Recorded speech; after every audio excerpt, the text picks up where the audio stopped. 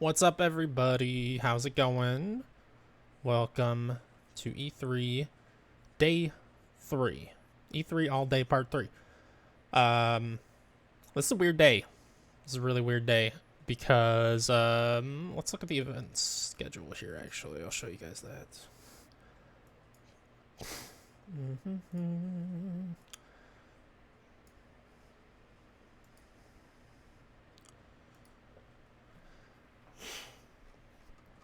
I think this is the good... No, this is not the good list. I've got several different schedule lists because some of them have some things on them, some of them have other things on them. It's very hard to find one that's comprehensive. This one's pretty comprehensive, though. So pre-show starts at 8. Supposedly, yesterday it was supposed to start at 8:45, I think it was, and then at 8:45 they just put up a 30-minute timer. Who knows? Halo Infinite multiplayer overview is supposed to be today. That's actually new. They just added that in. I was not there yesterday. Interesting. That's actually kind of cool. Verizon presentation. I don't know what that's supposed to be. And television. They're going to talk about the Amico, presumably. I'm not really excited about that thing, honestly. But at least I kind of know what to expect there. Take-Two Interactive Panel is going to be about diversity. There's not going to actually have games there, supposedly. Which is cool. It's just not like, you know, let's get hype, you know. Mythical Games. I don't know who Mythical Games is. Let's actually... Oh, thank you. Mythical Games. Blanco's Block Party, Age of Rust, My Crypto Heroes, Nine Chronicles, Six Dungeon. Yeah, I've never heard of any of these games. Looks like cool indie stuff, though. That could be a good presentation. Some kind of indies showcase. Freedom Games presentation. Let's find out who they are.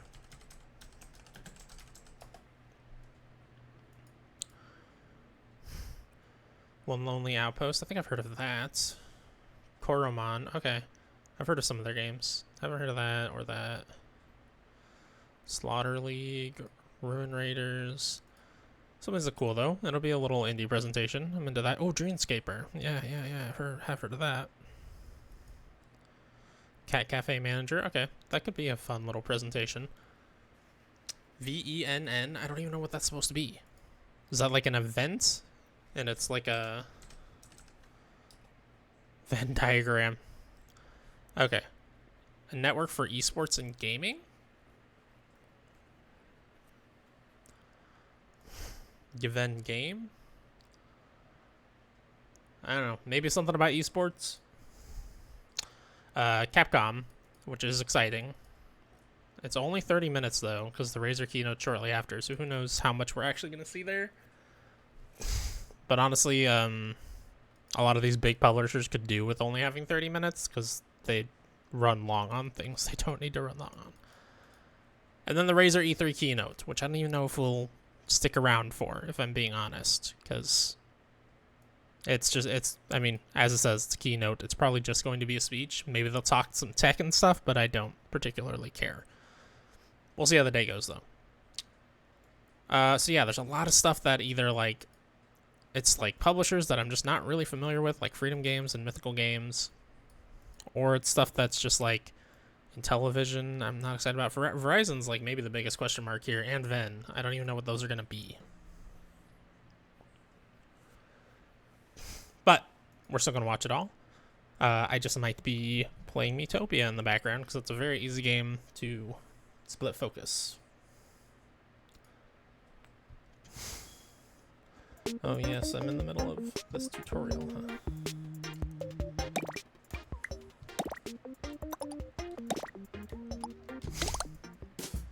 Oh, sorry, that's very confusing.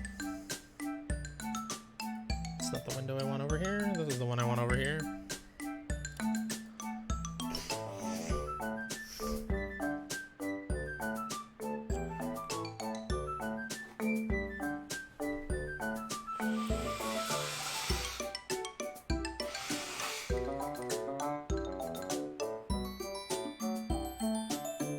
Excuse me.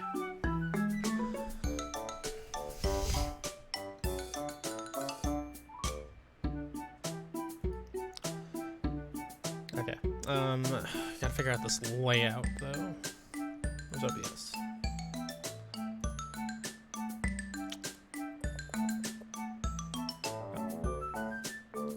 wish I had like a good background image or something. So I can put the game up here. In fact, I think I have... Where is it?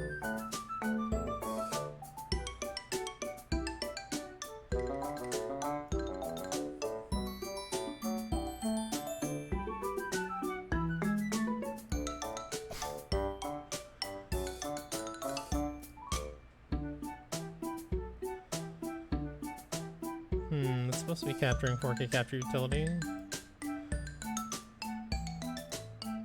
Oh, it just like doesn't exist. That's so annoying. Don't know why OBS does that.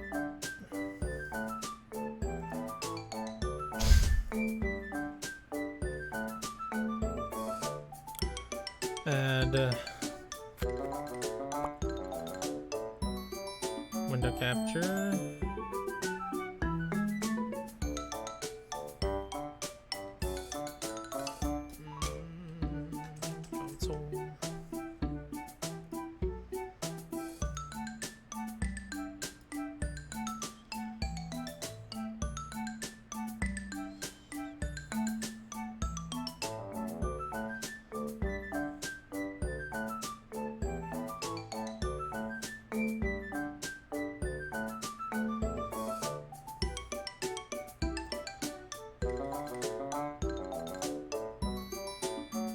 So I probably want this to be the big thing. Something kind of like that, but that looks bad because I don't have like a background image. Maybe I can grab something. Yeah, I did make a background image when I was gonna do a pod with my mother, that I never used. I shouldn't say I made a background. I found a background.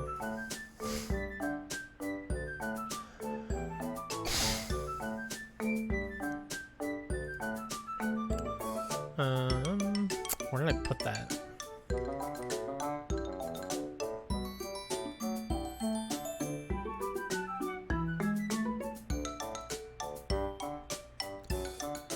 There we go. Let's go. This menu is really good for Game Builder Garage. Still ain't done the first tutorial for that. I do want to try to make like a game prototype in this at the very least. You know, get my money's worth, and maybe if I'm really passionate about it, I'll actually make a game someday. I don't know. That's much harder than using these tools, that's for sure.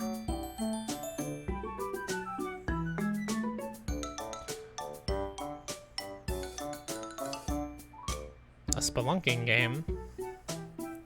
There are, well, no, they're all mining games, right? There's a handful of spelunking games, like Spelunky. Are you answering a question I asked and I forgot about it already? That's something that happens a lot.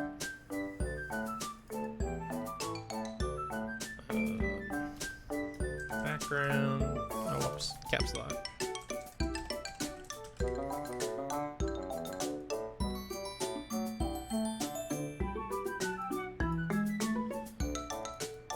How's it going, by the way, Tom?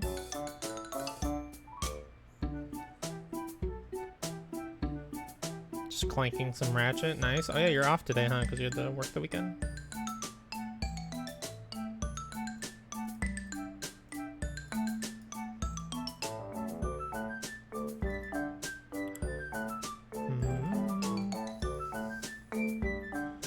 Oh, good God. Do not want that in the foreground. Thank you.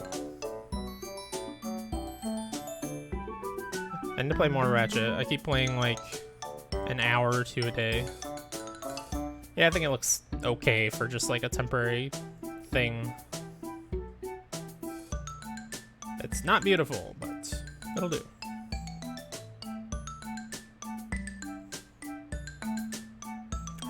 I do wish that I could lower the audio on this from 4K capture utility, but I cannot. You can only mute or unmute. What I do want to do. But yeah, I play like an hour or two every night. I still feel like I'm closer to the end than I feel like I should be. I think I've only played like 6 hours, and this is I'm 50% through, which is nuts for a $70 video game. I don't mind short games, just the fact that it costs so much. Also, Ratchet & Clank games are pretty replayable, I guess. I'll probably replay it at least once to get some more upgrades and stuff.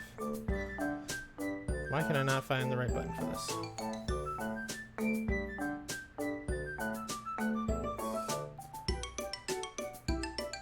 Morning, Travis. How's it going?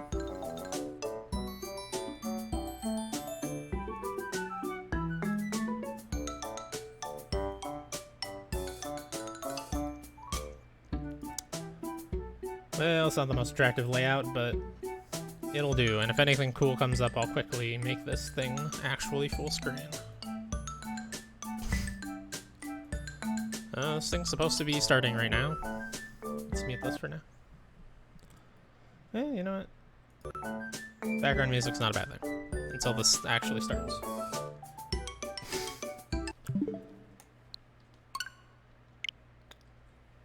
Utopia's menu music, also a bop. Secretly.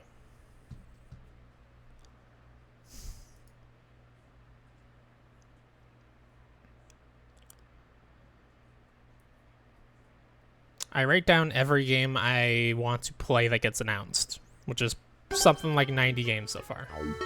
I got a letter. Oh yes, Farquaad. Mayor Farquaad. Just immediately load the game? Oh no, there we go, there's the menu.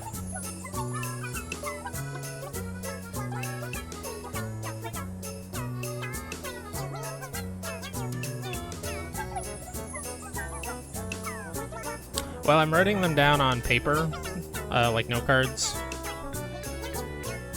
Otherwise, yes, that would be a good idea. I don't know why I decided to do it on paper. It was a bad idea. Because I now have 3 note cards full of stuff. I was not expecting to write down this many games, frankly.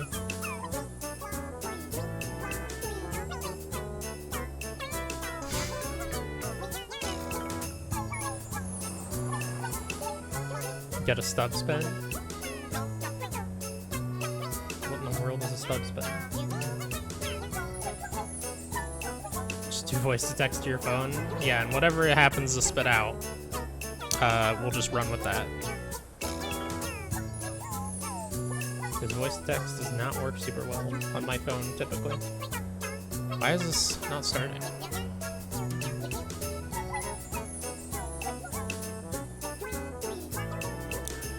Hold on, this person in chat says, I want the Spelunky 2 release date. Who's gonna tell him? It's already been out, buddy. Quite some time.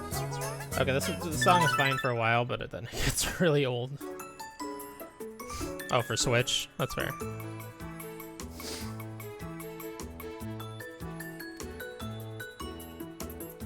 Yeah, does anyone know what to expect from, like, Verizon today? There's a whole hour block, I think, for Verizon. E3 schedule.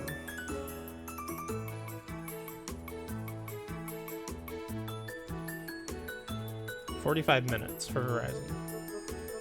Yeah, I mean, I don't think I care, but I don't know what are they gonna show? Mobile games? I don't care about mobile games particularly. Or is it just like, hey, Verizon paid us a bunch of money, so we give them an hour to talk about phones you want to buy. Yeah, Spelunky 2 on Switch, yeah.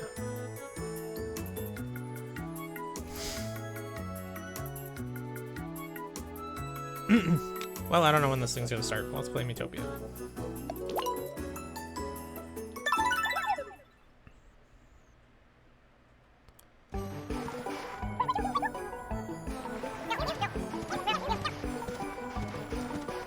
Playing Spelunky 2 right now? Nice.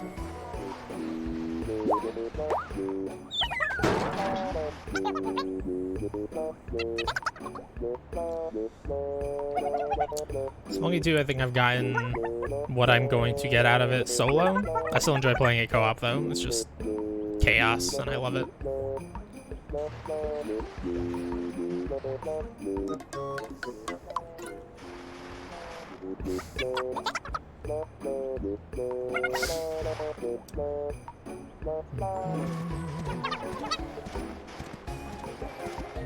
hate when somebody falls in a hole at the beginning of a run. Makes all the battles a little more challenging. Not that they're particularly challenging.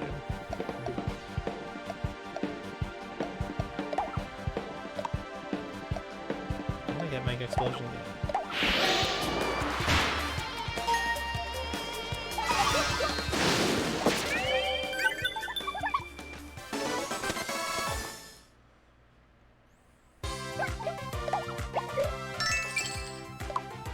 Snow milk. That doesn't sound good. Don't drink that.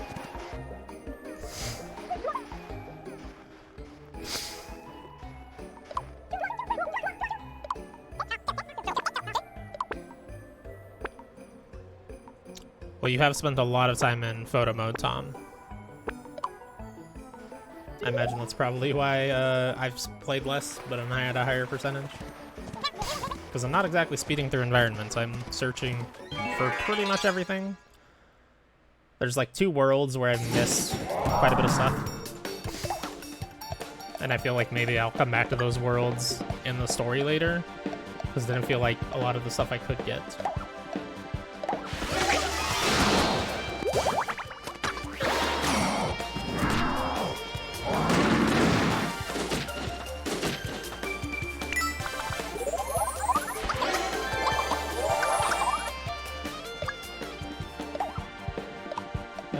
Let's just...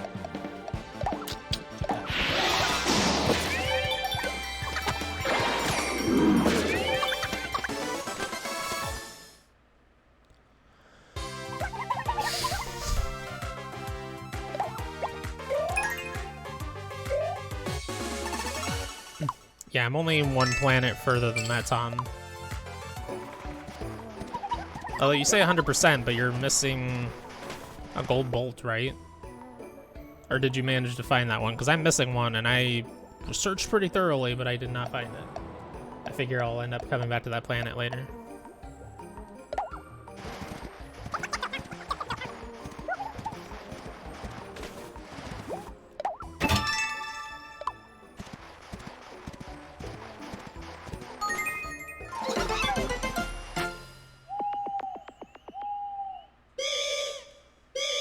Emergency? Never seen this. Oh, Brian's sick. No, Brian, why?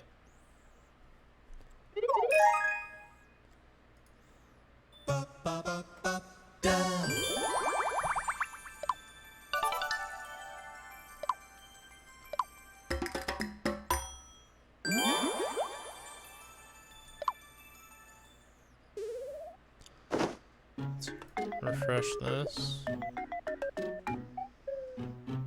Still not working.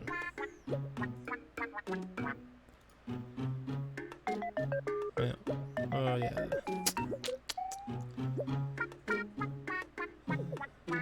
Well, I was gonna make that bigger. I guess I can just move these around, right?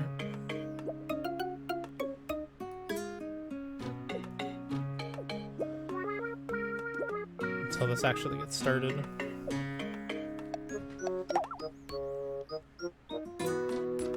Oh, there we go. There's the timer. Just what we wanted.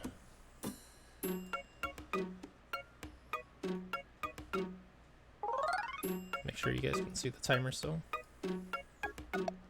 Do I have money? No.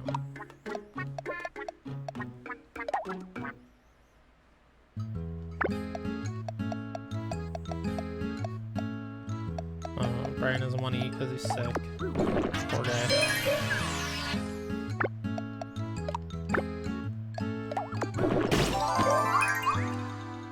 Yeah, so on the first planet, Tom, the first, like, major planet, not the one where you're doing the parade, there's a bolt on top of a roof of a building that I could not figure out how to get. I figure I'm probably gonna get something later that lets me get that. Maybe with hover boots I could manage to jump over there. Did you get that?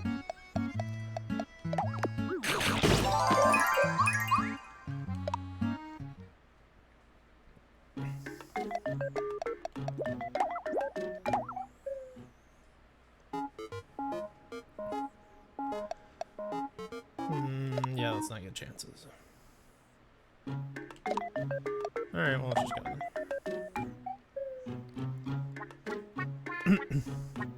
Okay. Wait, who's arguing?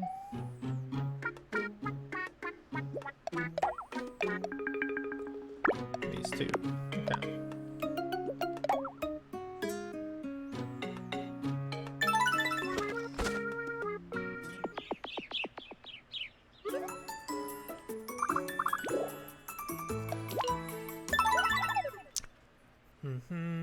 Here's one Mr. Bob Buell. I've not posted any like videos of him because the role in the game is not very interesting, but I had to make him the Quizmaster.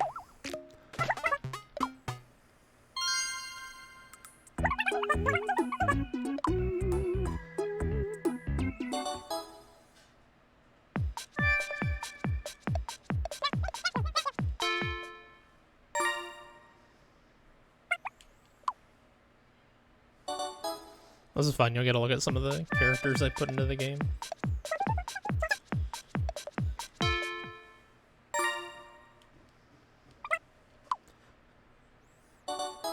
These questions will be really hard if you use the generic characters in the game.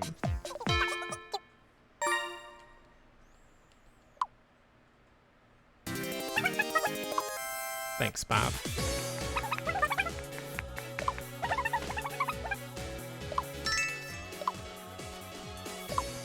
I hate that he always just gives me trash. I have like 89 HP bananas.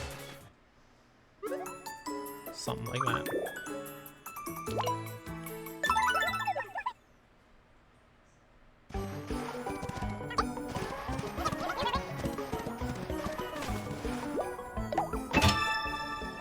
Money? We do need that.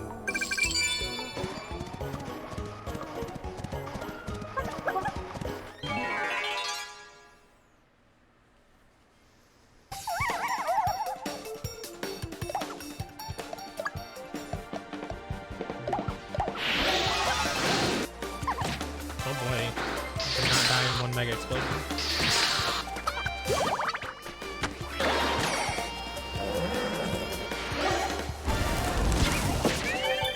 Go Grootsling. It's the horse's name.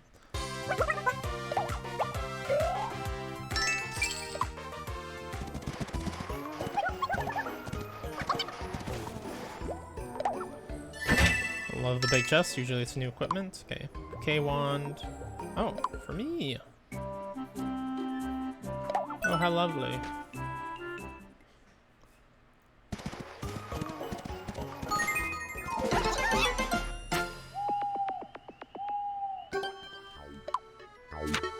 You enchanted this letter. You are now cursed. Gotcha, it's just a joke. Or is it?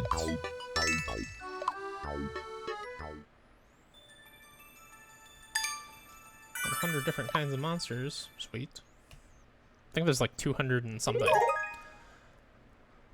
I feel like I should be nearing the end of this game, but I don't know that I actually am.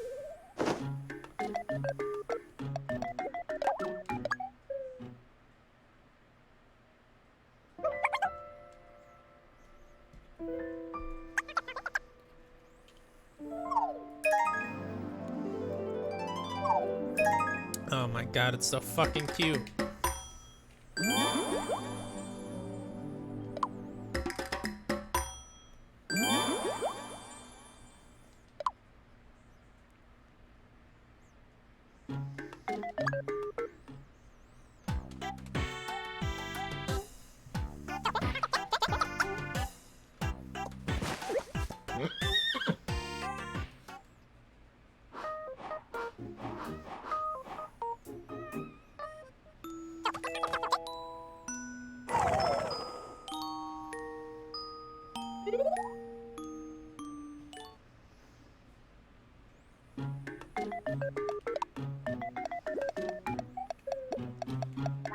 Let's do some outings.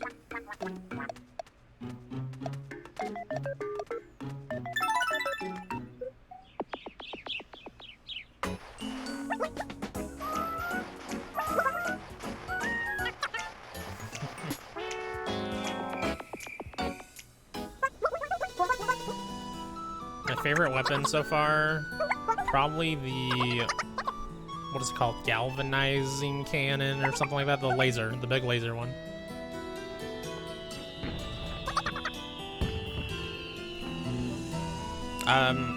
I also love the topiary sprinkler, and I always love the, like, in this one it's the fungi, but the one where you just send out a little minion to do your bidding for you, that's always a fun weapon in Ratchet and Clank. I've definitely been swapping a ton though, and as soon as I get a weapon to level 5, I just pretty much stop using it, just to add more variety and level other stuff.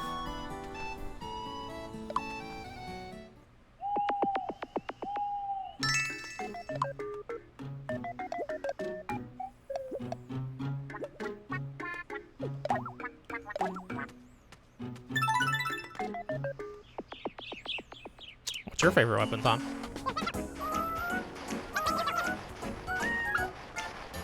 Lightning Rod? Yeah, Lightning Rod is good. I was glad to get that when I did because I had just maxed out my blast pistol thing, and I needed a new rapid fire gun. Negaton Collider, yes. Yeah, the big beam. That one I feel like needed some levels before it was useful, or not levels, I guess levels, but also Raritanium upgrades.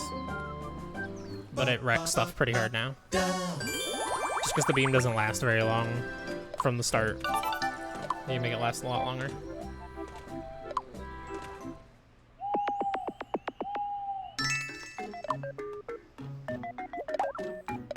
I wasn't even paying attention to that one.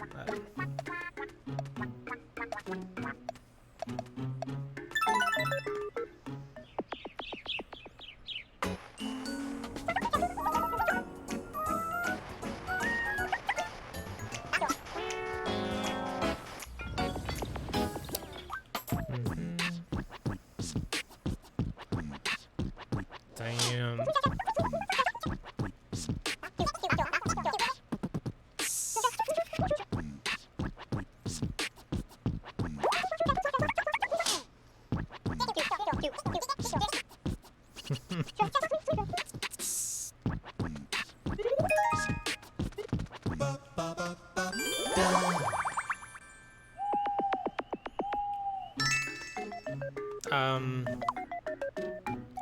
How do you feel about the, like, what are they? What's the best way to phrase them? The, like, puzzles with Clank, where you're guiding his little ghost, kind of Lemmings-esque thing. I guess there's only been one at the point you're at. I've only done one more.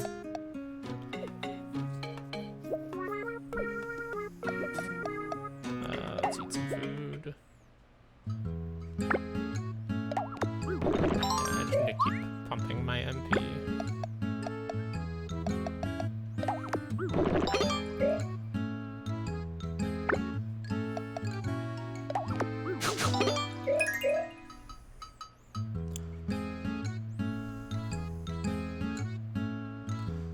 Thought it was nice, not too hard and different. Yeah. Yeah, I've liked the ones I've done. I worry about... I hope on replays they let you just skip them, is basically my concern. Because Ratchet and Clank games, kind of like Resident Evil games, they want you to replay them a lot, except even more so I'd say Ratchet and Clank, like, your weapons get higher max levels and stuff on replays, typically. I don't know about this one specifically, but I would assume that's the case. And I know, I think it was the first Ratchet and Clank Future game. They've had the, like, Clank puzzles in a lot of them. And I think it was the first Ratchet and Clank Future game. What was that, Tools of Destruction? They would not let you skip those puzzles, and it was super annoying. But then I think for Future Crack in Time, I might have those in opposite order. They let you skip them, so I would hope that that means they've learned. Oh, I didn't really want those, but thank you.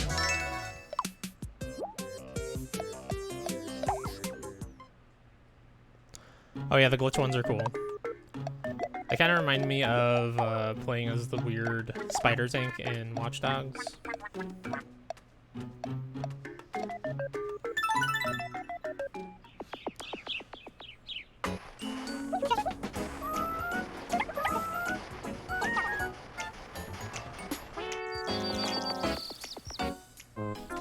Oh, awesome. I'm glad you thought of that as well.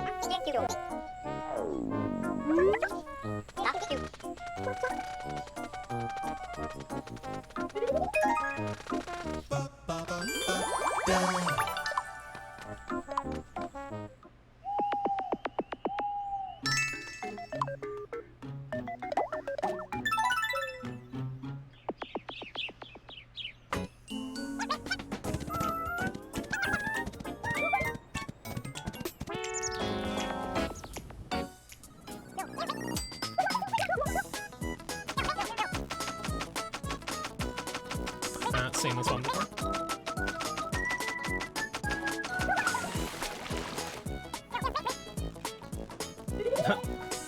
Sure.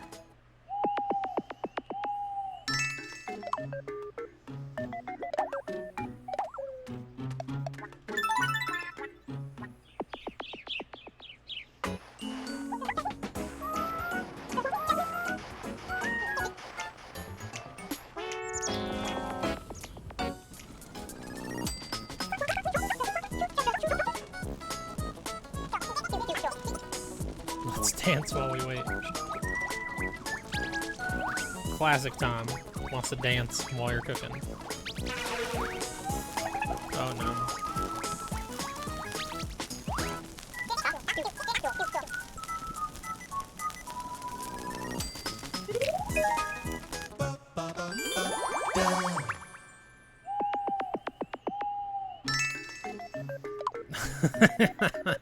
Yeah, Ryan does look awfully Jesus-like right now.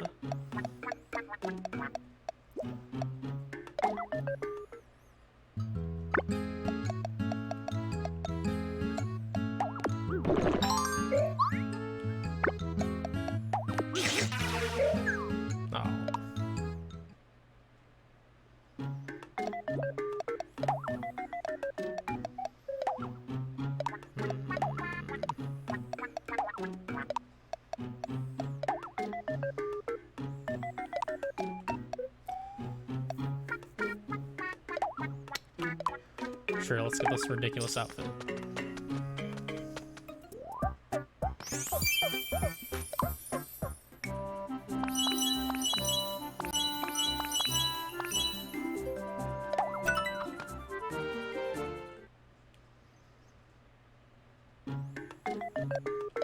And I'm out of money.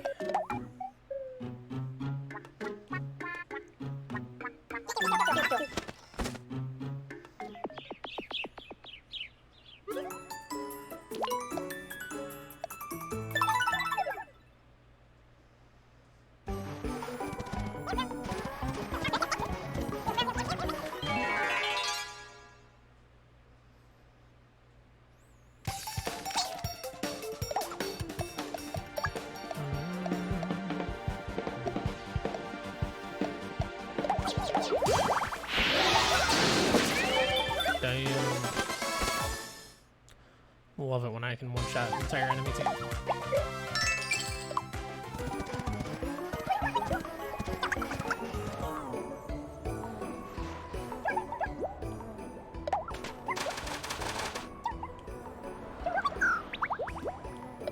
Dig deeper, lazy.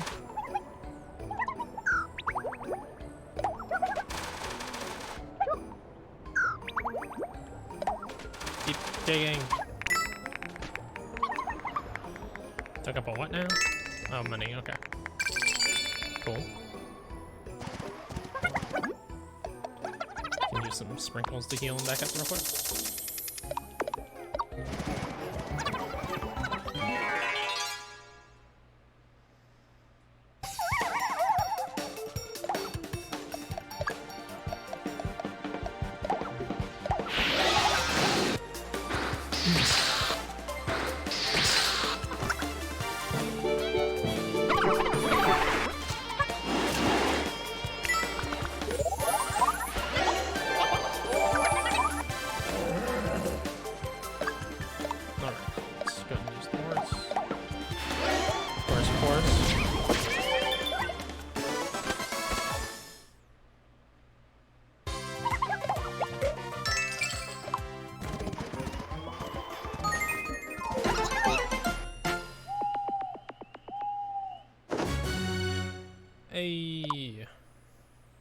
better.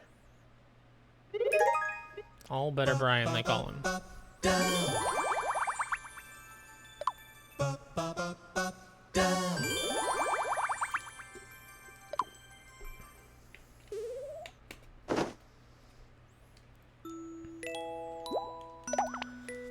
I hate that they ask you every, like, 10 minutes in this game, or do you want to keep playing, or are you done?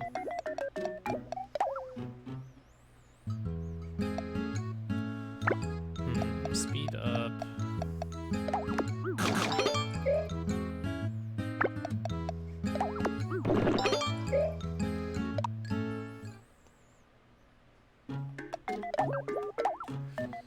Let's check out the arcade. That's a pretty good chance of getting the weapon or item. I think that's a weapon for Michael.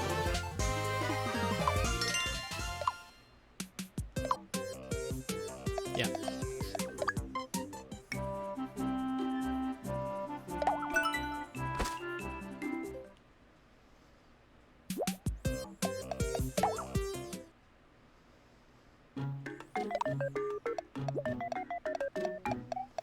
Don't think I have enough money to buy anything anybody wants. No. Definitely not.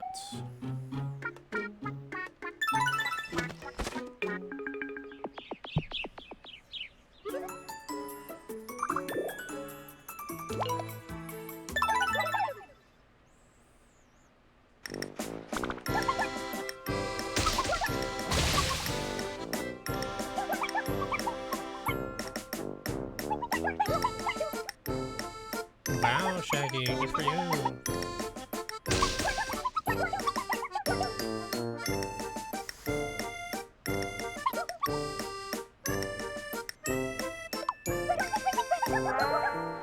Yeah, I know who you are, bud. We've met like 6 times.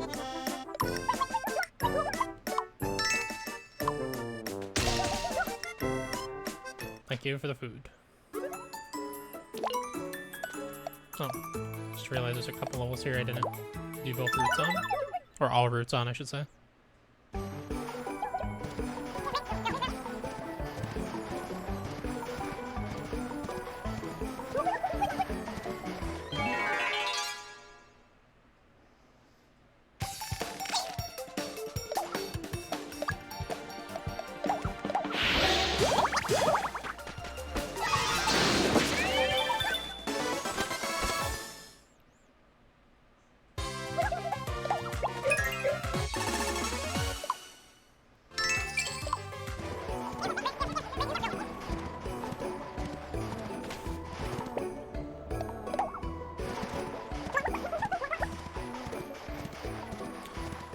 Minute and a half until Greg Miller starts talking.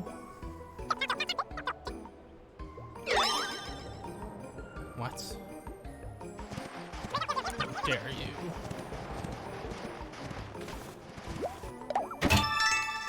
Gorilla protein? Sure.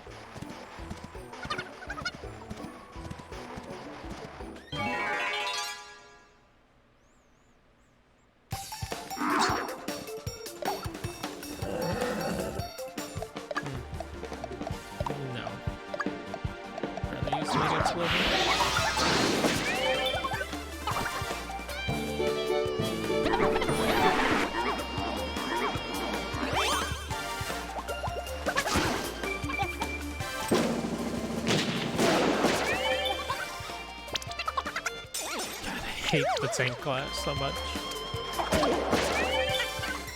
Just constantly causes arguments.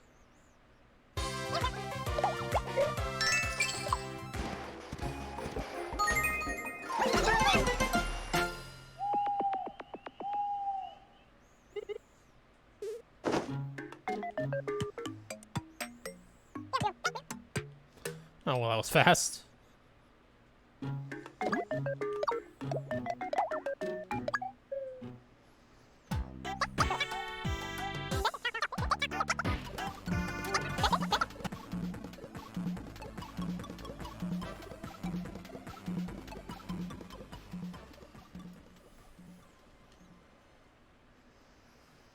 Here we go.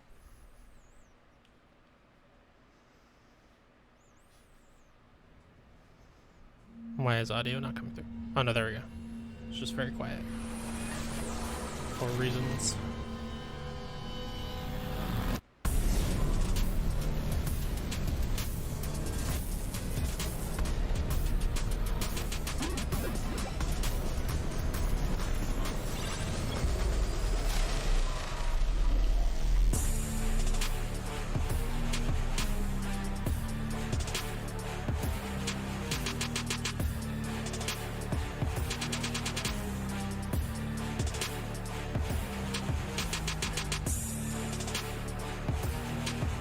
This is gonna be pre-show, and then it's gonna be the Verizon thing at the beginning, like for the first. Or no, actually, that's right. They said Halo multiplayer overview is supposed to be today. I actually don't know if that's part of E3 though, or if that was on a separate stream. I don't particularly care about missing that, honestly.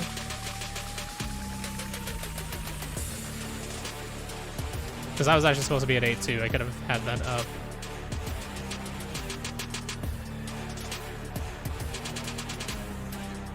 Oh yeah, here it is. It premiered 31 minutes ago.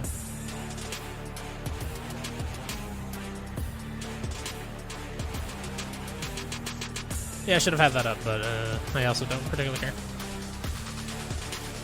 Yeah, it already ended.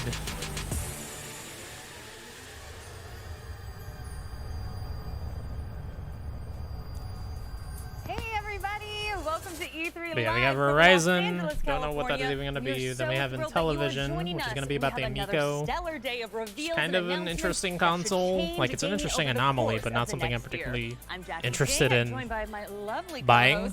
Alex Golden Boy Mendez. And then Take-Two, which is going to be that panel. We were doing no games, but trying to support diversity my panel's colleague, cool. So I wanted to stand like this if the camera could just get my legs. I think you know? you're working it. I think I'm nailing it, you know? There you go, right there. There we See, go. look at that, look at the cross. There's a bunch of the other foot stuff, pose. but those are the first Okay, few. never mind. Realize I got 2 left feet, even though I'm okay. Puerto Rican. Not all of us are good at salsa dancing. I but can't. yeah. I do need to ask you though, have you recovered from yesterday's announcements? You Oh, little man. Halo head you? It's been a great day. Actually, we just had a multiplayer showcase for Yeah. Halo as well. You're on your phone so like I'm this. like glued to my phone before the start of the show. It looks great. I can't wait. But man, there were so many great games yesterday. It's like we were running through the gamut. I mean, from the Xbox showcase to Square Enix, the PC Gamer Show had loads of great games, future games as well. It was nuts. It was so awesome. You were just excited for Halo Infinite. I'm kidding. That's I'm kidding. that He too. was going That's very ham true. though.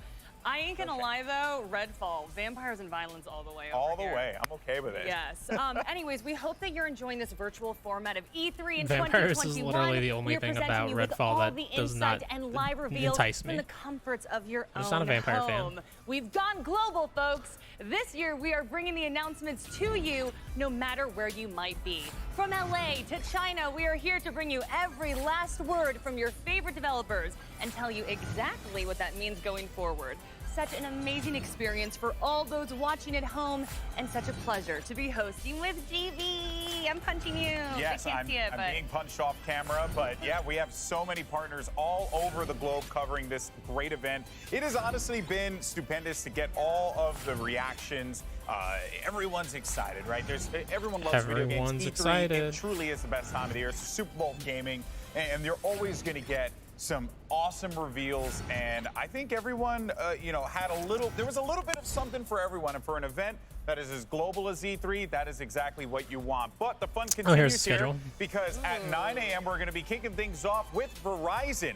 Then at 9:45, a blast Tell us from what the hell past that's as gonna be. television is going to be taken to stage. Then we have an awesome panel with Take-Two Interactive at 10:15. At 11:10, one that I'm specifically excited for is Mythical Games. We'll see what they're bringing to the table. Then at 12, we'll have the Indie Spotlight. Who doesn't like talking about more independent games? Then at 12:30, Freedom Games will go Yeah, on. from We'll see what they're 11:10 gonna be for bringing Mythical out here. through And Freedom at Games, I think is 12:55, gonna we'll be have Ven for a special fun. discussion. Yeah, well, And at then least at you can see cool 2:30, indies. Capcom, everyone's looking forward to that one. I don't really know what Ven is, One and that Capcom, I'm of particularly course, stoked is for, exciting. because I'm a big PC peripheral person. Yeah. It's Razer, So I'm looking forward as well to that there. There's a lot of good stuff on the docket today, Jackie. I'm kind of a Razer girl too. I got the Kitty Kraken ears and the chair. Razer Viper great Mini lumbar Ultimate. support. Oh yeah, it's great. Exceptional. It is good. It is good. Anyway, I know you're excited for Razer. You're talking about mythical games a little bit.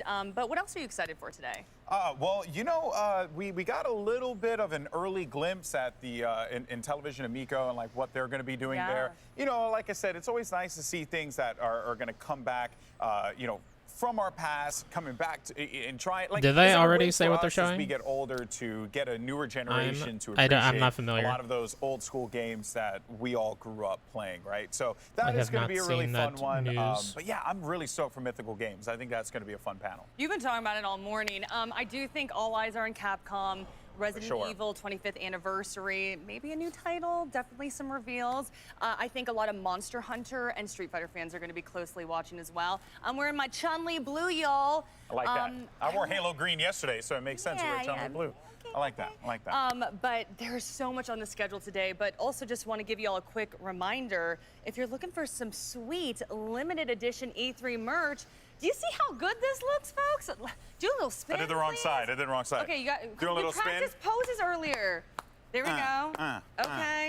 Throw 'em. I'm telling you, right here. Vogue. I love it. This jacket. If you want to actually, spend $120 full stop, is on a actually jacket, really comfortable. Not gonna front. this is the I jacket for oftentimes you. don't wear merch for the event that I'm working. This time around, I was like, this jacket actually is quite nice, and this bomber is very, very comfortable, and it's got the E3 logo right here. It's also got a little pocket here. Yeah, it's got the buttons. Yeah. You know, it's full bomber, baby. It There you goes with go. practically anything. So yeah, do that, and then I'll probably end up stealing a dad hat at some point in time with Greg. I know. Greg was working the dad hat really was. yesterday. It really He's was. also been working the bomber jackets as well. But has been. speaking about Greg Miller, let's send things over to the third member of our Titan trio, Greg Miller. He is surrounded by our lovely media partners. How y'all feeling? We're through 2 days of E3 now. Can you believe it? Hi. We are feeling quite well, Jackie. Come on now. Third day of E3. I mean, what, David? You don't feel well? You're not. No, I feel quite well. I mean, well, there's well and there's quite well, and that's the third day of E3. Of course, we have Damon Hatfield from IGN.com. Michael Hyam over here. Howdy. From the one, the only GameSpot. Howdy to yourself. You know what I mean?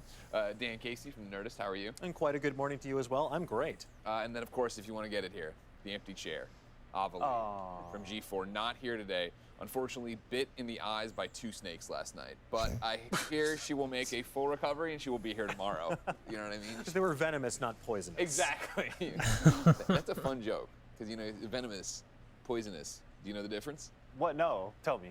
So venomous, of course, would be if I bit you. Okay. And then I had venom in my veins, then I'm venomous. But if you licked me, I'm poisonous. Oh, okay. And that's what got you sick? That what kills you? I'm telling Jen. Roll the dice, you know what I mean? Find out what happened. For you to lick me like a ladies and gentlemen, or I guess just gentlemen today. Yep. What are we excited for? Damon, when you think of this day 3, what are you excited for? There's a couple things I'm looking forward to today. In all honesty, I'm very curious about Intellivision. Yeah. I'm a retro gamer. Intellivision is a name that I grew up with, although I never owned one myself. So I think it's very cool that there's this very retro gaming brand getting its own showcase within E3. Yeah. They want to be a family-friendly console where all the games are easy to pick up and play. They have their own controller that's very simple to use, apparently. So I'm curious to see Capcom announced their you know, slate. what they've got and if there's room in the market for yet another successful what is on the console. slate? And then, of course, Capcom. Of Coming course. up later today. Come on. NPD just announced this morning that Resident Evil Village, best-selling game of May, second best-selling game of the year so far after Black Ops Cold War, which makes it the best-selling game that was released this year. So Capcom has another hit on its hands, and I'd love to see some more content for that. Of course, ladies and gentlemen, we need to know what you think. As you see, there's a poll going right now. Capcom is running away with what are you most excited for with 60% of the vote, but the Indie Showcase right behind that. Of course, no matter where you are watching, you can spam the chat and find out and vote in those polls. And use the hashtag. Yeah, I'm fine with hearing what E320 to be Capcom has on on their the slate, ticker below. as long as it was like an Michael, what are you announcement. excited I don't for? like I'm with the seeing audience and leaks with because Damon that's and like saying spoiling Capcom, surprises. But if because they just I said love like, hey, Japanese here's games. what That's we're kind of going what to be I've talking gravitated about towards throughout my to set career expectations, at GameSpot is covering Japanese games. And totally want to hear Capcom, about that. I think is going to be surprising. Yeah. Maybe I know,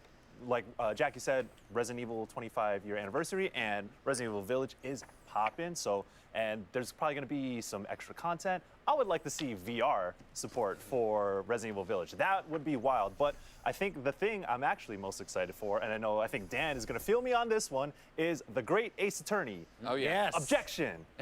The Great Ace Attorney has been out in Japan for a long time, and it's Right. coming westward this year for Switch, PS4, and PC. It's a kind of a period piece with a character named. Okay, hold on. We need, Whoa, hey, we need G4 representation here. I'm tired of this. Objection. God, that's Golden Boy's music. God forbid G4's back. All right, did you not hear, guys? Did you not see it? G4's back, everybody. We ain't going nowhere this time until we run out of money next time. Wow. That's it. That's it. Okay. I'm done. I'm done. Okay, yeah. Here's my question about Capcom, actually, though, and this is for the panel, obviously. But Capcom, very upfront. They already announced that they, Seltzer, of course, a friend of ours, Golden Boy, doing the presentation. They came out and listed their games, right? So they're talking about, the Great Ace Attorney Chronicles, Monster Hunter Stories 2, Monster Hunter Rise, Resident Evil Village. Is this one of the ones where we trust that? Do we think there's one more thing? Like, obviously, there's been other stuff announced, I right? doubt there's one more Obviously, thing because Resident it's Evil Reverse, the only 30 multiplayer minutes. game, is set for the summer. You'd That's nice that expect to see they something, but they talked didn't list about it. actually knowing what the RE4 slate is. VR, right, got announced, but are we going to see something here? Should they have gone out of their way to say it? Dan, should we dream or do we not dream about Capcom? Every night I dream of them announcing a new rival schools, but it is still yet to happen. So brother. I knew I liked maybe it. someday. This is the man of culture. This is the man of culture right here. Maybe today will be that The day. hell is but rival if it's schools? Not, I've I'm never still heard of excited. that. There's some cool stuff on there. I mean, I'm getting a new Ace Attorney game, and the other stuff sounds pretty cool, but I don't know. I'm just I've been hurt before. Sure. Every time they don't announce rival schools, a little part of me dies like a Horcrux. But in the meantime, I will hold out that hope and just Okay. be excited by everything else coming that way. Okay, fine, I can Yeah, take that. yeah. And then Golden Boy G4, what are you what kind? excited for? Well, today? And don't say Capcom, because you and I are talking about Capcom They in did. 10 minutes. I'm saving it all up. They did talk about the RE4 during the Oculus presentation, so they went through that a fair amount. But yeah, I mean, as far as the day goes, though, I mentioned on stage briefly, I am looking forward to Mythical because they have a very unique style of Did game Oculus that have they a do. It's presentation that was focused part of this? on blockchain technology, right? Everyone's talking about the blockchain. Fighting right? game from OG But PlayStation. it is cool. I think like providing actual value to items in game, missing through the blockchain Tyler system sick? is a pretty Did I neat miss that? and interesting take. I Yeah. would like to see it applied to CCGs, and I'm sure they're going to be talking about Blancos as well, which is like one of their big games there.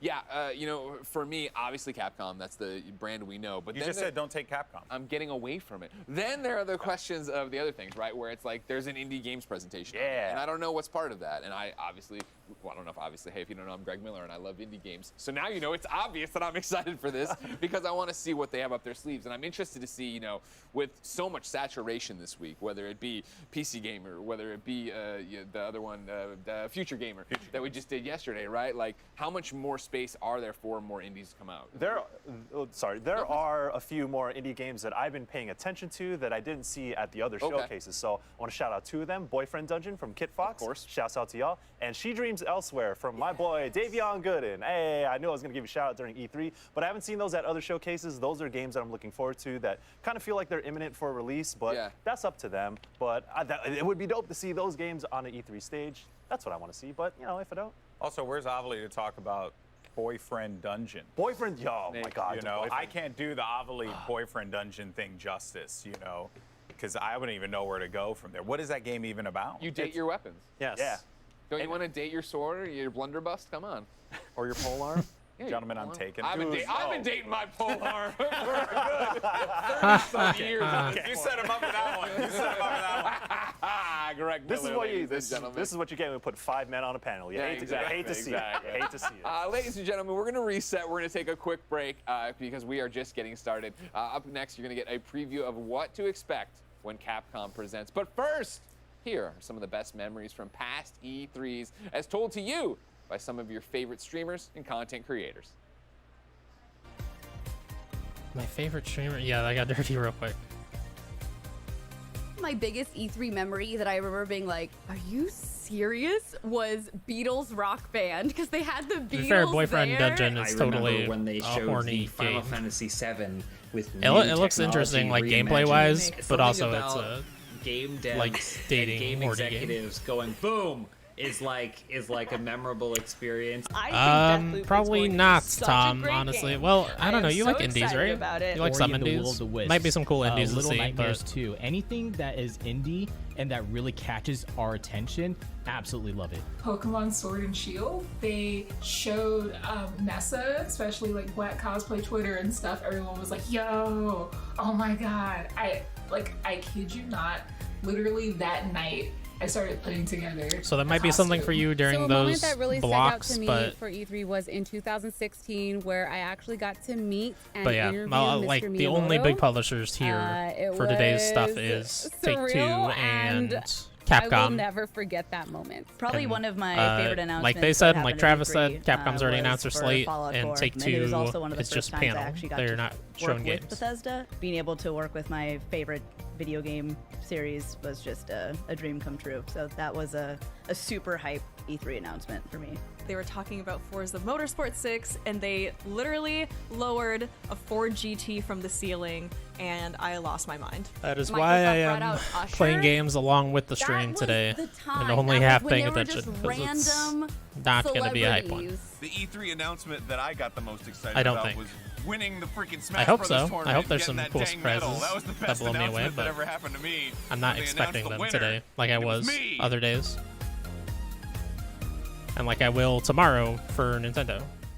Welcome back to E3 Live from Los Angeles. Greg Miller here with my cast of gaming friends. Because Of tomorrow course, is none Nintendo other and than Golden Bandai Boy, Namco, Alex. right? Hello, how are For you? big I feel like I ones. just spoke to you. Well, you did because you crashed the other Yeah, segment. You know what I and mean? then there's you burned it. Eureka We're supposed to have Games, this Bomber GameSpot Jack Play moment for where All we're together Showcase, and, like, our powers unite. and then the We're E3 supposed to all awards. stream about G4. But mostly sorry Nintendo, about that. Bandai Namco. I like I'm it. excited, you know. I'm excited. That's You what, know. well, that's what people are tuning in for. They like the shenanigans. G4 we is get back for a into. few months. You know what I mean? Just get used to it, kids. Is I'm this the advertising gimmick they're running with? Of like, hey, how long is it gonna last this time? Yeah, man. Well, until Cops and Cheaters shows up, you know, like, well, I'm joking. Joey joking. Greco. Joey Yeah, Greco. Golden Boy, I want to talk about a developer we are all familiar with. That's Capcom. What do you want to see from them today during their E3 presentation? All right, if we're keeping it $1.50, okay? I don't know what that means. What's that? Like we're keeping it real. Oh, okay. Like, you know, there's nothing more real than $1.50. Okay. You know? Sure. Just- Do I people know you say know. that? He knows what I'm. He knows what I'm totally- talking about. yeah. He knows. I'm right there. It would be so sick if we got a Lost Planet game. Oh my God! Why are you dreaming so big? This is the problem with gamers. They come out and they say the Great Ace Attorney Chronicles, Monster Hunter Stories 2, Monster Hunter Rise, Resident Evil Village. That's our presentation. He's like, I want Lost Planet. Hear me out, Greg. All right, because if you know, yesterday Square Enix was like, hey, we're Square Enix and we're gonna do this. We're gonna talk about this. Yeah. Right. And then they dropped Strangers of Paradise. Sure. You know, which was a special surprise. Sure. So I would like it if Capcom did one more thing. You know, that would be cool. It's not necessary for them to do it. Even because if they I do think, one more like, the thing, I slate of don't games think they're it's gonna gonna be talk Lost about, Planet. Like the Great Ace Attorney Chronicles. I think that's fantastic. Sure. A lot of people are going to get hyped up about that. Two different so. Ace Attorney games bundled as one, only released in Japan, now coming to America. Exactly. Yeah, So it'll work. that's going to be a fun release for a lot of people to just enjoy those games, and yeah, I think that's going to be pretty awesome. What about you? Oh, for me, like I like that they called out Resident Evil.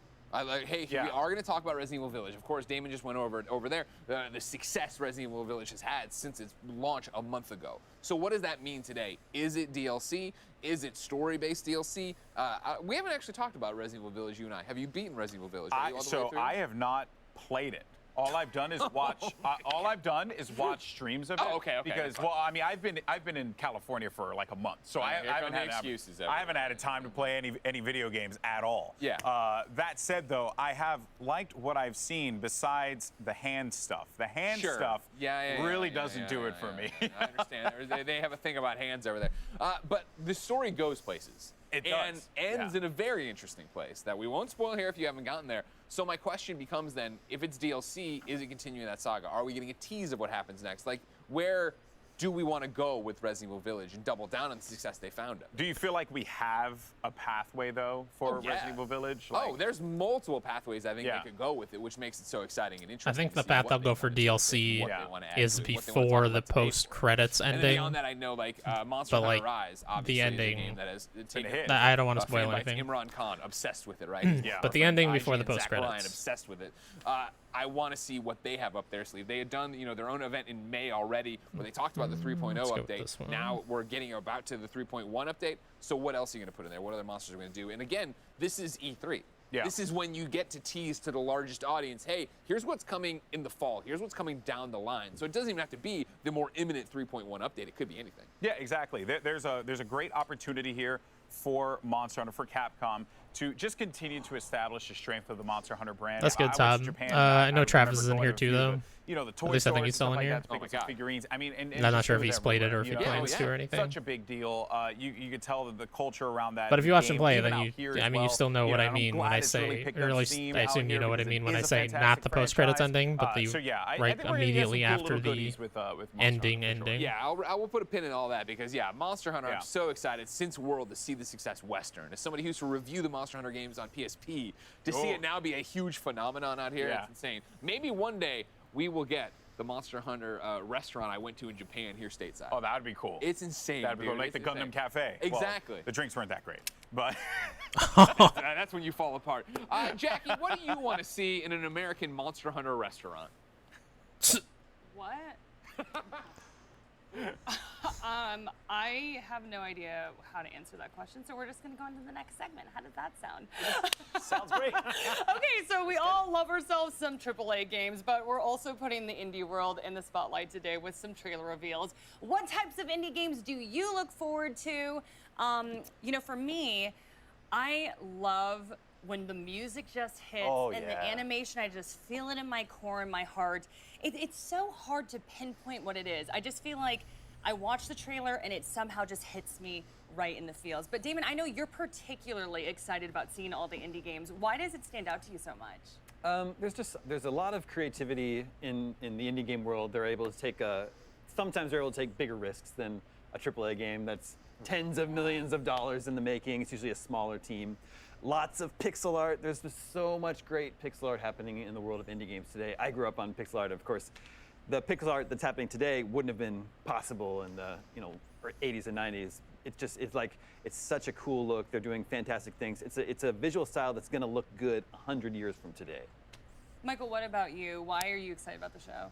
Independent games have the ability to be telling more personal stories, and I think that's what I gravitate towards a lot. So I mentioned She Dreams Elsewhere, which is an upcoming indie game from a good friend, Davion Gooden, but I think that's a microcosm of why I gravitate towards independent games. So you mentioned music, and you can do a lot more. You have the freedom to kind of make what kind of music. You don't have to check with anyone.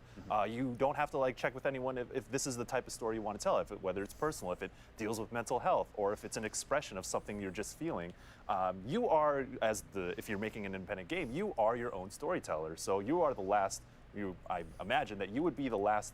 You get the last say in what your game says. So of course, not every indie game is going to hit every person, but for those games that do hit certain people, I think they can be very impactful. Because I know games such as Undertale, which is probably, I guess, the most successful indie game out there by Toby Fox, that is literally one of my favorite games of all time, and many people would probably agree with me. But there's something very, very earnest and very personal about that game, and especially that soundtrack, which Toby Fox also made as well, is just like a throwback to all the old school RPGs. So that's what I look for in independent games, and I want to see something like that again, and I hope someone out there finds something they're interested in too during the showcase. Michael, that was an exceptional monologue. I just want to give him a round of applause. All of us were in trance. We were just keep going. I want a game to make me cry. I've been on record on this for all of E3. Crying is dope. Crying is great. If there's a game out there that's going to make me cry, give it to me. We're here for all the feels. Dan, but in your opinion, what makes the indie games hit? I think it's what both Damon and Michael were saying, where you have so much raw creativity out there, but the indie game process democratizes the creative process because you have fewer corporate masters to answer to. You can really sort of focus in on your vision. I think about that sort of idea of a singular creator in some cases, like Concerned Ape with Stardew Valley. That was someone who just loved playing Harvest Moon so much that he's like, I need to make my own. And he did over the course of like 5 years, and it turned out great. But you get so much other stuff out there too, like it really opens up genres that might get passed by a larger publisher. Things like visual novels, you get a lot of unique narratives there. Some really strange ones sometimes, like Hot to Full Boyfriend, where you get to date a bird. But that's also cool because that offers all these options to so many people out there. There's so much amazing content, especially through platforms like Steam and Itch. There's so many amazing creators out there, and some of my favorite surprises from the show so far have come during the PC Gaming Show or the Future Games Showcase, because it's not the stuff that we knew was coming, it's the stuff that I'm going to add to my wish list right away because I want to play it down the line. You know what I also find very interesting about indie games is basically what they have to do with PR and marketing. This is so random, but one of my friends just hit me up on LinkedIn and was like, hey, do you remember me from college? I made an indie game. It's called Extra Galactica. It's actually going to be appearing today in the Indie Game Show, and it's adorable. I love it. Great 80s retro music. You're going to absolutely adore it, Damon, and pixel art. So, but he was talking to me about how they're trying to appeal to China and these different regions. So it's like, how do they find their audience? I feel like that's such a challenge. It is a challenge. Abdominal. I mean, think of how many great-looking indie games we've seen just during the show. There are literally hundreds of games released in the game every day. It is a real discoverability is a real challenge. Yeah, for sure. Well, switched up so to much Sailing get the Seven today, Seas. But Nice. first, we're going to take a quick break. When we return, Horizon will get things going with a major. I assume you're talking update. about Sea of Thieves. I would say GTA 5. That Captain Minecraft, Jack those update. games, like they're still. It's not out yet, right? It because, was the 16. It's super open world. I mean, Minecraft, you can build anything, break anything, which is really, really cool. GTA is just like it's just like real life, but 22nd. in a game, which is cool, and you can just go up and like punch people, and that's always fun. And you can't do that in real life, or I mean, I guess you can, but probably wouldn't be good.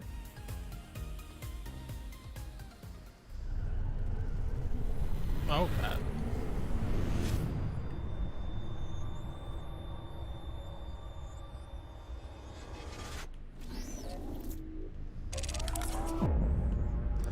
Do some fishing, find some buried treasure. You had a good time with that game for the like hour and a half, 2 hours, whatever that we played it that one time. Is it really like rough to play by yourself though? Trying to like steer a ship by yourself and look at the map and go up and look at where you're actually going and all that business?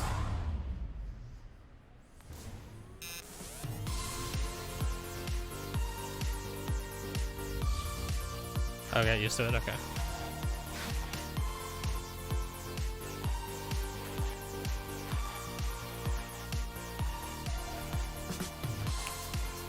Oh, okay, there's like a smaller ship that you can use. I see.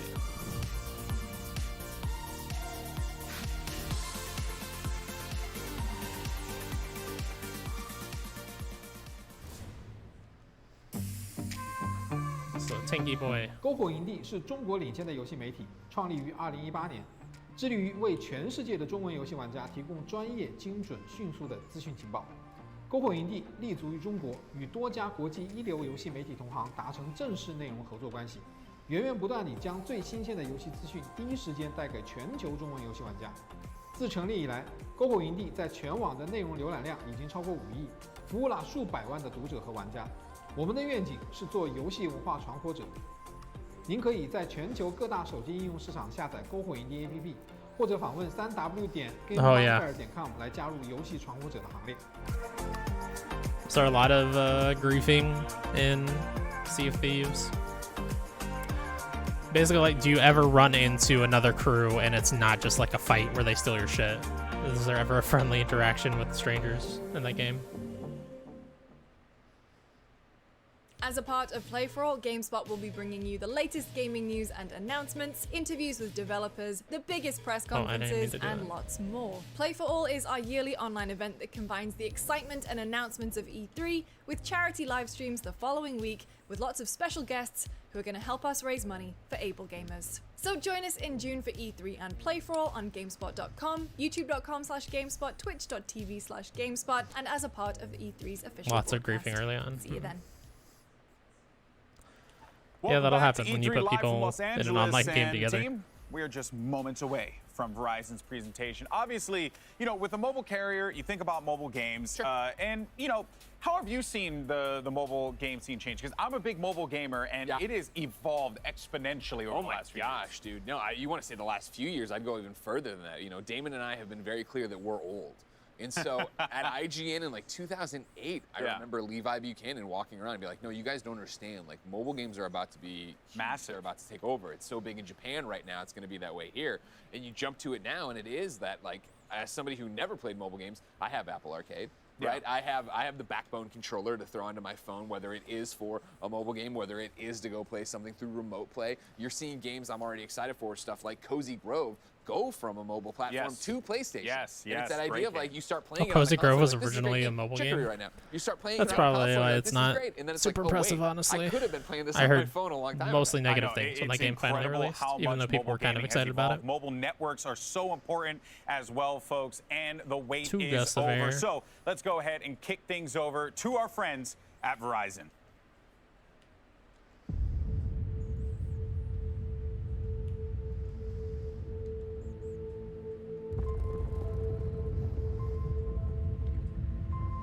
Okay, what are we doing here?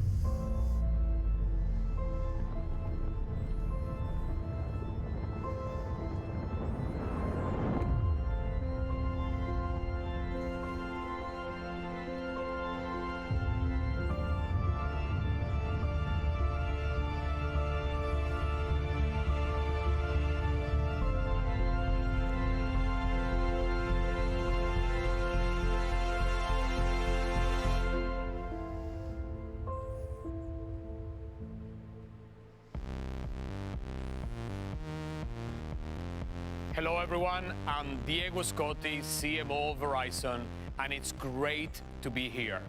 This is my first E3, so you might be wondering why am I here and why Verizon is here at the industry's biggest gaming conference. Well, let me Yes, tell I'm you, wondering. this past year changed everything, including the world of gaming. The pandemic sparked a massive growth for the industry. New players came in droves, and for many, gaming took on new meaning. It was a source of comfort, a creative outlet, and a means of connection. In fact, we estimate that 5 out of 6 people in the US have played a video game at some point in the past 6 months. That is amazing. And this growth has propelled the gaming industry towards massive new creative opportunities and cutting-edge ideas. Gamers know better than anyone that cutting-edge ideas demand new technologies that can What is the keep word up. he's saying? Cadence? That's where Verizon comes in. Because here's the thing. In our increasingly fast-paced, interconnected world, we need technology that can transform every aspect of gaming. Technology that is not limited to a single console or platform. What we need, it's a network. And that network is Verizon 5G Ultra Wideband. That is why we're here today, to tell you about Verizon 5G Ultra Wideband's high speed, low latency, massive capacity, and the power of mobile edge compute. You're here to sell me 5G. And Cool. how Verizon is powering a gaming revolution. We're going to talk about 3 gaming communities that will benefit the most. The first community is the Okay, developers who create the games. We'll see how developers can make the most I don't have graphic-rich multiplayer games ever created. In the game, I mean. I mean, I don't Immersive have money gaming for whatever the hell formats like Verizon's trying to virtual sell me. reality can come to life in whole new ways. The second community is the sports teams who play them. We will look at how players can download games in seconds. Interesting. And Kind of a smaller world data-intensive there. multiplayer games typically reserved for consoles can now be played on mobile.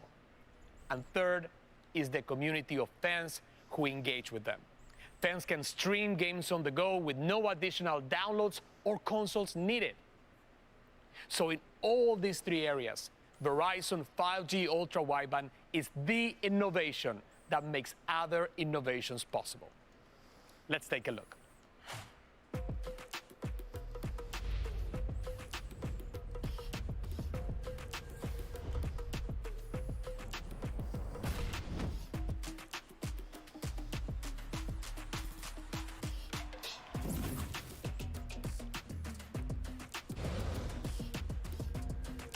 man's face keeps breaking.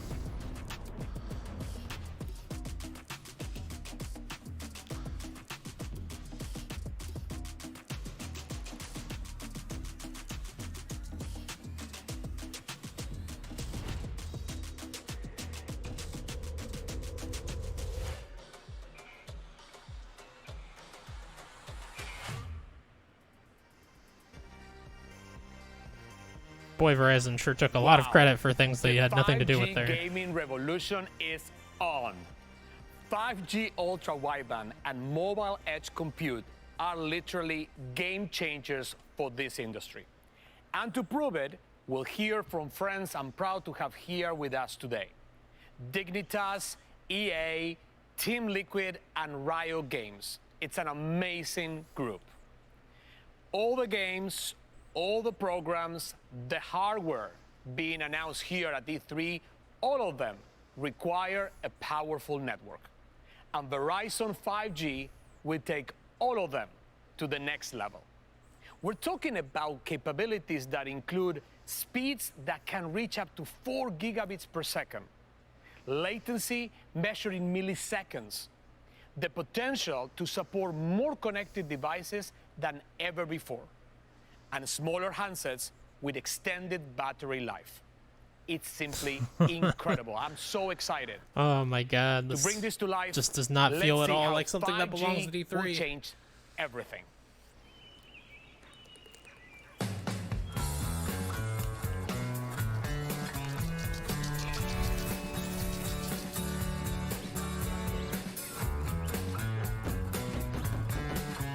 Running Nose and Brett.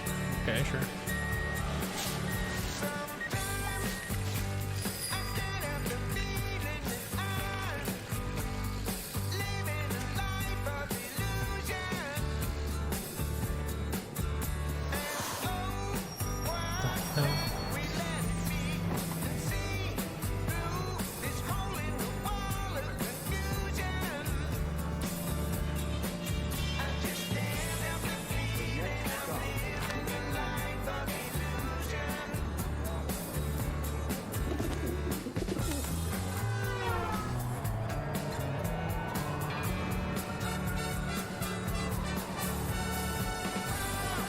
I don't know, man.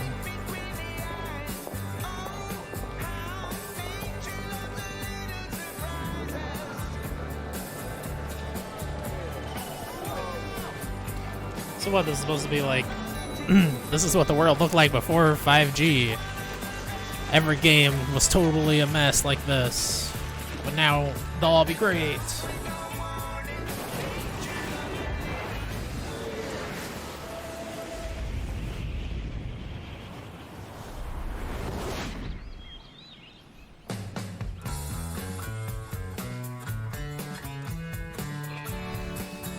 I mean, there were some fun visual effects in there, but like, what the fuck is this?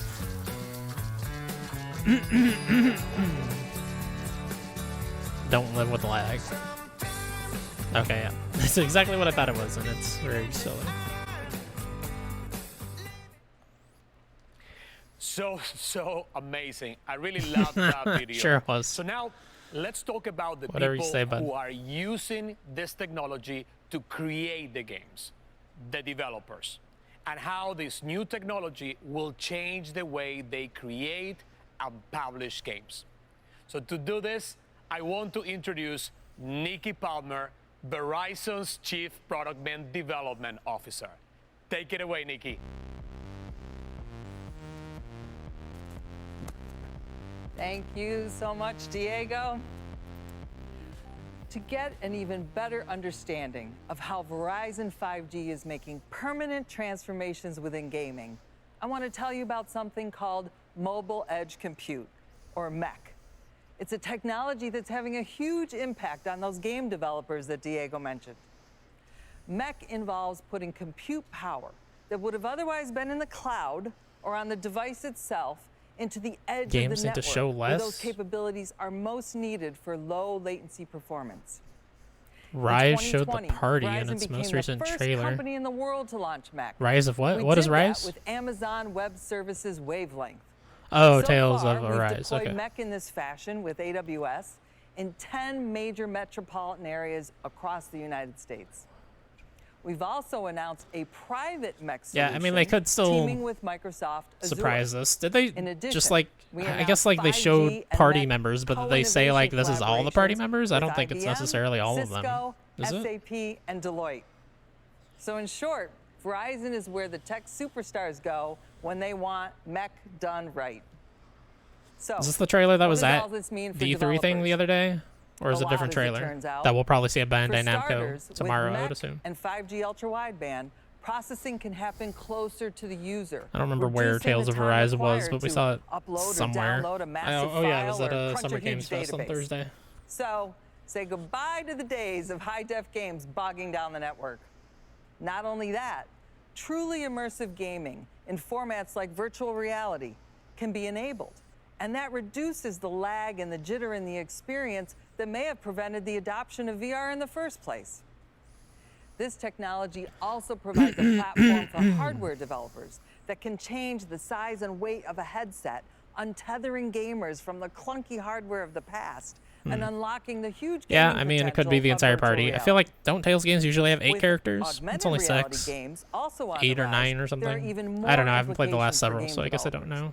especially the ones who are so creative that the current platforms I can't think it's keep still up. definitely Until twisted now, around and stuff. the But I platforms mean, are here. Thanks to 5G, I don't know, in general, I feel like even the most in a world where we get so visually many cinematic complex trailers that cloud-based tell us games can come nothing, through I beautifully on generally any want user trailers to tell me device, more than they're just as telling their me. creators intended. But I can see what you're saying, that Developers like can now some focus games on are a making the little, best games. some They trailers can are a rewrite little the rules much. for creating eye-popping, graphics-rich multiplayer I feel like that's a bigger problem without in movie worrying about trailers where they hardware literally or show you network every set piece limitations. in the entire movie. So, now that we've lifted the creative limitations for developers, I want to shift gears to talk about the second community being impacted by the power of 5G.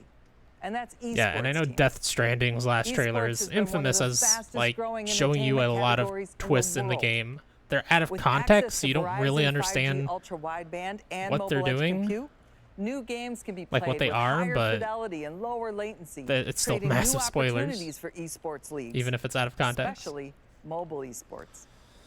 Our 5G labs have been the perfect place for esports innovation.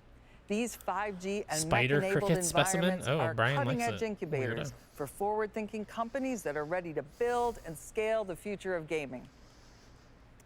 In early 2020, Verizon's 5G lab Yeah, I think I'm right definitely here in with you LA on became home to the Verizon 5G movie gaming trailers in general, This first of its and kind facility even more was so created in on like partnership with Dignitas, video game launch serving as trailers their West especially Coast tend to spoil headquarters, stuff. home to its League of Legends And I think teams, the reason and for plans that to is that co-create the future of they're esports hoping that engagement anybody and who content. saw other trailers for Since the game then, are already we've interested and expanded our already want to buy it, capabilities you to know? include And the a launch trailer seems like the world-class XR last-ditch stage, effort cutting-edge to get volumetric people who are not capture, already and a space in, for player so they're analytics. like, look at all this cool We are shit! taking it to the next level. But in Tales of how Arise, 5G that obviously is not the ultra-wideband case. networks I don't can particularly enhance mind them player showing those 6 performance, party members, enable new whether fan they're all of them or not, connections, and because empower the I next mean, wave one of could still gaming betray and you or esports whatever, and they could still experiences. replace them, and there'd be Let's other see how. things. But I get what you're saying. I mean, have other trailers for Tales games not shown the party? Has what we have here at the Verizon 5G lab. It's the first in the world. So it's really exciting to be a part of something so innovative and seeing where it can take esports. Verizon is definitely elevating the game to the next level. My name is Emily Garrido. I go by Emilite in-game, and I'm the team captain for Dignitas' all-women's Valorant team. We have everything that we need here. We have streaming pod rooms if we want to connect with our fans on a personal level, boot camp rooms so we can really get down to business and prepare for tournaments. It's really nice to have the gaming center here and our own little personal That sounds streaming like the pods, best and idea basically I have have ever one-on-one heard, Tom. conversations with all my viewers. My full name is Oh, Carolyn shed more money. Noquez, and in the gaming community, I am known as ArtStar.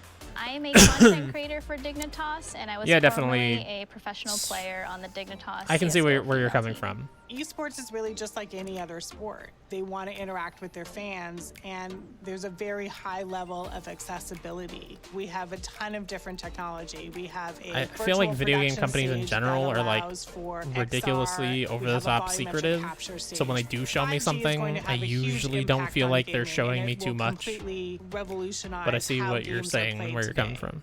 Right now, mobile games utilize either processing on a phone or processing in the cloud. 5G combined with MEC is going to completely change that paradigm. The lab is a fantastic place for us to partner with game developers to learn how they want to build their games in the future in order to take advantage of our network. So consumers will be able to have multiplayer, augmented reality games and experiences on their mobile devices, so they will eventually be able to do that anywhere. I have not been paying attention to this at all. I assume nothing exciting is really happening. taking it to the next level. So I'm talking innovative about and always esports thinking of on ways of how they Verizon. can make it better. How can they make the connection better? How can they make your gaming experience better? To me, what's really exciting is when we bring in creative people whatever. who I'm gonna are grab a given drink. I'll be back. access to this technology, and they come up with an idea that we never would have thought of. And we're just at the beginning of how 5G is going to impact games. Emily, Artstar, thank you so much for that. I am so excited about the possibilities of the Gaming Center. I'm going to turn it back over to Diego. Wow. Thanks, Nikki. I totally agree. It's fantastic to see that gaming center come to life. Now, let's move on to the third and biggest community that will be impacted by 5G. The fans and their experience. That connection between esports players and their fans is so unique. There's no other sport that has the same real-time personal connection. And just like the players, these fans want innovation too. And to create the deeper engagement and immersive experiences they want, we are going to need to harness the power of 5G. To help me bring this to life, I want to introduce someone who truly knows fan engagement. She has fans both as a dynamic member of the Minnesota Lynx and as a streamer with Team Liquid. Ariel Powers. Thanks, Diego. Hi, everyone. I love competition, whether it's on the court or streaming. And as one of the most successful esports organizations in the world, so does Team Liquid. TL is tech forward and always looking to push the envelope, innovating how we train, compete, and engage with fans. The fans obviously share that love for competition. This synergy between Team Liquid and the community lends to a critical connection, one that shapes who we are. And we've only just begun to scratch the surface of what's possible when it comes to community engagement and sharing moments around competition, both in person, which we're all looking forward to getting back to, and virtually. Verizon 5G Ultra Wideband is the key to unlocking the future of these experiences. With the power to enable teams and players to deliver the most immersive and personalized experiences ever, the technology is transforming the way fans play and consume content.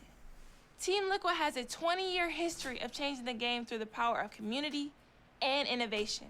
And we could not be more excited about the next phase of gaming, brought to life with Verizon 5G. Thank you. Thanks so much, Ariel. This is really exciting stuff. Now, there is clearly new territory to tap into with fan engagement. I am convinced it is the future. And to help build that future, Verizon and Team Liquid are joining forces for a groundbreaking 5G innovation partnership. We'll generate fan-facing 5G experiences that will reshape engagement around esports tournaments, whether you're there in person or watching virtually at home in real time. Let's look first at in-person events. This year, as live events return, Verizon and Team Liquid will give fans new experiences at the industry's biggest events. We have over 60 stadiums and arenas around the country with Verizon 5G Ultra Wideband. In here, fans can look forward to I may have to 360 sail into a degree hurricane. portal Hopefully views lightning into doesn't the strike my gameplay gunpowder. for a fully immersive experience. A story and the and ability 3 for messages. top streamers to I guess play 4. live You need the from gunpowder venues as well. during these events. something that has never been done before. Only with that powerful connection can you unlock second screen experiences that immerse fans in the competition and that allows top content creators to stream live from those venues. And for those watching remotely, VR innovations will allow fans to experience live events together virtually, giving them the best seats in the house. And 360-degree access that puts them in the middle of the action. I can't wait to see what comes from our Team Liquid 5G innovation partnership. Now, Verizon's expansive collection of gaming industry partners is capable of reaching over 120 million of those players. And that's in the US alone. That's we right, want to Tom. show No risk, no every one reward. of them how Verizon's networks will benefit both players and developers in totally new ways. A great example of this was our partnership with Epic to create the Super Bowl 5G stadium in Fortnite creative mode. This was the largest branded experience ever built in Fortnite's creative mode. And it gave players the opportunity to interact with their favorite NFL players and pro players in a way that's never been done before. The activation featured 4 football-inspired games and a few hidden surprises for players. It was a great demonstration of the power of 5G for gaming with the low lag and high speeds made only possible by Verizon 5G Ultra Wideband. But 5G doesn't just transform battle royale games like Fortnite. It also changes single-player and strategy games.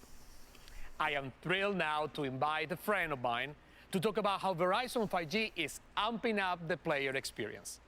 He is safety for the LA Chargers and a seriously engaged model NFL player, Derwin James. My man. What's up, my man? So great to have you. Thanks for having me, man. Thanks for coming. You know, Wow, you no all EA, know but this they still guy. found a You know, way he to plays for bring the a LA sports player Chargers. on stage. And your home field is the new SoFi Stadium, which is amazing. It was created with the most cutting-edge technology in existence.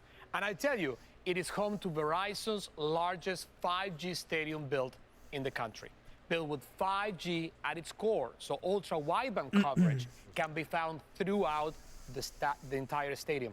I can't wait to get the fans back out there into the stadium for many reasons. The venue is incredible. The tech is built around is going to totally reshape how we watch and play with the game. Is very, very, very cool. And listen, we can talk about these tech enhancements for a long, long time, but you're here today because you're not only a competitor on the field, but you're also a passionate gamer, right? Yes, sir. A huge Madden NFL fan. I am. I started playing football when I was about 4 years old and Madden NFL when I was 7 years old. So you can say I've always been a competitor. I always wanted to be a professional football player. When I played Madden NFL, as a kid, I created my player. I wanted to have super speed, this thing he's super going size, for with the shoulders. And of course, handsome. So It's just like a nervous to be tick. able to be the So player that's I am, understandable. it showed a lot of dedication. That's so cool, and you achieved don't all of that. I have don't know about the money to afford handsome one, but anyway, it's a great story. And I'm sure you've seen tons of changes in the game since you started playing, both on the field and also on the screen, right? You could say that. The innovations around Madden NFL and the gaming overall are incredible. The tech advancements have enabled so much. When I started playing, there were maybe the color cords with the images were blurry, the networks were kind of slow, so you're constantly getting a lag. It's so different now. The visuals are more realistic, networks have gotten better, and you can play with a group of people all over the world, so you don't even have to be in the same state or city. You can be playing with a friend in a whole nother country, which is amazing. Oh my God, it's amazing, and you can't believe what 2 decades of very hard. innovation can do to the game. So, as you think about the future, what do you want to see next? Madden NFL is already delivering a lot, but I'd love to see more new modes and experience with deeper and authenticity and to what it's like to be on the field. You know, I want to feel like I'm in this moment as a player. I want to feel like I'm out there. So more engagement with opportunities to connect with people and other people across the world So being able to be mobile, because I'm constantly on the go as an athlete, so I want to be able to connect with my friends mobilely too. Oh, that's really cool. And listen, I'm glad that you mentioned mobile because we believe at Verizon that mobile is the future. Yes, sir. We ended the year, and I'm going to hear this number, with 17,000 5G small cells all across the country. Wow. And we expect to have by the end of the year 30,000 so everybody can enjoy 5G. So I tell you, this kind of expansion means that the powerful connection you need for console quality gaming experience on mobile, like the one you want, will continue to grow very quickly. And here's one other thing. We are taking it also to the next level because we are combining this power of the Verizon network with the creativity of the developers of EA. Their team will work with our 5G labs to innovate using 5G to focus on creating the most dynamic player experience ever.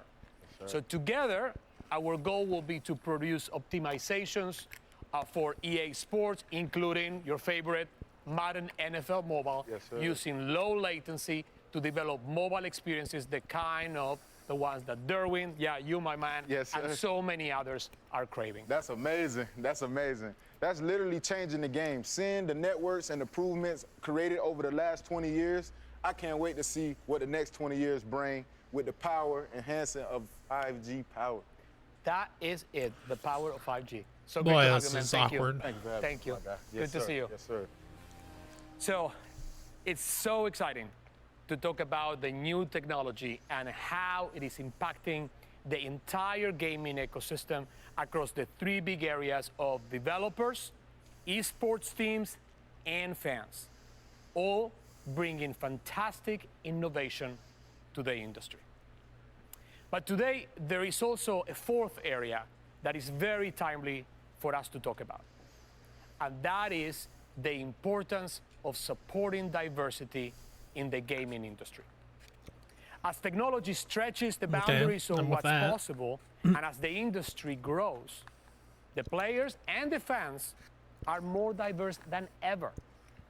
And so a different sort of innovation is required. With this shift, and this is something that is very close to my heart, actions to increase diversity and inclusion within the gaming community are more important This conference than feels ever, like it's been going more on urgent for than 5 ever, hours. especially those supporting female representation. Diversity has become a major force driving the industry forward. And as the players and their fans who are consuming these products become more diverse, it makes a lot of sense that the people who make the products, so the developers, should also reflect that diversity. True. I am a firm believer that change starts with action. And we are taking action together with Riot Games. In March, we partnered with Riot to launch the Valorant VCT Game Changers Initiative.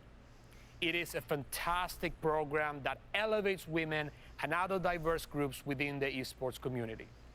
And most importantly, it inspires the next generation of players. So to talk more about the need for increased female representation, I am thrilled to introduce now the executive producer of Valorant, Anna Donlon. Anna, welcome. Diego, thank you for having me. It's so great to have you here. Didn't Riot have like a massive well, I'll tell you, that makes us two. Me because Too this is explosion my first E3 too, but I'm very excited that to have you here. they never like especially because fired any you are one of the executives who most were responsible for that crap? women Like, in an I industry don't that think this is the company. I mean, this is the company that needs improvement and diversity for sure, obviously. But I don't think it's the company to represent diversity here because they clearly suck at What are it. some of the biggest challenges you see for female players and also for those that are trying to build their careers in tech? It's a great question. It's an important question. And I really like that you're asking it from both angles. So when it comes to competitive gaming, women still find themselves at a huge disadvantage. And it has absolutely nothing to do with skill. It's because they can't focus 100% on the game. Instead, they need to spend energy dealing with all the harassment they face. And having experienced it firsthand myself, it can be daunting and it takes away from the focus of the actual competition. And how is that fair? No, it's not fair. It's not fair at all. It isn't. And it's something we spend a lot of time discussing on Valorant and at Riot. And you know, it's not a terribly easy problem to solve, but the problems we're solving are rarely easy. What I will say is that we're absolutely committed to creating an inclusive environment for competition and creating safe opportunities for women to compete without fear of identity or gender-based harassment. So that's the gaming aspect. That's so interesting and so real. So how about let me ask inside you of then, your own when we company? Talk about careers, what's the situation there? Okay, so Okay, when good. it comes We're to gonna talk about it, careers in gaming, there's definitely work to be done there as well. I was fortunate enough to have a really impactful mentor early on. I had just started a job at a temp company, and while I played games, I had no idea what a career in gaming could even look like. And then at this gaming company, one of the women I was working with told me she thought I had what it took to become a game producer. I had no idea what a game producer was, but I went with it, and now 20 plus years later, here I am. And as you mentioned, there are not enough women in the industry, so it means a lot that she brought me with her. I try to pay that forward to all the women who are coming up after me, but we need more. Wow, I tell you, your story is so inspiring, and it's the first time that I actually hear you saying it like that. So thank you, and it just reinforces how important mentorship is. So a little bit of a follow-up to the previous question, but how can both then technology and commitments to allyship play a role in the changes that we still need to see in the industry? So I'll tell you, one of the most exciting parts of being a developer is that I get to be part of creating the future of Valorant. My team and I spend all of our time dreaming. There's a lot of great exploring fluff ways talk, to but make like it player doesn't mean anything experience coming even from better. Riot And then we get with to go what and has actually happened build it. in that It's a studio really interesting and mix of their creativity failure and to address it. engineering. All of the technology you've mentioned on stage today is impacting how we work and what we're able to create. So please keep those advancements coming. When it comes to specific changes that need to be made to protect women in competitive gaming, we absolutely need to keep investing and prioritizing innovations that help fight against harassment. And honestly, the gaming community needs to take a more active role in the community that it's creating. If game developers can be allies, and I truly believe we can and should, then so can your teammates in game. And again, we just need more women throughout the whole gaming ecosystem. We need an industry-wide commitment around diversity and inclusion, and we're finally starting to see that. I like the way you say it, and I couldn't agree more. We need more women, we need more diversity in the industry, and that's why we today we're taking it to the next level. Today, we are announcing an expansion of our commitment to the Valorant Game Changers Initiative. We are launching together today a new training program dedicated to mentoring up-and-coming female esports casters. The program that is launching very soon this fall will team up them with professionals in the field to provide them with practical tools and knowledge to help advance their careers. It's pretty cool, huh? Okay, so this is amazing. Game Changers is all about providing experience and exposure to women in gaming. We want to inspire the next generation of not only players, but any women who want to build careers in any aspect of the gaming industry. So this program fits so perfectly with our mission. It'll provide a pipeline of female talent that is so sorely lacking. I am so glad that Verizon is not only acknowledging the issue, but taking actions to push for change.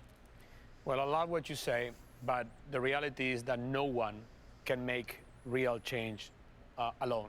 So we are equally thankful for your support and for Riot's support as well. Fantastic job. Thank you. So Anna, thank you for being here with us today. Thank you for the great conversation. Thank you so much for having me, Diego, and honestly, thank you so much for caring about it as much as I do. It's great to have you. Thank you. Thanks. So now I have a final that is cool big announcement that they're to ask training Nikki female casters. to There's help not me enough with female it. So casters in come the on, industry. Nikki. From I mostly watched League of Legends competitive, Diego, but there was this is like big, one and female I'm caster so across proud to all help of announce it. You know, Verizon is deeply like the various committed to regions. building a more inclusive and diverse Well, tech I should say across America Our and work in Europe. this space has been going on for decades. I believe and there was only frankly one speaks for in the itself. time that I watched. We are so proud I didn't watch of a lot work of the we've Asian done, scene. but we also know that more action needs to be taken to address the lack of female representation in gaming and more broadly in STEM. So today, Good Lord. Verizon is making a new Still a lot $1 of million commitment to increase female representation in gaming and STEM. For this, we are creating the Verizon Game Forward Scholarship. The scholarship is an expansion of the Future Fund, our initiative to support emerging female talent across entertainment and technology. That's right. And you know, this fall, Verizon will partner with 5 historically black colleges and universities to provide scholarships to 5 female students at each school who are active gamers and also pursuing degrees in fields that are tied to gaming development, such as computer science, graphic design, software engineering. And those 5 schools are Dillard, Delaware State, Morgan State, Texas Southern University, and Howard. We'll build tech centers on each of these campuses that will be open to the entire student body. And we'll also provide the scholarship recipients with access to the Verizon 5G Gaming Center for training, as well as mentorship. And I tell you, here's the best part. We are guaranteeing the students internship opportunities at Verizon and with our gaming industry partners. It is these kinds of deep commitments that will help build the diverse talent pipeline the tech industry needs. We are really so proud of this and for the opportunities it will give these women. Absolutely. And you know, I just cannot wait to see what these students do. Nikki, thank you. Thank you.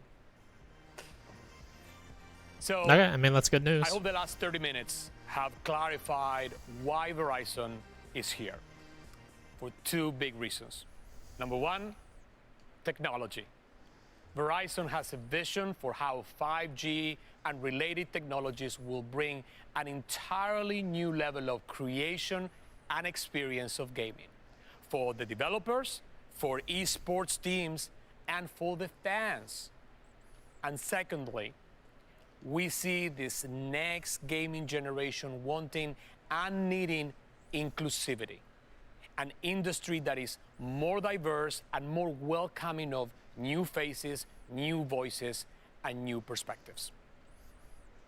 We are here to help make astonishing things happen in gaming and esports. But we're also here to listen and to learn. Gaming is a sector of bold thinkers, free spirits, and wide open creativity. Verizon wants to support that and empower it even further. So we look forward to working with you and playing with you for a long time to come. Thank you. Welcome back to the E3 2021 Oh boy, what are they going to talk about here? Desk. It's me, it's Jackie, and Jackie. 2 very interesting announcements there at the end for Verizon, right? Number 1, Verizon and Riot teaming up for the Game Changers Mentorship Program, huge. And then, of course, this Verizon Game Forward Scholarship. 5 historically black colleges, 5 gamers at each one getting not only a scholarship for school, getting guaranteed internships at Verizon or game partners. It's a $1 million program. It's about building the tech sector and obviously getting women and minorities involved in this. How important is this, Jackie? Honestly, they kept on echoing that we need action. Yeah. To create change, like we need to start doing things like this. And you think that we've made so much progress, but I can't even tell you how many times people come up to me and they're like, "You play video games? Yeah. Really? I didn't think that you would be into that." And I'm just like, man, it's crazy.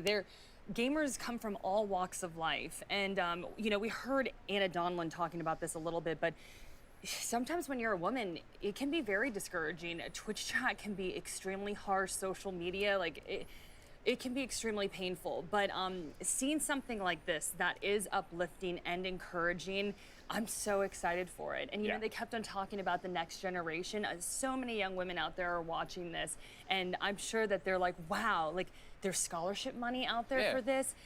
Someone's like, you can do this, and it really warmed my heart. So 100%. happy to see it. Really happy to see it. And yeah, one of the things in there before I toss for you, of course, is that Anna was talking in the Riot segment, right? That the gaming community needs to be better about building the community it's in. Yes. And I can't agree with that enough. If you know anything about Greg Miller and Kinda Funny, being better is a big part of what we always talk about. It's be better to each other and don't be a jerk.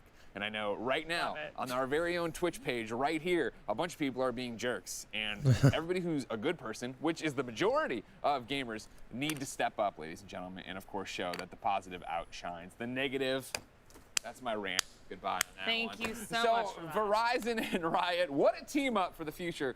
Let's talk about esports though, right? And speaking of esports, I want to hear from more of the voices on the scene about how esports has evolved over the years and where it's headed.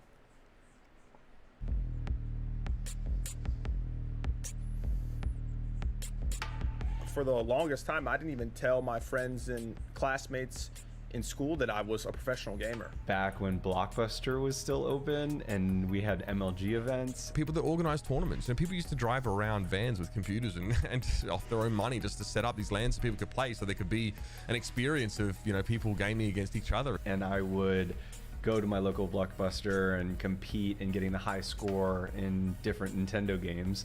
And I would always win. I always compare it to like a fight club, you know, underground, like super secret.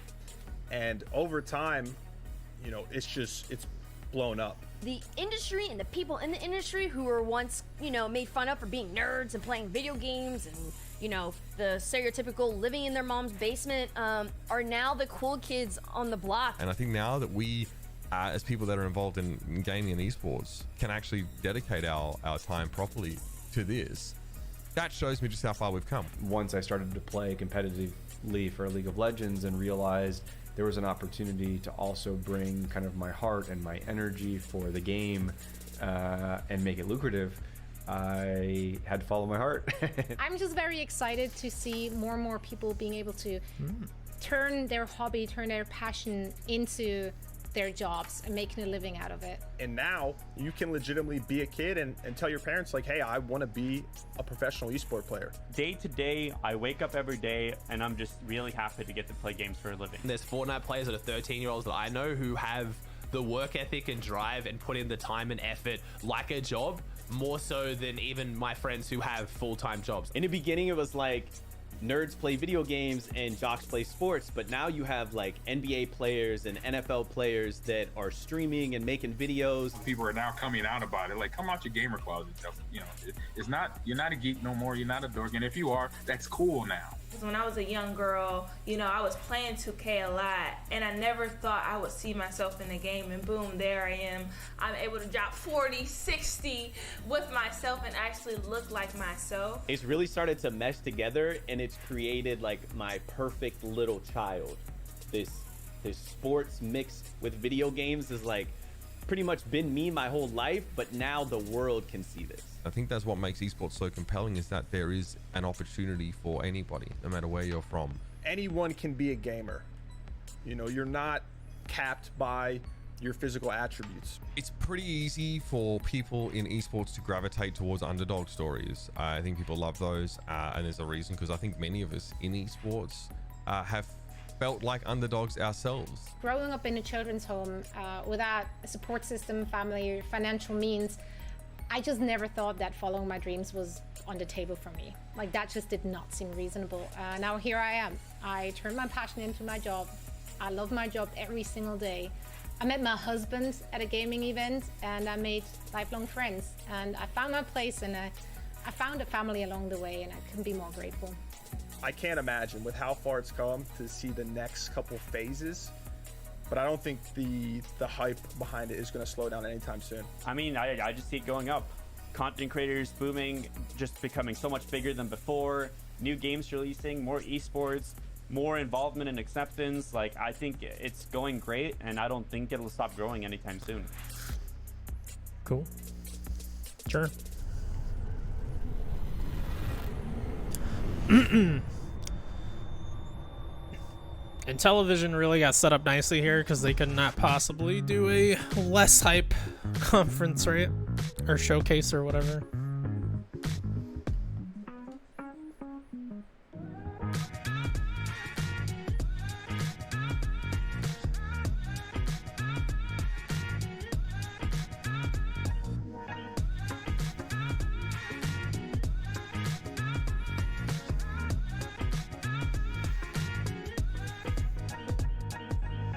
As a part of Play for All, GameSpot will be bringing you the latest gaming news and announcements, interviews with developers, the biggest press conferences, and lots more. Play for All is our yearly online event that combines the excitement and announcements of E3 with charity live streams the following week with lots of special guests who are going to help us raise money for able gamers. So join us in June for E3 and Play for All on GameSpot.com, YouTube.com/GameSpot, Twitch.tv/GameSpot, and as a part of the E3's official broadcast. See you then.篝火营地是中国领先的游戏媒体，创立于2018年，致力于为全世界的中文游戏玩家提供专业、精准、迅速的资讯情报。篝火营地立足于中国，与多家国际一流游戏媒体同行达成正式内容合作关系，源源不断地将最新鲜的游戏资讯第一时间带给全球中文游戏玩家。自成立以来，篝火营地在全网的内容浏览量已经超过5亿，服务了数百万的读者和玩家。我们的愿景是做游戏文化传播者。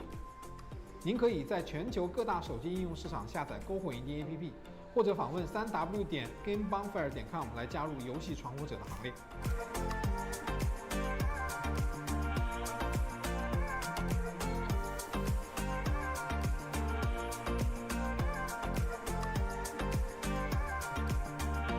Still not enough money.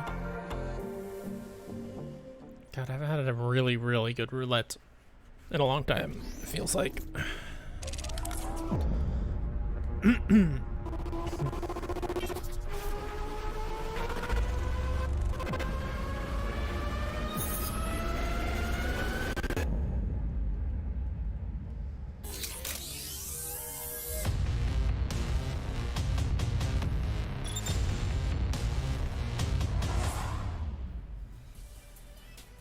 As the console wars continue to rage and next-gen consoles remain scarce to find, a blast from the past has come along with a new focus to bring gaming to your sofa. Ladies and gentlemen, here is Intellivision.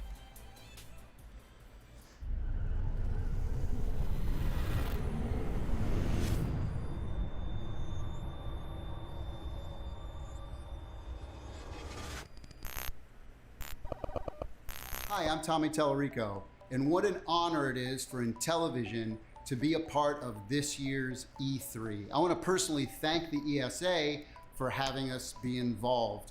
And we have seen some incredible stuff. What a great time to be a gamer. I've been in the video game industry for over 32 years and have been a part of the creative teams that have made some of the greatest video games of all time, including things like Disney's Aladdin, Earthworm Jim, Tony Hawk Pro Skater, Metroid Prime, Guitar Hero. I'm even the guy who did the oof sound for Roblox. Don't hate me. In fact, I own the Guinness World Record for the person who's worked on the most video games in their lifetime. My mother's very proud. But I'm here today to talk about Intellivision and our brand new video game console, Amico. Now, Amico is the Italian word for friend, and that's basically what we've designed our entire system and games This around. console will be That your friendship, friend. that multiplayer, that couch co-op experience. See, when I was growing up, we didn't have the internet to play video games, so if you wanted to play with somebody else, you went over their house or they came over to your house. It was everybody in a room. In fact, I bet if you're a hardcore gamer, you're probably like me, and I bet your fondest memories of playing games were when you were playing with other people in the same room together. That's what we're all about. Not now look, I'm necessarily. gonna be honest, for a lot of you out there watching this, I'm not gonna impress you with our teraflops and gigawatts and screaming processor and incredible lifelike graphics. That's not what we're about. What we are is a really simple, fun party machine that you can bring out when maybe some of your non-gaming friends come over. Maybe you have a husband or a wife who isn't into gaming as much as you are. Maybe grandma comes over and you want to play a simple motion control game or a card game or a board game, dice, whatever it is. It's a nice looking stack. All of our games are built around fun and simplicity. That's the most important thing for us, and gathering people in a room together to do it. Here at Intellivision, we've assembled an incredible, passionate team of game makers who have over 600 the whole pitch years for this thing, experience like the fact that making they, some of your I think they favorite announced this in games. 2019. Everything we do, we focus on bringing people together. Like really, and having now simple is the fun. first time in a fact, long we time that they designed could our bring this thing hardware back out and be like, hey, remember this entirely Amico thing we around talked those about? two things. So, for example, our Because the controller idea is really unique. It has play a in the color same capacitive room, which touchscreen for on the it. It last really comes year in and a handy half when you're has playing not been a others that reality might for not be most as people. good as you in gaming, so it's a great way to give them little hints. For example, here in Shark Shark, whoever's in last place, it will vibrate because we have haptic as well, and then it shows the color of the clam that's going to release the next big bonus pearl. So only that player will get that information. And also, having a screen on every single controller gives you a lot of really cool and unique abilities to do game and game designs. For example, everybody has their cards and they can hide it in a game like Spades. And here you'll see it on Farkle, another one of our 6-pack-in games that you get free on every console. You can shake it and you feel the vibration. We have haptic feedback. And watch, you pour it out, boom, and the dice pour right out onto the screen. I like how quickly they pulled that screen away because it looked like one of the dice was like stuck at the top. Sports and recreation, for example, will use that kind of motion control. You'll see here with Cornhole, you're throwing the bag into the hole. By the way, this is another game that comes free on every console. Now, our main disc is really unique as well. Most directional pads have 8 positions, up, down, left, rights, and the diagonals. It has 64 directions and touch sensitivity as well, so the harder I press down, it'll affect gameplay. Here's a feature I think a lot of gamers are gonna love. I can take my controller, I can go over your house, dock it in your system, and because it recognizes that it's my controller, we can now play all of my games that I own on your system at your house. As long as my controller is That's there, kinda cool. my games are there as well. Another cool feature that we incorporated is wireless contact charging. So once you're done with your controller and your game's over, you just dock it right back into the base and it charges for you. Another unique feature of Amico is that we have interactive LED lighting all throughout the console. Like this thing is itself, cool in the theory, it's base, just none of the and games all look of the good. controllers. We also have RFID built throughout the entire Here's a good roulette console, finally. which means you can get a gift card, for example, tap it on the system, and it shows up immediately. You know what's really cool about having the focus be people playing together? I'll give you an example. Astro Smash is a 4-player game. At any point during the game, somebody can pick up a controller and just hit the ship they want and go right into the game at any point.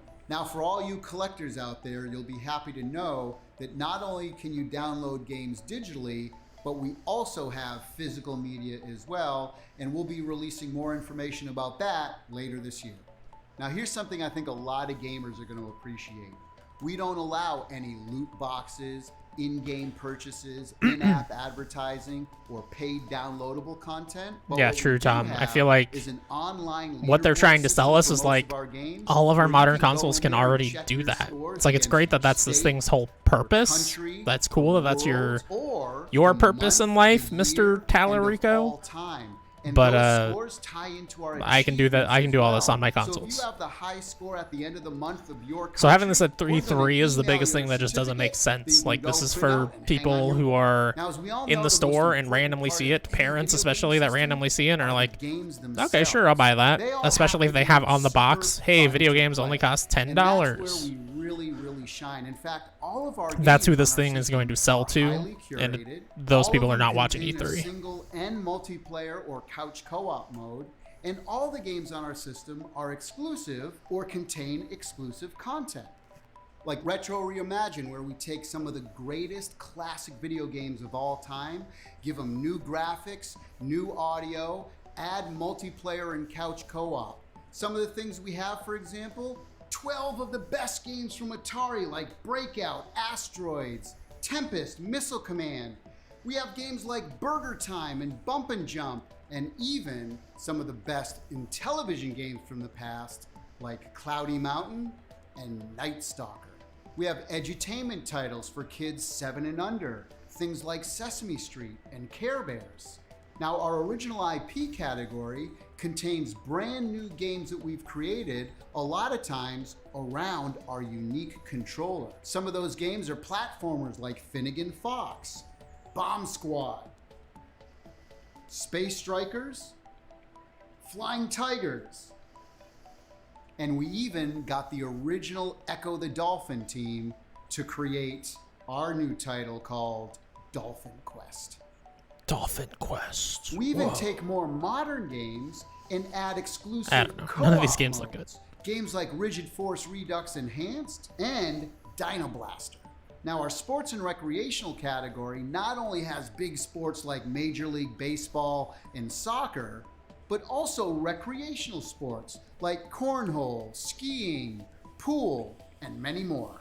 Now, our casual category contains many party games, dice games, board games, card games, things like spades, emoji charades, and even award-winning board games like Blank Slate, Telestrations, and Ink and Gold. Now, I've already mentioned some really big partnerships and licenses like Major League Baseball and Sesame Street, but we have even more, including things like Mattel Hot Wheels, Harlem Globetrotters, and so much more. Now, we've previously announced that we're doing a brand new exclusive Earthworm Jim game for Intellivision. And we got the original team to be working on it. We wanted to do something special. So we're gonna give away 3 of these new prints.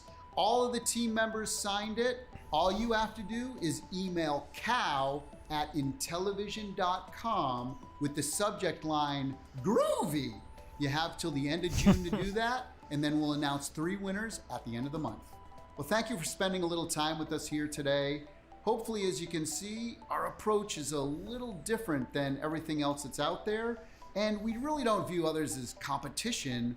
What we're doing, we view as complementary to what the video game industry is doing. It's such an exciting time to be in the industry, to be a fan of the industry, and we are fans of the video game industry. And you know, if there's something that you've seen here today that might be of interest, or maybe you're a developer who wants to make some games for us, maybe you want to place a pre-order, please go to Intellivision.com. We want to hear from you.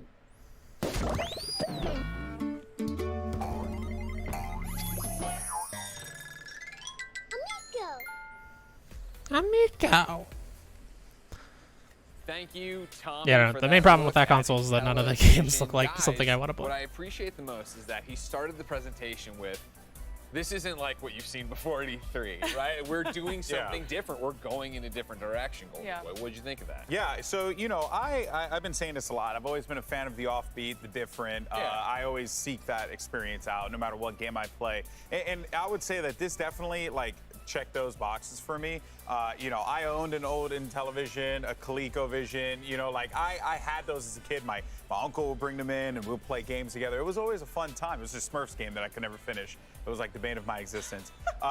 This is your second chance. Yeah, you're going to get another opportunity of doing it. But I do like the idea behind it. And I also like, too, like, there's an opportunity here even for independent developers to like get involved and make something super unique on a platform that is unconventional in comparison to what you see out there, you know, in the modern gaming era.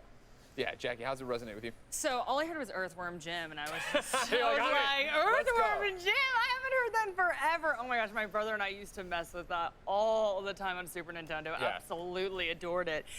So I personally think that it's opening up a lot of accessibility. Like, if you purchase this is something that if your friends don't game, you could be like, hey, this is really simple. Very true. Yeah. I was gonna say it looks like a phone, but it's kind of like a 2001 iPod. But you know what I mean? Yeah, like, with the pretty dial. simple, Yeah, with the dial. right? Yeah. And I just think it'd be very easy for someone to pick up, and the games are also very accessible as well.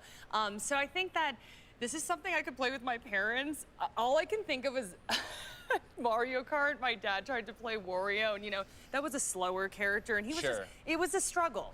It was a struggle. Yeah, I understand. Maybe I know. he could do better with the Amico. So for me, what stood out was definitely Earthworm Jim, and then definitely accessibility.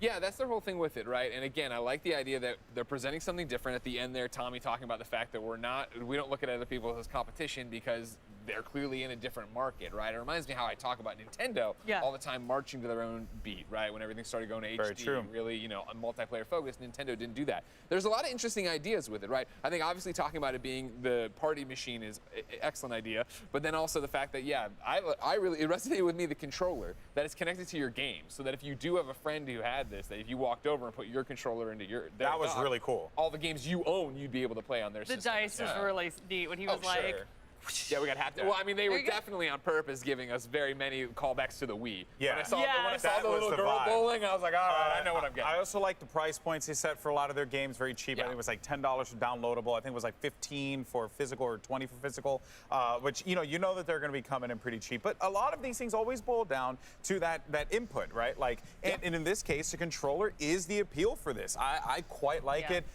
We live in an age now, especially, with the year that we had, where It's so funny how much they have to couch this, because when they're actually back on their own podcast, they're gonna be like, "Oh yeah, I'm not gonna play that thing." Co-op games.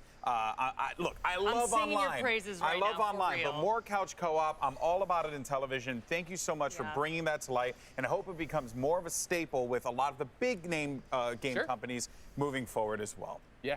I love the idea too of that if you are the top in your country or whatever, at the end of the month they send you a certificate to print. That That's you can cool. Put up. That's pretty like, cool. "Look, Yeah, it's like very Twin at Galaxies me." type vibe. I like that a lot. Yeah. But yeah, cornhole. They make a cornhole game, so that's all we. That's really all you need. right? Cornhole, baby. Ladies and gentlemen, the year was 1995, and the Electronic Entertainment Expo debuted for the first time in front and center in the world of gaming. Lots of things have changed since then.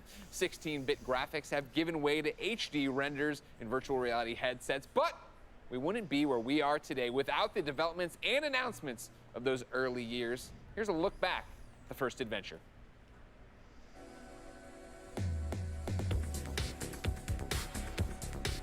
It is absolutely no wonder that E3 continued to live on after its very first show. The show was massive. There was a surprise console launch. You could get a Killer Instinct character tattoo while you played Game Boy. You could try out not one, but 3 Weird. VR headsets. And this is all in 1995. So let's take a look through a sometimes 4x3 lens at what the first ever E3 was like. May 11th through 13th, 1995, over 55,000 industry, retailer, and press attended the debut Electronics Entertainment Expo at the Los Angeles Convention Center. There was no shortage of games you could just walk up Man, I and went through play, that many especially fast. at the Atari Jaguar booth. This would be the only year the Jaguar system would have a booth, but it came in big and even showed off a VR peripheral that was still in development. Or you could meet Rayman and try out his new game. This was one of the first times you could get your hands on the game that would eventually become a 45-game series. There's tons to check out at this booth, including Primal Rage, a violent dinosaur fighting game, White Men Can't Jump, a basketball game based on the movie, and my personal favorite, VLM, or Virtual Light Machine.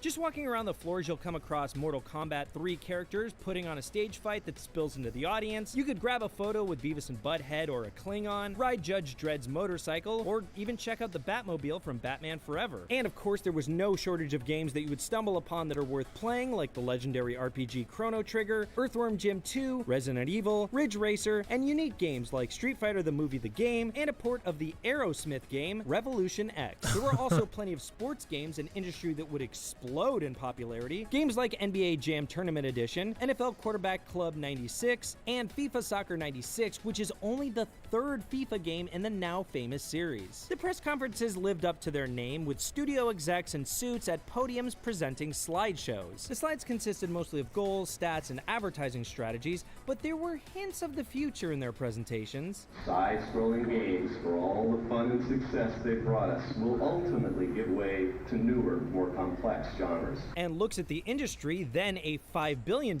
industry that is now an over $150 billion industry. One thing that hasn't changed is that classic E3 excitement when a game is shown. Sega's Virtua press conference was Fighter. all about their new system, the Sega Saturn, and they even showed off a host of new games launching with the console, like Panzer Dragoon, a game that would launch a series and would even get a remake 25 years later in 2020. Sega showed off one of their commercials, one of the kinds that you would expect to only see in the 90s. It's the sphincter.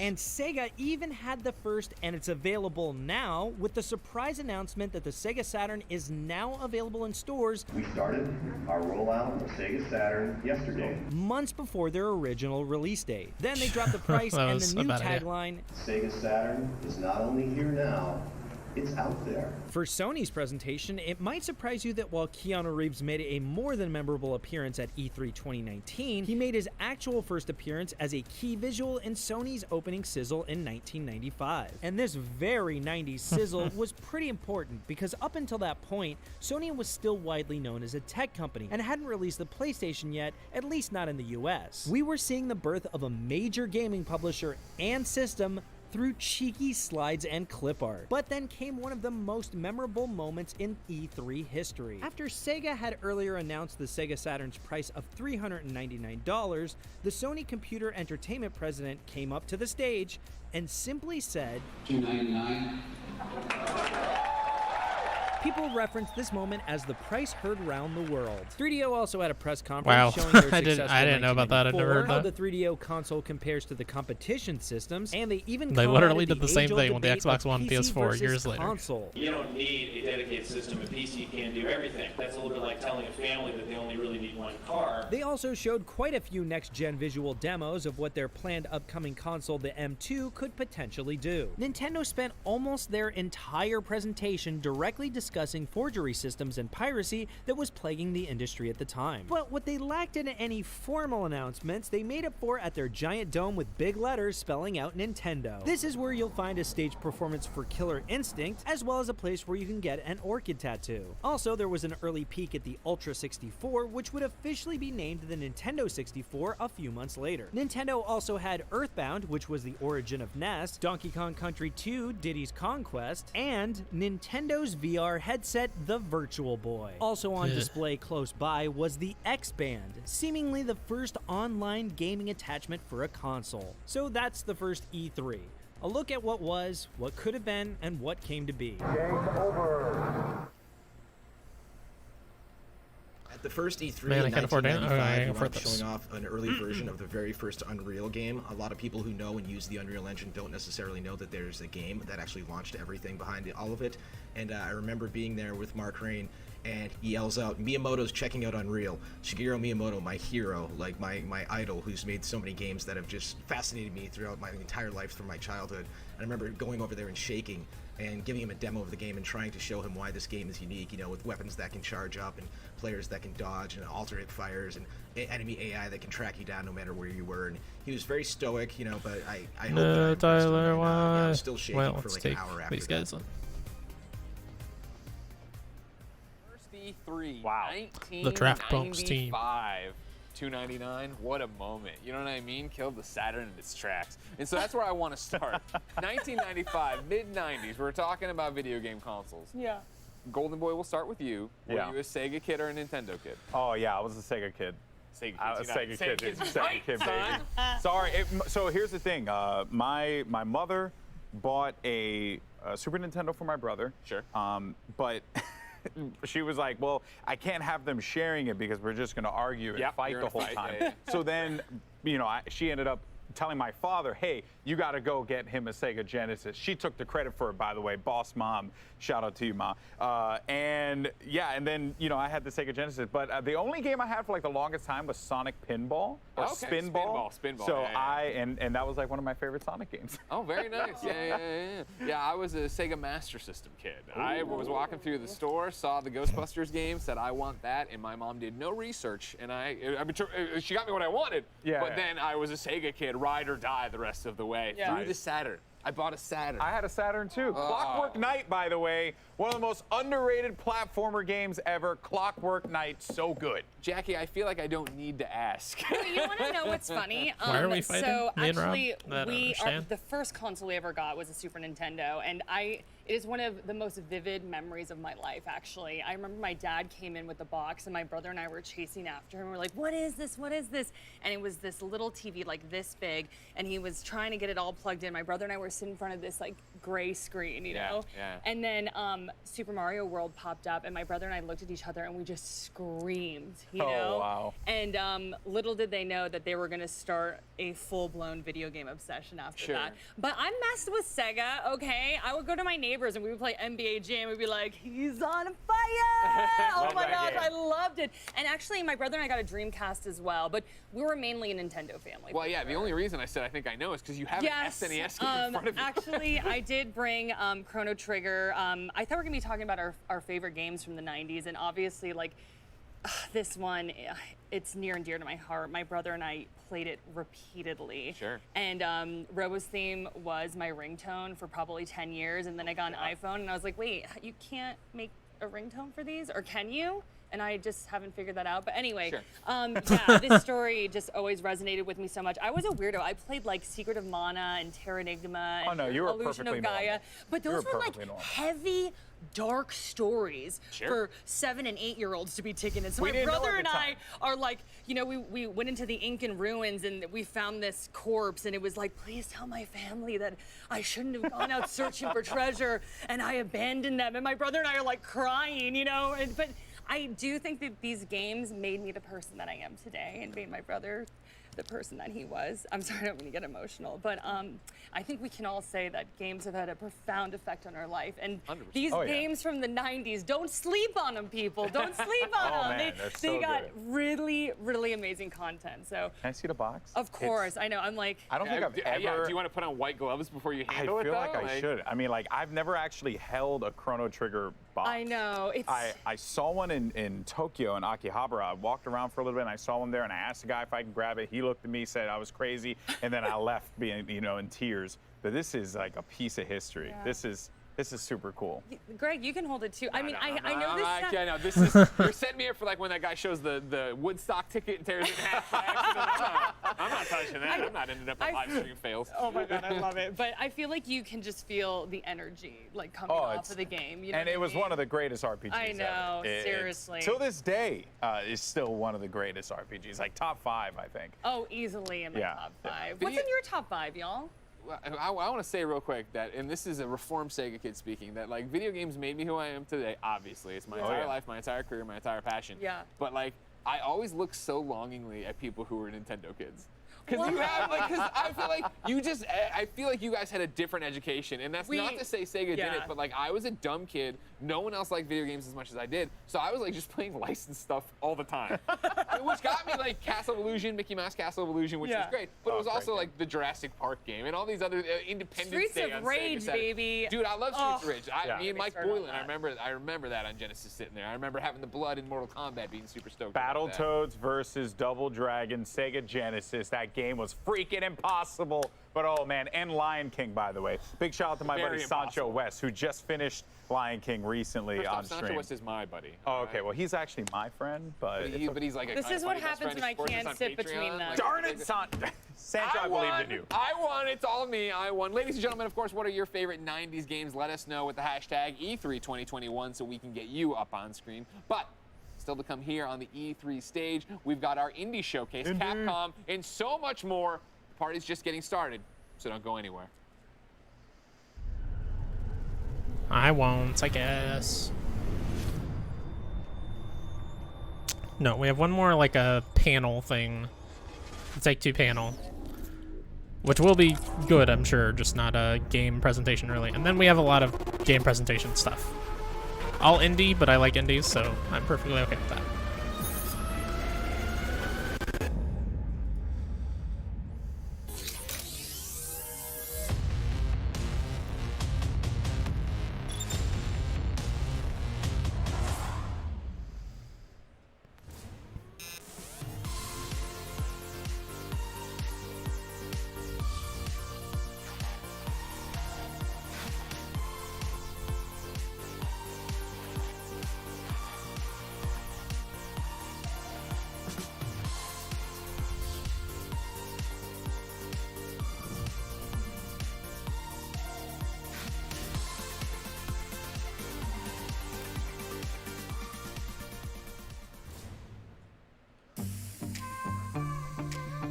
篝火营地是中国领先的游戏媒体，创立于2018年，致力于为全世界的中文游戏玩家提供专业、精准、迅速的资讯情报。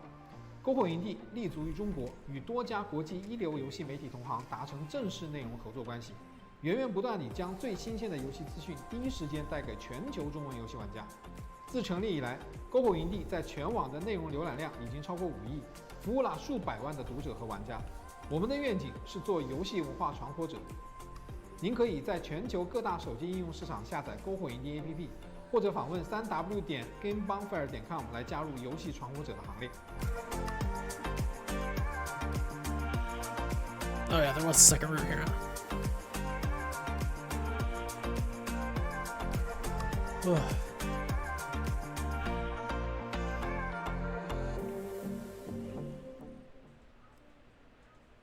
As a part of Play For All, GameSpot will be bringing you the latest gaming news and announcements, interviews with developers, the biggest press conferences, and lots more. Play For All is our yearly online event that combines the excitement and announcements of E3 with charity live streams the following week, with lots of special guests who are going to help us raise money for able gamers. So join us in June for E3 and Play For All on GameSpot.com, YouTube.com/GameSpot, Twitch.tv/GameSpot, and as a part of the E3's official broadcast.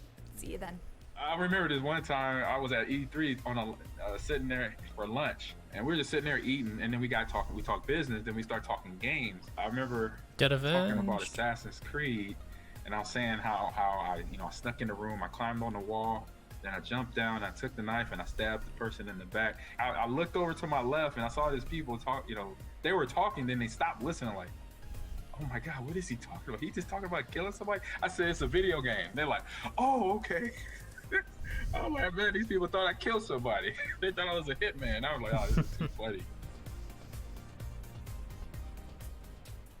Thanks to our sponsors at DoorDash. Get more from your neighborhood from Yeah, restaurants DoorDash. and convenience to grocery. I don't use and DoorDash. I use corner Uber stores. Eats if I order food out. All right, folks. Everything else well, is we more are expensive. back DoorDash, here at Grubhub. E3 Seems like they all charge more for 2021, the delivery and stuff. Here's the truth, guys. Sometimes the most difficult discussions, are the ones that you need to have the most. And with the gaming community already being such a diverse place, it's time for the creative space to reflect that. So here's take 2 with an important discussion on the necessity of diversity, equity, and inclusion, and the corporate responsibility to honor those things.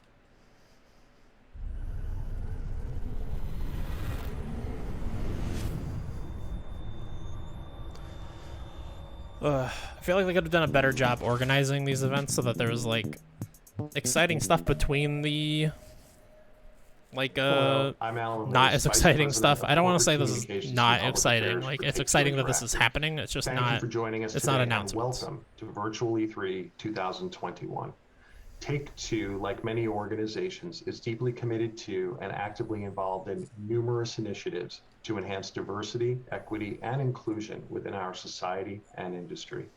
Affecting meaningful, sustainable change is a continuous process, and there is no one solution that can achieve that goal. We believe that to enact change, especially for those in underserved and underrepresented communities, there needs to be a continuum of activism and engagement with educational programs serving as its core foundation.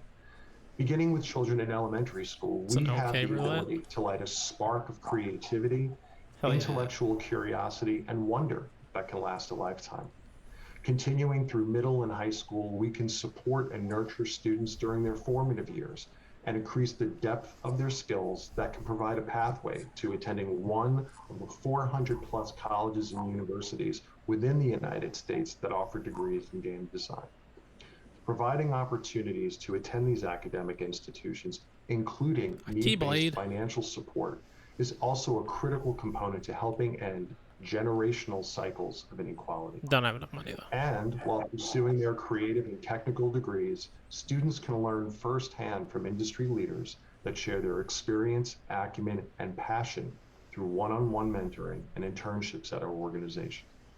Together, if our industry can execute this continuum, we will have invested meaningfully in the lives of the youth from these communities for more than a decade before they begin their professional journey. Diversity and inclusion make us a better industry for today and most importantly, for tomorrow. It allows us to make better entertainment experiences that are authentic, culturally relevant, and reflective of the audiences that enjoy them. Today, we have brought together a few of our important partners who will share their organization's mission and role in this endeavor, as well as their insights on how we as an industry can continue to take these important steps together for the future. We hope that you find their work as inspiring as we do. It is now my pleasure to turn things over to my colleague, Tony Lagans, Director of Diversity and Inclusion for 2K, who will be the moderator for today's discussion. Thanks, Alan. It's my pleasure to be your moderator for today's session. Before we begin, I'd like to introduce my esteemed panelists today. We're going to start off with Jim Huntley. Jim Huntley is currently the professor and head of marketing at USC. Jim is a faculty advisor, and he's an executive producer for USC Games Expo and a co-founding partner of PackU Gaming. Next, we have Susanna Pollock. Susanna is the president of Games for Change, which is a nonprofit that empowers game creators and social innovators to drive real-world impact through games and immersive media. Next to Susanna, we have Gordon Bellamy. Gordon is a professor of practice of cinematographic arts at USC. He is also the head of USC Bridge Incubator, which is a program that helps to cultivate the next generation of leaders in the video game industry. And last, next to Gordon, we have Layla Shabir. Layla is the founder of Girls Make Games, which offers a series of summer camps, workshops, and game jams designed to inspire the next generation of designers, creators, and engineers. Welcome to all of you, great panelists, and thank you so much for joining our important discussion today. Now, I'd like to dive right in here, and Jim, I'm gonna start with you. In Alan's opening, he mentioned something that was so important, and it was really just talking about the increasing role that diversity, equity, and inclusion it is playing in the video game industry today. So before we get into the big concepts that we're talking about here, let's just break some things down for our viewers.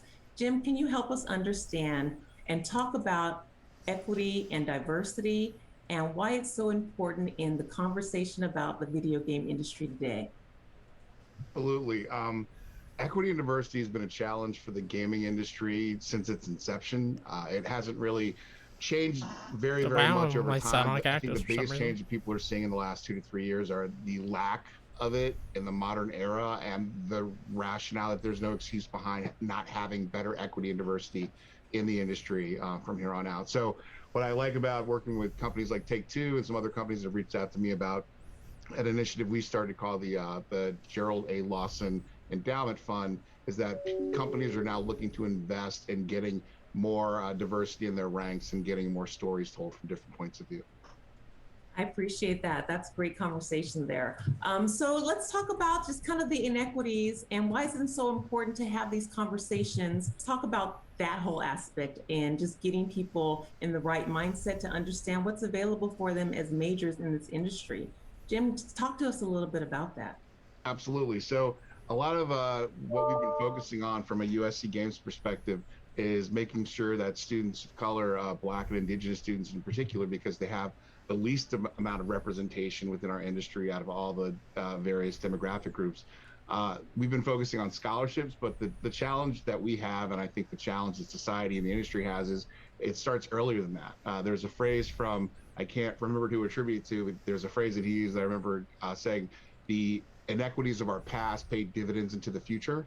And that sticks with me because the reality is if you don't have a great opportunity or access to computer science labs and specialized education in grade school and high school and junior high school, the odds of you having a great portfolio piece when it comes time to apply to a program like ours puts you at a deficit. And if that deficit keeps rolling on into the future, generation after generation, the gap between the ability to get into some of these slots in game design and not being able to get them gets wider and wider. So we need to do a better job as a society, and we are willing to do our part and help work with companies like Take-Two to lead the vanguard on how do we get students some opportunity from grade school? Like how do we make sure they can see this as an option? Because when I, as a black man, get in front of a small group of, grade school students and I say I work in the video game industry, you can see the eyes just their minds explode because they've never seen anyone like me and the videos they see on YouTube or other visitors to their classes, to their seminars. So it's important to show that we have a presence here, but it's also important to make sure that the students who look like us, who are 20 years, 30 years, 40 years behind us, also have the opportunities that we didn't in some cases to get a job in this industry. Yes, thank you so much for your insight. So important there. Susanna, that really kind of speaks to a lot of the great work that you're doing in helping to reach this underserved community. Can you talk about the work that Games for Change is doing? Sure. So, our mission, as you said earlier, is to empower game designers and social innovators, right? To use games for social change. And we see our work with younger people as really inspiring the next generation, right? And so just what Jim was saying, like we're going as young as sixth grade, sometimes fifth grade, but trying to give young people, and mostly in Title I schools, so those are schools that qualify for free lunches. Basically, are representing if you've never watched like a panel like this, yeah, it's basically like a to dive it's like a seminar. Deeply it's into like this gaming a class, industry, sort of. this experience they all love to do. It's and like a college talk that you would watch. Not just consumers. And we've been finding that the program that we've been running called the Games for Change Student Challenge. We've been running it for the past 6 years. We've reached over 30,000 young people in middle and high school.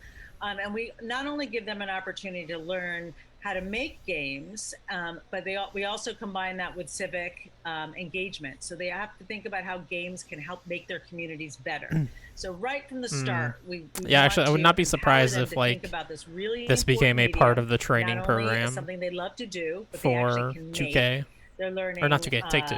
Important 21st century and STEM skills that can help them regardless of what career path. Take-Two and 2K the same thing? I think somebody corrected me the other day that they aren't, but they have the 2K logo as well as saying Take-Two. And part of our program, an important part of it, is this idea of mentoring, and mentoring from near peers and also from people from the community. So as Jim says, it's so important they see themselves in the people that are coming to speak to them. So when we're in Los Angeles, for example, we can reach out to USC Games for game design students to come and speak to the kids, that we can bring people in from Riot or Activision or from Take-Two to come in and say, yes, this is what I do, and this is something for you. And we do the same thing in New York and working in Atlanta. Yeah, 2K and Detroit, is a label under and I can tell you Take-Two. that students are coming back year on year, and we're seeing them use this program as like their college essay,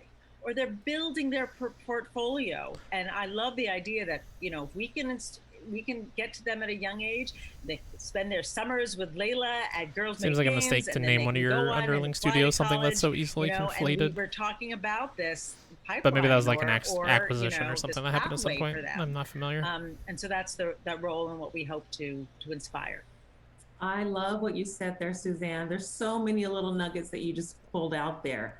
The different avenues you can have and career pathways there are in the gaming industry. Ryan. Just the activity that you can have in terms of having mentorship and role models and representation, and just, having good gamers out there. So there's so many things that you talked about that I want to hit on. Let's just pull Layla into this conversation and just talk about the idea of mentorship and representation. Layla, talk about the workshops and the summer programs that you offer to girls. How does that help to increase the representation and the mentorship aspects that we've talked about? Thanks so much for having me. I was on mute. This is 2021, still going on mute. But like Susanna said, I think it's really important to kind of pass that baton on. And I think we see this summer after summer, having created a place that's, for girls. We get this question a lot. Why do you need a space that's just for girls? There's so many programs out there that are open to everyone. But I think it's just so important to create that space because, like Jim talked about, it's so important to see people who are like yourselves. For many of the girls that come to camp, this is their first time walking into a room full of girls who love video games. They've been so accustomed to kind of being the only girl on their robotics team, or the only girl that went to a coding camp with their brother. and the girl who's fighting her brothers for you know the Xbox controller. So those are very common themes and stories, and I think it's important to kind of tie in not just the mentorship but also the community. It's very important to walk into a room and feel like you're not an outsider, and the best way to do that is to show many more faces that look just like you. It's really validating to walk away not just with the technical skills, but to feel like these are people that I'm gonna, you know, kind of encounter in 10, 15 years, and we'll be like professionals, because right now we're just kids making games, but we'll be professionals in a few years. And 7 years out for Girls Make Games, we're finally starting to see, you know, these girls kind of make plans together to go to college, and this year, I would say, like, the first time we got in like dozens of emails from families saying, you know, my daughter is now thinking of college, and how do we get this portfolio going? How do we set that up? So I think, touching on Jim's point too, there's so many challenges that, you know, people have to go through just to get everything right. You shouldn't have to rely on luck so much. So if you look at the women who are now excelling and thriving in the industry, and you ask them their stories, so many things had to go right in their lives to finally end up in the industry, many of whom ended up there accidentally, like me and even Tony.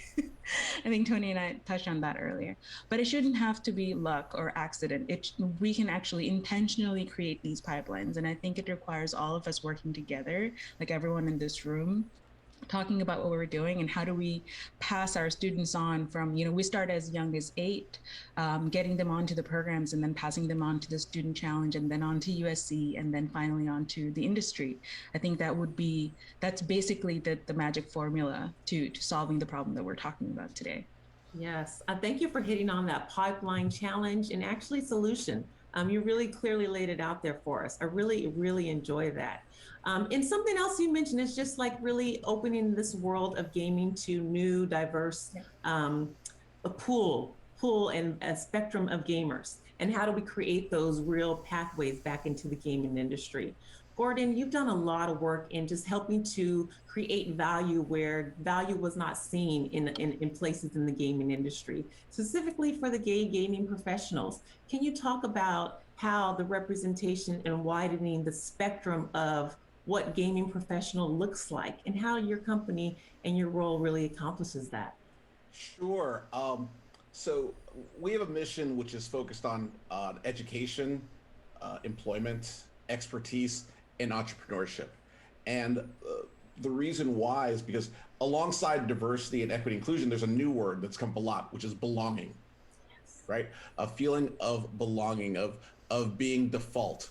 And I know that people in their uniqueness do a lot of mental, socioeconomic, and sometimes social gymnastics before they get to be as good as they are, before they get a chance to participate in this panel or participate in our industry by and large. And I think the work that we all share is trying to disrupt some of those mental gymnastics, socioeconomic gymnastics, social gymnastics that young women, people of color, indigenous people, neurodiverse people need to do in order to be as great as they are, you know, to belong, you know, in the space. And sort of hearing, you know, what Layla's speaking to of a cohort, right, that treats each other as default, and where are we going to go now together, collectively?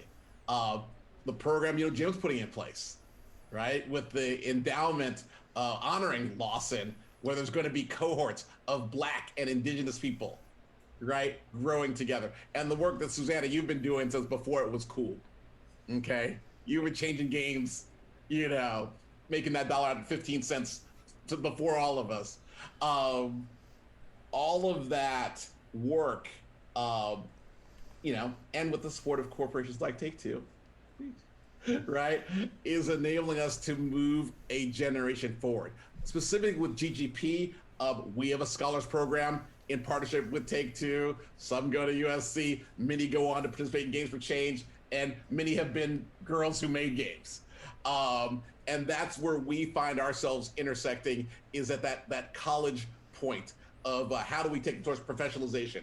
And then we hope to carry them through into employment, into being experts, right? Because that's the real challenge when you're trying to discover people. You don't want just to be entering. You want experts, right? And if things are going to really change, like this discussion, you need owners, right? Layla, owner. Susanna, owner. Jim, owner. All of you, owners of Fastest Your Business, right? That is where we become the batter, not the frosting, right? Where the change is, you know, more than we can count, 2%, 3%, 1%. We aren't even the ones counting, right? We're still being counted, right? Until you're doing the counting, nothing has changed, right? I don't need to ask, how many young ladies are in Girls Make Games? You're like, all of them, right? What is the gender balance of Games for Change? All of it, right? These sort of systemic changes, like that is the work I think we all share. I think it's why we all made time today, right? I've been to every E3. I was a booth boy when I started, and I'm still here, right? 25, 26 years later, haven't missed one yet. So I hope that someone out there sees this and begins their path, right?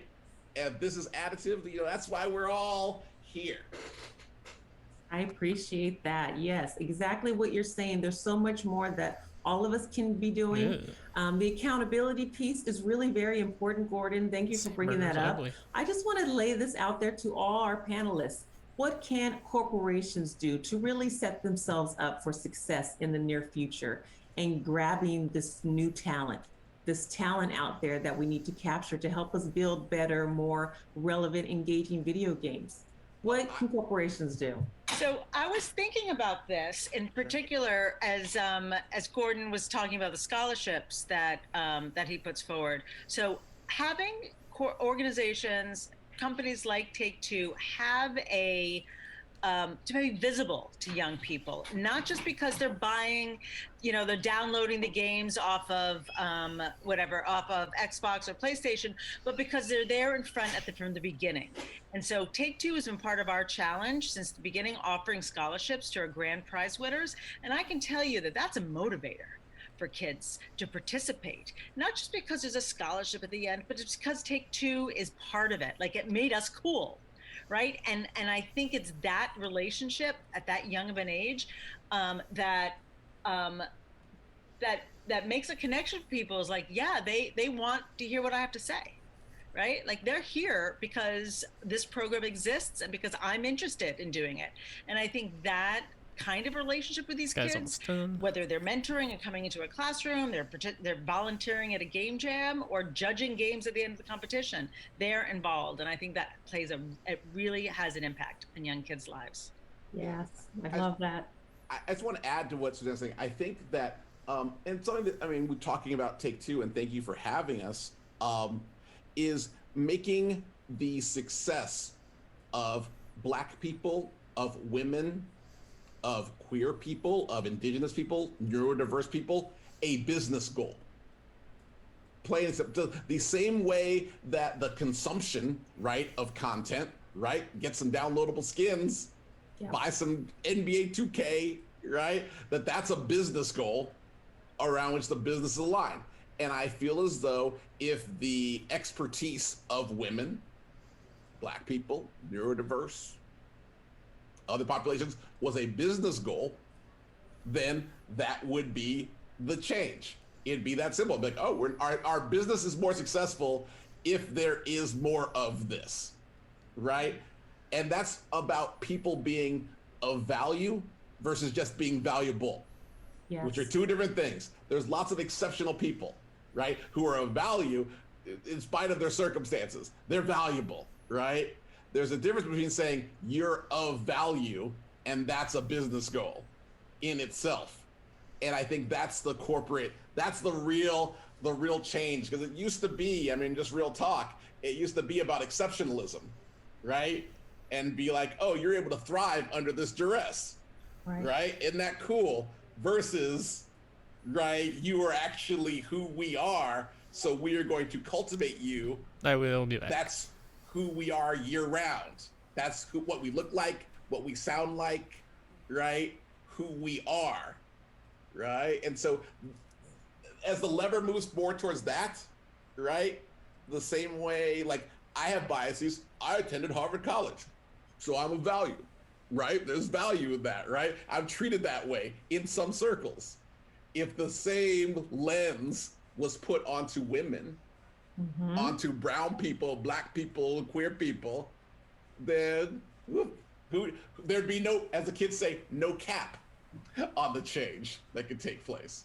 Right. And that just speaks to being deliberate with our diversity, inclusion, equity practices. Corporations really have to take that accountability and, like you said, do what's right in that spectrum, in that conversation, looking at value from different sources and kind of recalibrating our minds to that. But like you guys have said, it takes time. It takes starting earlier in the pipeline. I love that you just call that out. What other things can corporations do that are just different than what we've been doing in the past, perhaps? What would you recommend? I would even add to what Gordon just said. The looking at this challenge as a business challenge is key. That's what between the inspiration of the social justice marches from last summer and really talking to our chair, Danny Bilson, who said that, hey, if you were going to tackle this issue, this giant generational issue as a business problem, what would you do? And that flipped the light switch on for me. Well, of course, like any business problem, what are my challenges? I've got gaps in my supply chain, if you will. So how do I fill those gaps in my supply chain? And really working your way backwards in a way where you're putting objectives, strategies, and tactics in place to achieve those goals. Who are you gonna call? From a business perspective, you're going to see outcome, and it's not just, hey, here's a check and good luck with charity X. It's going to be more of, okay, here's a check. This is what we're hoping to see. Let's measure along the way and see if we're seeing progress on that. And it's the measurement of progress and adjusting in real time based on the data that you're getting back. That's where you're going to meet. That's where you're going to see the gap start to close in a meaningful way and be able to point out to other people in the industry, like, hey, this is what we can all do together. What if we scale this effort up and really had an impact on society as a whole? That mindset is really going to be what changes the game. So I like to think about it as like a pie. You know, when we think about from a corporate strategy, we always think about there's a piece of the pie and everyone gets a little piece of the pie. But I think the way we have to approach this is really, the pie is not a fixed size. I think by including more people, the pie gets bigger. So it's not a fixed size that we're trying to all get a piece of, but by including more people, you know, in the industry who, by becoming creators of this medium, we actually expand the medium, expand it beyond just entertainment. And I think that speaks really heavily to me as a problem solver. It's like when I look at video games, it's such an underutilized tool for social change. And I think like that, I can see Susanna kind of has been on the forefront of that. And coming in as an outsider to the games industry, I was just kind of blown away that, oh my God, you can do so much. Like 9 out of 10 kids play video games. You know, not 9 out of 10 boys, 9 out of 10 kids. We're talking about literally changing perceptions and inspiring and educating generation after generation. And yet that power rests in the hand of like a select few. And I think when you think about it, not just from a corporate responsibility, but as a social responsibility, like what are we putting out there for our kids to consume? I think we need to bring in pretty much everyone, anyone and everyone who's interested in building a future together in that.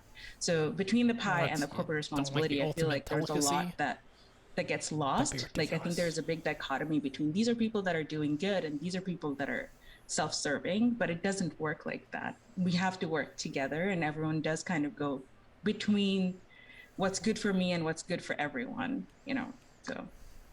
Thank you for bringing that concept up, Layla. The codependency. We are all community members in this pipeline, and we have to be active, deliberate in our processes, in our systems, how we tackle this problem.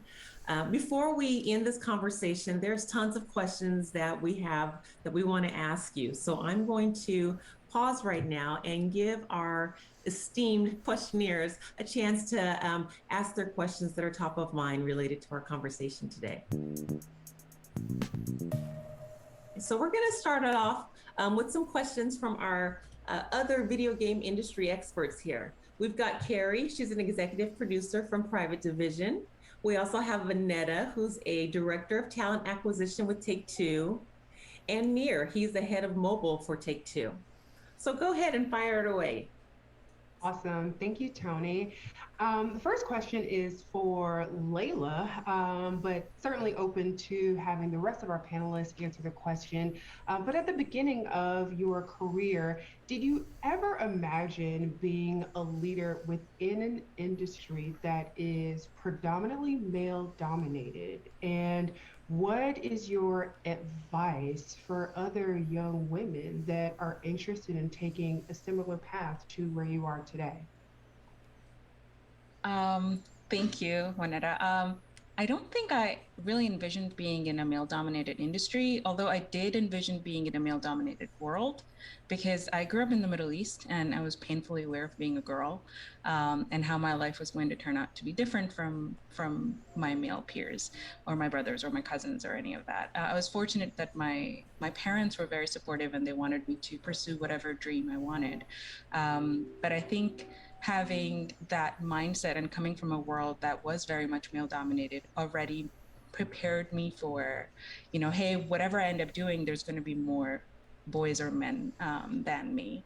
I think the piece of advice that I would really give girls is to honestly not think about your gender when you think about what you want to pursue, because it's all about you specifically. You might end up liking things that people, even your age, your geographic location, your, educational background, or your family might not have heard of or even thought of. And that is all the things that I ended up doing were things that didn't match anything that I had seen in my own environment, but I just kind of pursued what I wanted to.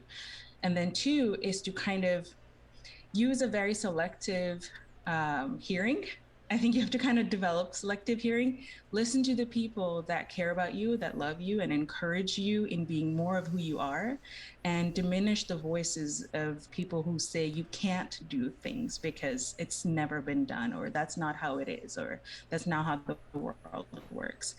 The way the world works is based on the world that we build, and we're continually building a new world. So it doesn't matter how things are done now, they're going to be done a different way as you grow up, and you can be part of building that world. So those would be like my 2 pieces of advice for girls, is to just pursue what you want and develop selective hearing. All right. My question is for Susanna, but also open to anyone else who would like to answer. And I think Gordon kind of hit it earlier when he said that most of us didn't have a lot of examples or opportunities. I'm in that boat. I didn't have any programs and anyone telling me that I could do this, and definitely had to, not necessarily an accident, but really had to work in a different way, harder than most. So my question, Susanna, for you is, could you share an example of how your program has impacted someone that has participated, or a few people? Sure. So as I said, our program is 6 years old in New York City. We're a bit younger in the other cities that we're operating in, and there are opportunities now that kids all over the country can participate. But we saw in New York a very particularly strong cohort. We are actually in over 125 schools right now in New York City, and there are some rock star teachers that have encouraged their kids to participate, their participants, year on year on year. And that, to me, is certainly the beginning of getting this kind of program off the ground, and particularly in schools where students usually aren't offered this kind of experience. So one, having the teachers find value and really and work to and making it a part of an annual program within their school system has also allowed students to continue with the program year on year. There's one young woman in particular who won, I think she won the, our theme category the first time round when she participated as a sophomore. The junior year, she won again. And by the senior year, she was a grand prize winner in New York City. And I hear that she then followed on with a full scholarship to NYU Game Center, right? And it was just amazing. And I just remember she was invited to speak at the Games for Change Festival after she won. It must have been the second year. I don't think it was the third year. And she came, and we were having a conversation about, the program, and she was invited to speak on it, and her father came with her. and followed her around the entire 2 days she was there with a camera recording her experience in this, professional environment, not only when she was speaking, but when she was sitting and watching the other people on stage. And it was so awesome to see that kind of support within her family.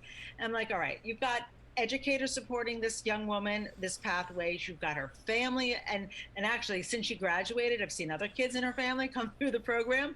But it takes that kind of multiple supports from different directions to really support this young woman who is a woman of color from Brooklyn, who found her path, right? And she got the right supports, and she got there. And now I also understand that she's launched her own studio and is raising money, on Kickstarter. She's remarkable. That's awesome. Thanks for sharing that story. That's so cool. Nir, do you have a question for our panelists? Yeah, hi, I do. So my question is to Gordon. I'm looking at LGBTQ representation in gaming. I've been in gaming for more than 12 years, and it feels to me that representation is a bit low than what you would expect, what I see in tech in other sectors. Do you have some data or some thoughts about that? Is that the fair estimation? And if so, why is that? And what are the main challenges that LGBTQ individuals face in this industry? Sure. Well, I'll tell you a little history here. So when we started GGP about 15 years ago, which is not that long ago in corporate times, queer people only existed on an anonymous mailing list, anonymous to each other. Okay, because employment safety, which is still a concern globally, not to mention just safety, was a #1 concern which all of us lived with. So, even back then, weird flex, but I had designed Madden Football, had already sold a company to Activision, employment safety. So that is the #1 reason why. And just in this new recent history, have we begun to build the trust and value in each other so as to aggregate and to even acknowledge each other, okay? And to build systemic ties to companies like Take-Two and others to move from hiding from the industry, right? Escaping from the industry, to affinity, right?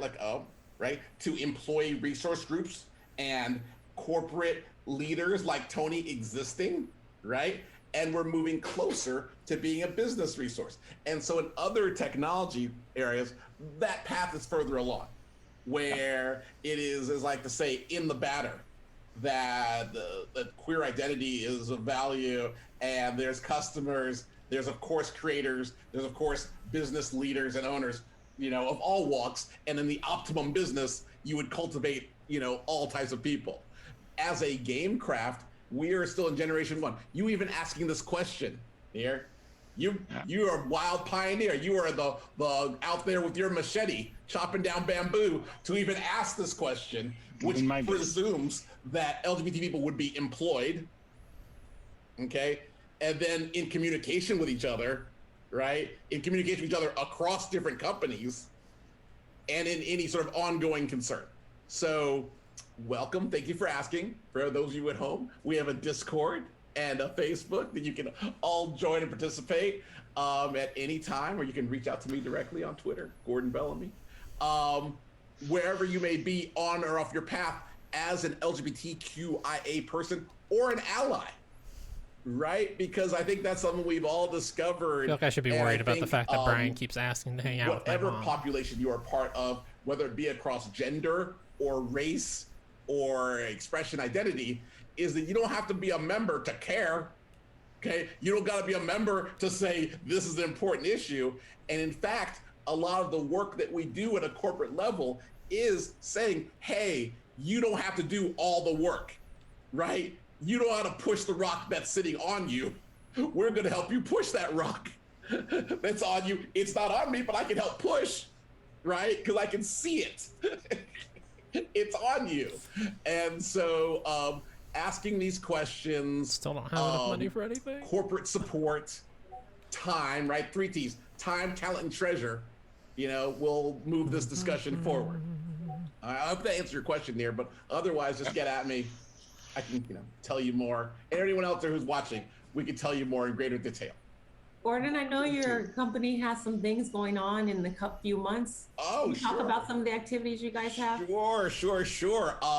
So we have most of our content now, in addition to our Scholars Program and our community service that we do with Take-Two, is streaming.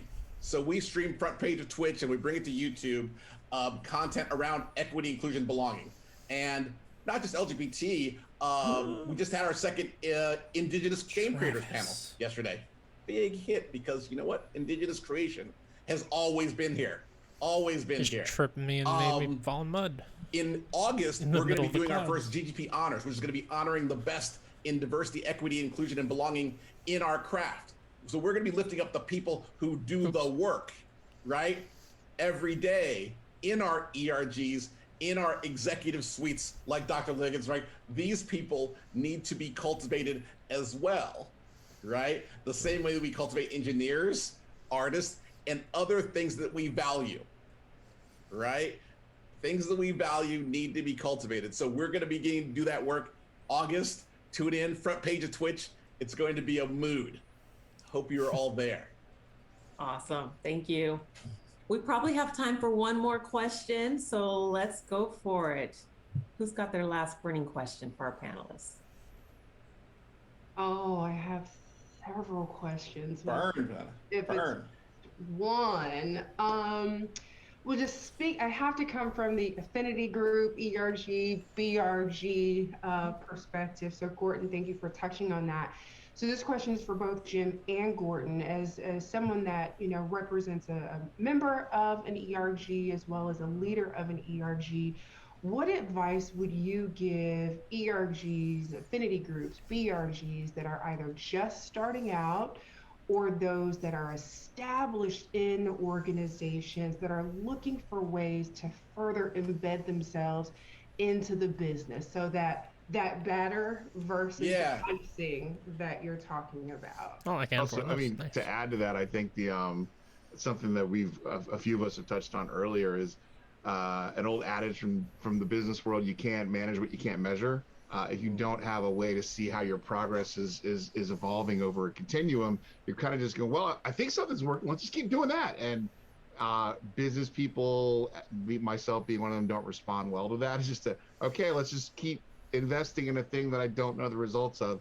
You need to be able to go back and say, hey, this year we were here, this following year we were here. Here's the, not only have we seen a positive impact on the investment or good ROI, but we also recognize the fact that the partner and partners that we're working with are making moves and making investments into the future that they're saying that they want to see.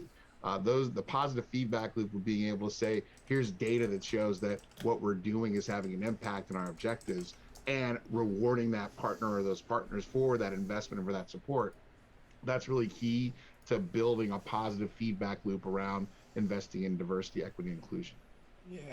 Yeah, what Jim said, but I'd still say make it mobile. God, if you could move that needle like 0.2%, anything, you can't get cut. You can't get cut then, right? There's no way, no one can say budget's tight when you're moving that needle 0.2%, right?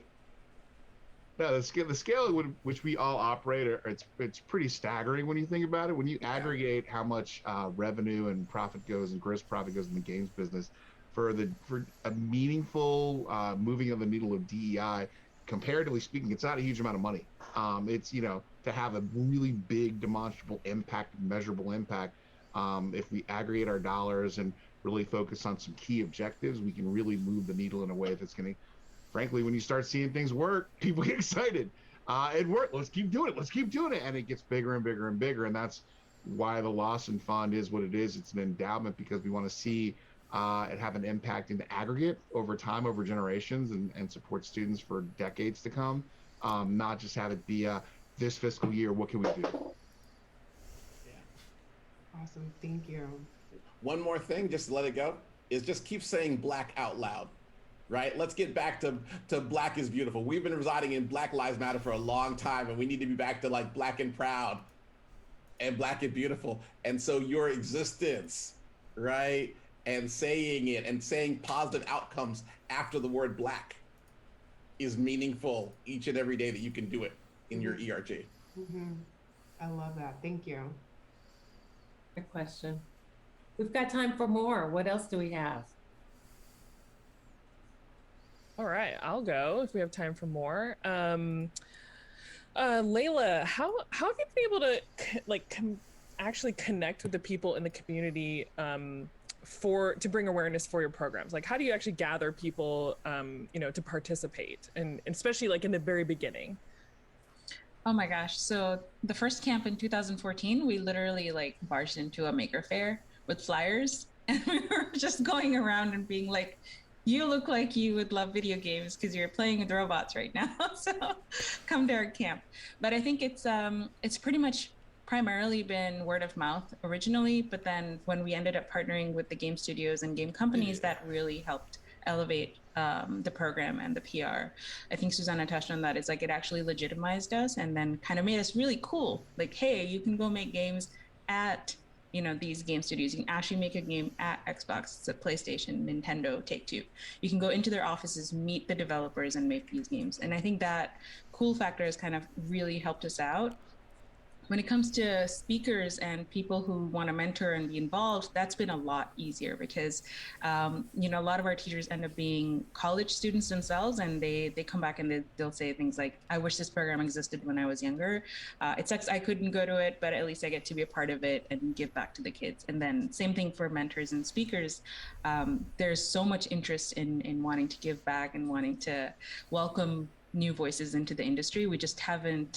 We haven't really had to do a lot of pushing. In fact, we get pulled in a lot of directions. I was talking to my team the other day. I was like, this is a very fortunate problem to have where we're getting pulled in 100 directions because we're needed in 100 directions, as opposed to us telling people that, hey, this is important, pay attention, and, look at what we're doing.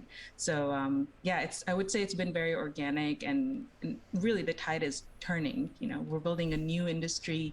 We're building on the industry that we have, but we're also building a new part of the industry together. So it's really exciting. Thank you. Thanks, Layla. And thank you to our panelists. You guys have been very inspirational, very thought-provoking, and have left us with a lot of great tidbits to take away, to take back to our corporations and our respective organizations to really make a deliberate impact in our community that we're building and this whole world of diversity and equity and inclusion in the video game industry. So thank you all. Thank you, the viewers, for joining, and have fun at the virtual E3 conference.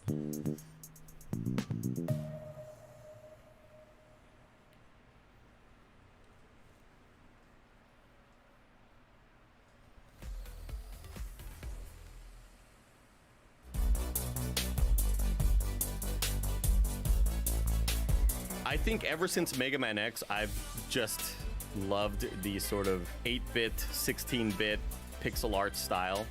As an artist, I just kind of fell in love with that aesthetic. Number one, Mega Man X, favorite game of all time. Whenever somebody asks me the deserted on an island question, Mega Man X is the game. I would say Tomb Raider. Lara Croft is the reason why I started to become really adventurous in my own life and wanted to be as intelligent and curious and brave as her. Grand Theft Auto San Andreas. I feel like that was the first video game that I've ever played where I've seen so many Black people in one game and felt like, oh my gosh, my people. You got the Isley Brothers playing on the radio? Like, oh yes, this is where I need to be. Parappa the Rapper on PlayStation. Man, bring that back, PlayStation. Parappa got more bars than half the industry right now. So I recommend that you all go check it out because it's one of my favorites. I think it might be Apex Legends. And I know, the thing you're most excited about is the thing that you've just done. But truly, I have been waiting my entire life to play a character like Valk. And it's changed my life. My favorite game is, without question, absolutely League of Legends. It's been like a decade since release, and it's still just at the top of the charts, and it's where I go with all my friends and hang out. It's my go-to. That was the first female I actually ever seen play video games. It's my mother, and she loved 007. And we would all play, me, my brother, my mother, and my dad, and we would just go crazy in that game, have game nights and everything. Lion King, Sega, on Sega, because that will teach you about life right quick. That was hard.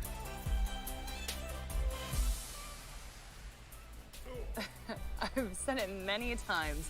TV should have his own segment. Every time he's on camera, I'm just like cracking up. Love him. Anyway, welcome back to E3 2021. Do not forget to check out e3expo.com/shop for your E3 2021 needs.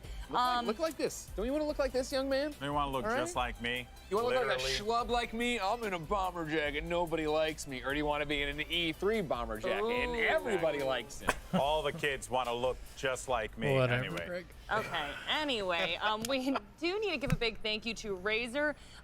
Do you see our lovely little Razer Blade laptops here? And then we're in the Razer Isker chair. Oh, sorry, you didn't get one. I got the chair, though. You did, Talk and about they're the lumbar. amazing. The Lumbar lumbar support's support fantastic. is on point, y'all. Greg, you and I, we're tall gonna do that on folks, so it's camera. like you need that lumbar support. It makes you stand and up that's straight. the thing is, if you're not a tall person, you don't understand how hard it is to be tall, and that's always embarrassing, right? Go, oh, right.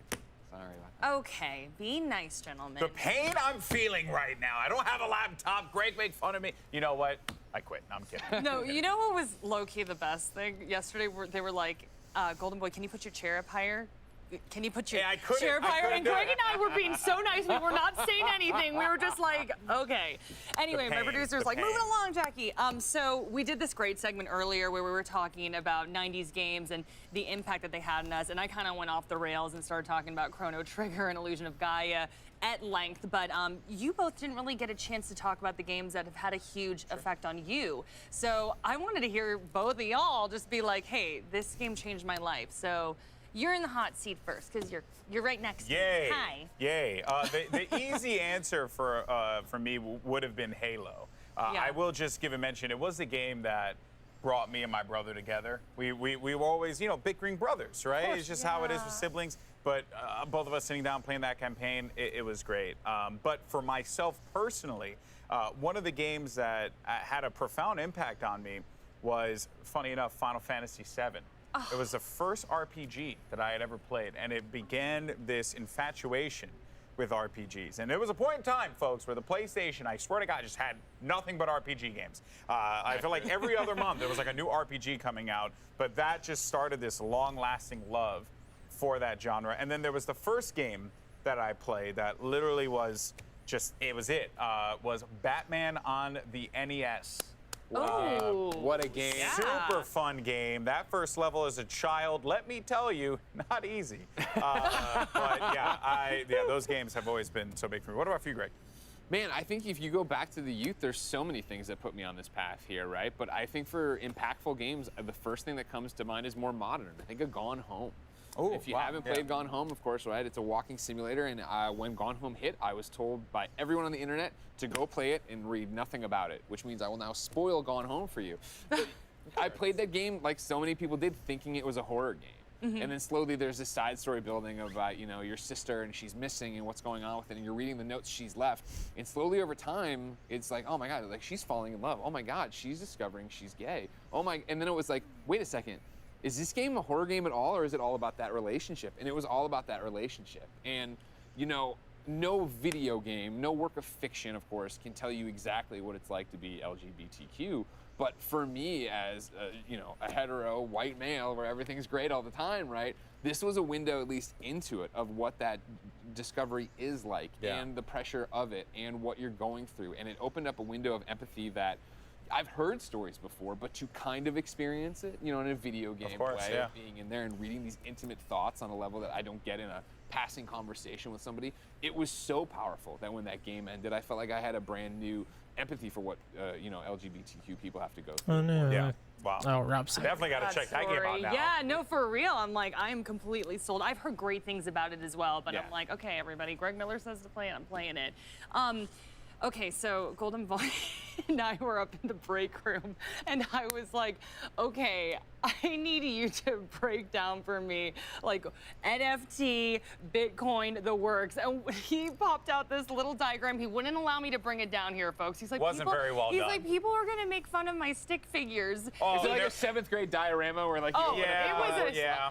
But well, what was so sweet about it was Golden Boy's like, you can keep it for you, Jackie. This will just be for you. And I was like, oh. He drew a stick figure of me, and it was like tall and lanky. And then he was like, this is me. And he's like, see, it's got a little belly, and he's like, and it's missing hair. And I was like, stop it, Golden Boy. But actually, this kind of brings us to our discussion about mythical games. That's why we even started talking about it. Yeah, first, I do want to give a huge shout out to my boy Justin Kruger. I've known him for years, and he's over at Mythical, so I'm very much looking forward to seeing what they're going to bring to the table. But yeah, Mythical Games is a very interesting company because what they're doing is they're making games on the blockchain. And I know everyone's like, well, you know, sure, NFTs, blockchain, crypto, there's always these conversations around it.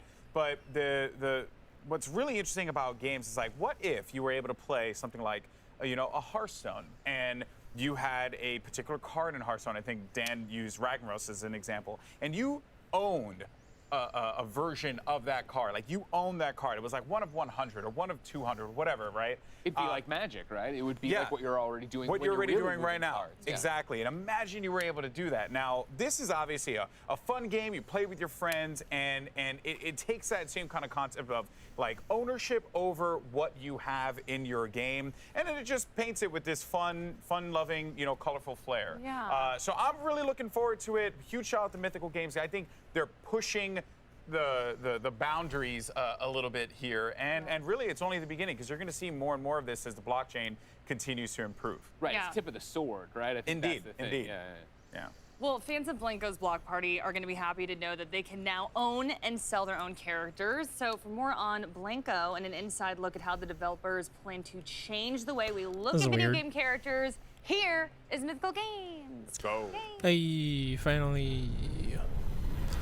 I didn't know all this crap about them being involved in like blockchain and stuff. That's bizarre. I mean, it's basically just like an evolution of the Steam marketplace, right? Selling stuff on the Steam marketplace, specifically from like CS:GO and Dota. Some of that stuff goes for ridiculous prices because it's so rare. Blanco's Block Party. Oh man. Blanco's Block Party is a lot of things. The game or just the Blanco?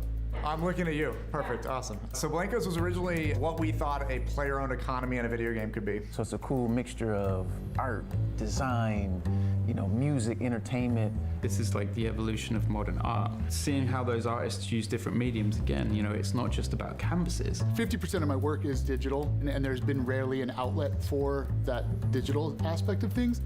What the gaming industry has really become is a lot about microtransactions and getting as much money out of the player as possible. What we're doing at Mythical with NFTs and blockchain really changes that script. By the end of this time next year, I'm going to have a whole row of Blancos. So. Play, earn, collect, sell. That's it. Sorry, I got lost. Can we start again? I gotta say it again, boy. I ain't felt this good in a minute. Own it. I ain't trying to rent it. It feel like it's third down. I feel like if you want people to buy a character model, it needs to look good. I don't think this game looks good aesthetically. Looks like cheap Legos. You know, Legos are lit, but cheap Legos, not so much.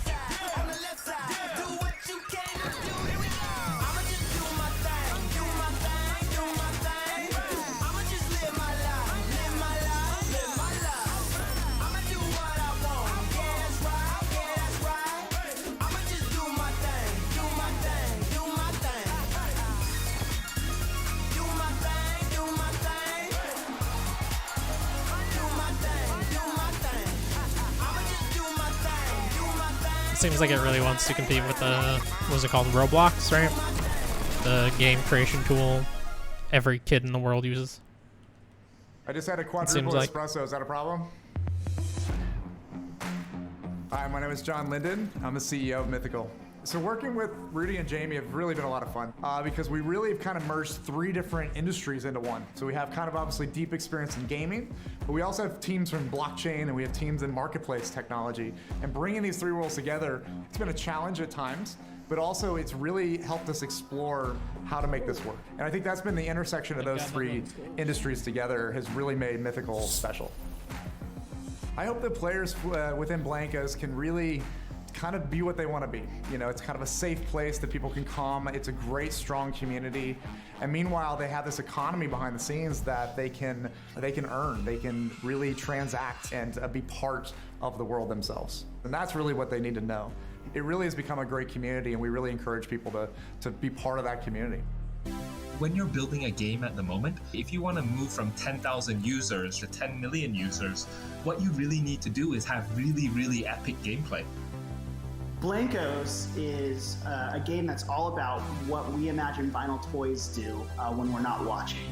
What happens when we go to sleep and these toys are left to their own devices, and an exploration of that whole fun world of creativity that these toys escape. This is a weird presentation considering the NFT market just exploded or imploded on itself their own inspiration, in the last their own flavor, week or and their 2. own style. And I think that players are going to find that they'll go, oh, I like this toy because it speaks to me. You are playing, building, and collecting. But then outside of that, you are also upgrading and selling. You don't need to understand NFTs or blockchain at all to play Blankos Block Party. All you need to know is how to play a game, and we teach you that. The Junction is an amazing place where the Blankos go to express their creativity. Players are going to have a role in helping to bring that world online. It's just this city full of tons of different designs and colors and patterns. But the point is that you are meeting up with your friends, you're practicing your new skills out together, and then you're jumping into mini parties. Yeah, it's also a pass for me. Players can build their levels using our Blanko build tool. They can make whatever level they want. They can set the terrain, and then they could set the win conditions, and they could set the game type. So you can make this level into a shooter, or you can make this level into a race. There are things that we didn't even think was possible with our level editor that they've been able we get to it. do. It's Roblox 2.0. I've seen levels that recreate a particular science fiction movie that I might not be able to say. I wanted things that felt like beautiful pieces of art. We're just continually adding to this huge library. Hope these guys are of excited to buildings get sued and like houses Roblox. And vehicles. Although I guess and that Roblox is kind of mostly stuff. a music Things thing, that you right? can throw Not like together a you into made a Jurassic Park to looking make thing a or block whatever. party. I think they're being In sued open for beta, we've seen letting over people pay to 20,000 upload block music. parties. Once they're done playing for their it, games. There's a rating system, 1 Music through 5. that is not licensed. So you can really get that feedback from the players. There's over 70,000 NFTs that have already been purchased in our open beta, and we've been seeing just tons and tons of people jump in. Now that NFTs are moving into the mainstream, the most important thing They already moved for in the games, mainstream and for then gaming died. studios that want to focus on NFTs is to really ensure that their gameplay, their player experience is on par or exceeds anything else in the mainstream market today. We're putting the fun in non-fungible tokens. That's what we're doing. It's going to be really exciting to see the game, the community grow over the next few months. What we're building here with NFTs and blockchain really changes that script, because then it's players that can actually benefit and profit off of all the money they spend.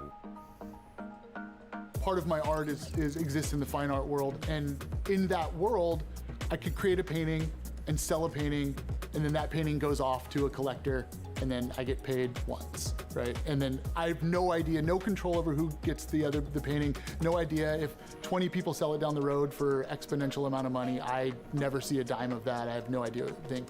So one of the cool things about NFTs is that smart contract that's locked in, and you're able to just not only track who gets it, but share that profit forever. While one will collect for love, the other side that you want to collect from is also from a perspective of capital appreciation. When we look at the collector world today, vinyl toys are on a tear, right? Just the very fact that Blanco's Block Party created a platform where you could not only collect digital vinyl toys created by epic vinyl toy artists, but at the same time use those vinyl toys to battle other people in games. I truly believe that it's a magic formula for, not only epic capital appreciation on the assets themselves, but also, immense amount of enjoyment in playing the game. Today's gamers are used to having a lot of control over customizing the experience that they have. We've seen that in the trend of games coming out over the last 10 years. Players spend a lot of time online, they spend a lot of time in digital space. That's where they want to express themselves, through skins, through cosmetics, through the things that they buy through games. I think that's where, Blankos really shines and what we bring to the table. But they're just going to talk about Blanco the whole time. I thought this was like they were going to present some, because they have several games that they published. They're not just Blanco, but apparently that's all they're going to talk about. Rudy Koch, SVP Business Development. Am I just Although they've only been talking for like 8 minutes, I guess it just feels like they've been talking. I'm a big-time collector. I collect vinyl toys. I have a whole and they've wall got of them until at home. 12. I'm a nerd. They've got time to talk about other stuff. We're all nerds. We all collect. I love collecting. I actually started my career in comic books. I collect sneakers. I loved Magic the Gathering. I had hundreds. These concepts as collectors ourselves, like the box opening, opening a box for your Blanco, or the serial numbers on each of the NFTs that you buy. These are concepts that live in the physical collector's world that we love so much, and we wanted to bring that and translate that into the digital world. And what's amazing is that with the players that we've seen so far and the people engaging with the economy, they are getting these concepts, and it's been a lot of fun to see that all unfold. With real toys in real life, right? When the way to keep their value is you put them in the box, you put them on the shelf, you leave them there. But with Blankos, as you play with them, they get better. You can customize them. You can make them the way that you want them to be, but also increase their rarity and increase their scarcity by playing with them. Our leveling up process, it's called Grade Up. It draws from real toy and collectible culture. It's kind of a neat turn on everything that you would think about collectibles. I'm looking to invest in and acquire assets from games that have the ability to move into the mainstream, games that have the ability to become AAA titles. There are mainly 3 that top my list. Again, Blanco's Block Party, Gods Unchained, as well as Axie Infinity. They've been able to integrate blockchain within their gaming mechanisms, really in the background, rather than having it to be a requirement to be able to participate in the game and participate in the community. Who's sick now? Gene, of course.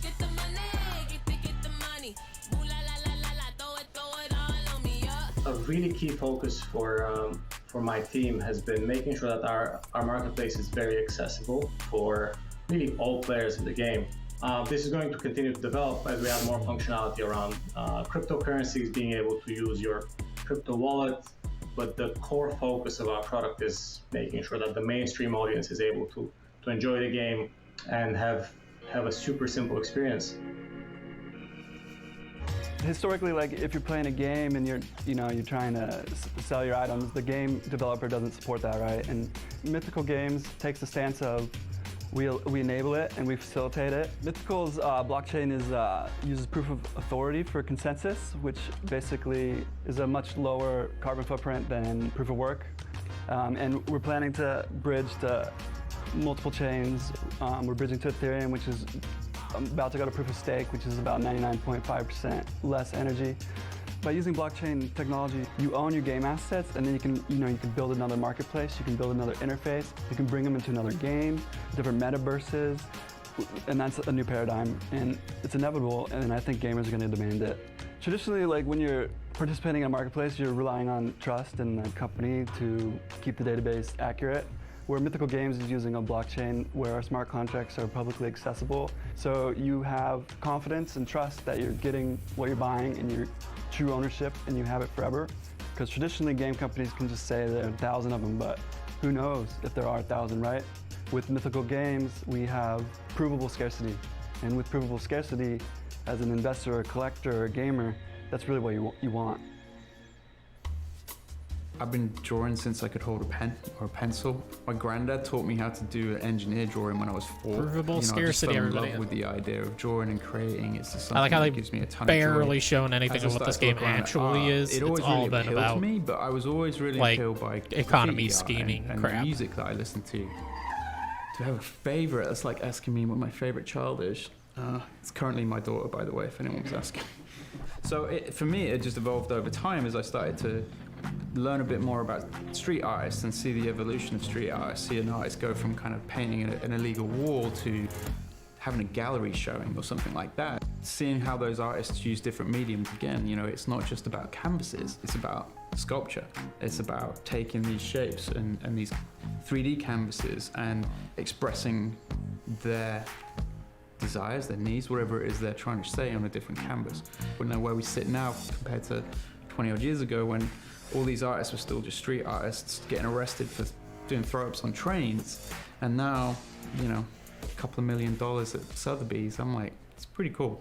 Where should our hands be? Just do this. Oh, okay. I'm super excited to talk to you guys about some of the artists that we're bringing into the game, some of the first collaborators, and I think it's appropriate to start with Michael Lau. Michael Lau is a legend in the space. He's definitely known as the godfather of vinyl toys. He has this really awesome quote, which is, all art are toys and all toys are art. And I think like that is perfect for Blankos. And so I think we're really excited to see his style come alive in our realm. 點解想合作？咁其實一路以嚟都好想自己啲 character 可以喐啦，好似可以做啲 animation 啊，或者 game。咁今次真係有機會同一個咁配合到 figure 個 game 合作，所以係好開心。Another artist and designer that, you know, we're super excited to talk about is Quix. And what I love about Quix is that, one, he's a graffiti artist, but two, he's super hip-hop culture, love his designs, love the samurai. You know, he has this really iconic, like Japanese mech warrior style. So, you know, I think we are all just excited to see that come alive in the Blankos universe. My artwork and the style of toys that I do now are pretty much rooted from the stuff that I've loved since I was a kid. I grew up in the 80s, so I was heavily influenced by a lot of Japanese robot shows. Texas history is like my Mickey Mouse. He represents Japanese robots, hip-hop, and graffiti, all rolled into one character. This brand that we're going to reveal now is near and dear to my heart. I'm actually wearing some sneakers that represent them. I will let my friend Nicole here tee it up. The Marathon Company, from a culture perspective, they've worked with some incredible folks, obviously led by Nipsey Hussle, you know, and we certainly want to honor his memory. Nip was someone before he passed who was already into technology. It's such an honor to be able to carry on his legacy in a sense and bring them into the world of Blankos. One Blanko can be so many different things. A Blanko can be a pattern, it can be a unicorn, it can be so many different characters. We work regularly with Kronk. His skill at being able to create characters, make you commit to those characters, they're believable. And then we have JPK, we have industry legends like James Groman, Nikki Davis, Sarah McPherson. I keep forgetting about my studio lights because I start streaming so early that the light from outside is coming in hard enough that I don't really need it. We're not just picking from one person's perspective, which really helps to kind of broaden those cultural references.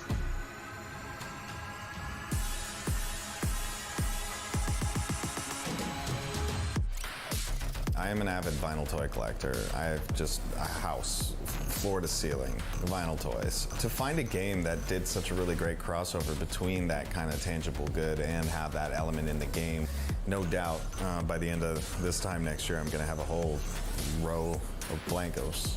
So. It's art in a 3D form. I think it's a really great online safe haven for, you know, street art where it keeps its integrity and it isn't bastardized.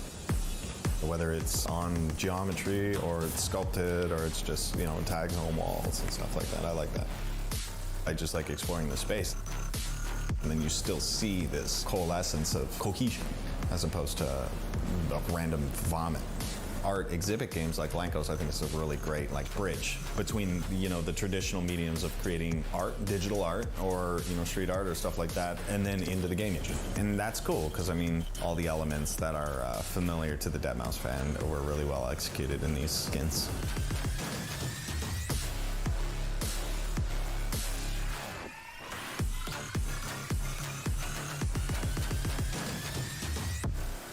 Anything else, weenies? In the back? So now that the video is coming to a close, download Blankos, blankos.com, bring your vinyl toys to life, build your own levels, buy all the designs from your favorite brands, artists, and designers, share it with all your friends so they download and play it together. And we look forward to seeing you within the world of Blankos. But wait, we're partnering with the fashion industry's most coveted brands to bring you their style, Blanko style. And our first collab is a name you'll recognize. They're known worldwide for their signature plaids and heritage prints. I'm incredibly excited to announce that Burberry will be partnering with Mythical Games to launch a limited edition Blanko in their game Blanko's Block Party. Pushing boundaries and discovering new ways to innovate with our communities have always been at the heart of what we do as a brand. Fancy clothing Being brand. a part of this creative and pioneering community with Mythical Games is an incredible synergy for us and a perfect evolution of our existing engagement with the gaming communities. This partnership presents Burberry's first exploration into the world of NFTs. This opens up a whole new platform of possibilities, and it empowers digital natives and gamers to own a piece of our brand and actively engage and participate with our house codes. We can't wait to embark on this pioneering journey with Mythical Games as we explore the future of digital ownership in gaming, whilst discovering new environments and a myriad of possibilities within this community. Sure.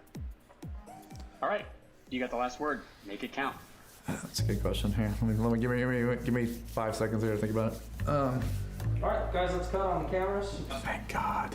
If you're ready to start building, playing, and earning, you can download and join Blankos Block Party now in early access on PC.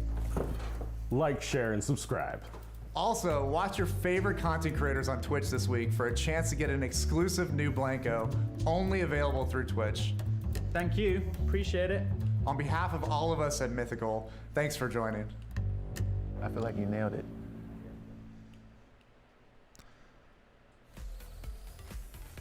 That was the whole thing? Holy E3 Lord. Why did you call it the Mythical Games presentation? Why did you just call it Blanko Block Party? Please spend money on this crap that's worthless. Presentation. At DoorDash. Just Oh, by that was tagging them awful. in a tweet and following them on Twitter. It's as simple as that. But Mythical Games, I said before, it's a different kind of experience, right, Thank Jackie? you. It's did you learn a little bit about the blockchain? I mean, I learned so much, and honestly, the art was breathtaking. Yeah. They were talking about how this is the evolution of modern art. I think Deadmau5 himself said this is a safe haven for street art, and I'm honestly just blown away by the entire concept. You were taking me like 101. It was basically 101. like NFT 101, Bitcoin 101, all of this stuff like kind of went over my head. But when you broke it down for me, I think it was just so intimidating to me before. Like, I was like, I don't even know how to get into this. But then once you broke it all down, I was like, I understand the concept and the proof of authority. Like, this is amazing for us to have that. And then to just bring in art and entertainment and design, like, I'm here for it. I love it. Yeah, But yeah, you're going to have to school me some more. We're going to I have to got do you. some private lessons. I got you covered. But the one 15-minute presentation wasn't Exactly. enough. You didn't get to see his. no. By the way, you I'm gonna need do a to TED Talk. you need to make one of these, right? I saw your art earlier. It was Oh phenomenal. yeah, stick figure art, amazing. Blankos, hit me up, Mythical, I'm all about it. But Greg, at its core though, let's not forget Blankos Block Party is a game. Right. And it has one of those types of Roblox experiences to it, where it's a make your own adventure type of game. And those are really picking up. Like I know a lot of people want to knock on it, but Roblox is like one of the biggest games of all time, of course, and huge on YouTube and stuff. So it's clear that like this is a great direction for something like this to go, where you can express your creativity. Right, 100%. And I think that's what's interesting about it is their presentation was so focused on how NFTs work, what they're doing, the designers and artists they're partnering up with. It makes sense in the way of, hey, we want you to understand the business side of it. But for me, I was more, can we see more of the game? Can we talk more about the games? And I was talking to you about it, and it's that idea of like, well, you could, but you can make whatever you want in it, right? And that's what stands out to me, you know, as a Little Big Planet fan. Even for Mod Nation Racers, but then more like Mod Nation Racers. Right? Right now, like, think about how Core is doing this, how Roblox is doing this. Get in and make your own games. The fact there's already been more than 20,000 block parties they're talking about there. They called it out. You can make shooters. You can make platformers. It's like, it's early access right now. It's free to play on PC. It's one of those, like, yeah, jump on in. It doesn't cost you anything. That you don't have to buy a guy right away or do exactly anything like that. Yeah, a very, very cool concept. I'm very excited to see where they go from here. 100% great. 100%. And also, anyone can hit you up on Twitter for private lessons, correct? Yeah, totally. Just make the YouTube video of it, Golden Boy. That's all you need to do. I'm just trying to get out of frame, guys. Okay. I'll get you out of here. What do you do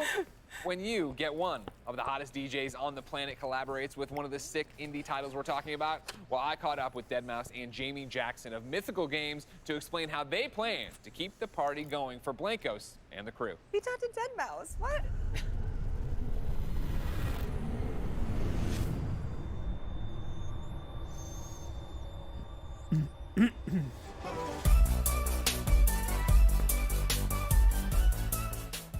So how did this collaboration come about?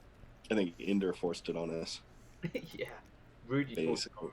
We didn't want to work together again. We would. No, it was all mandated. I Orders feel like from we above, heard from plenty ARPANET from forward Deadmau5 overloads. in that video already. We didn't So really that's need this, but mostly sure. true, but also, you know, we're in the video game world, we're in the NFT world.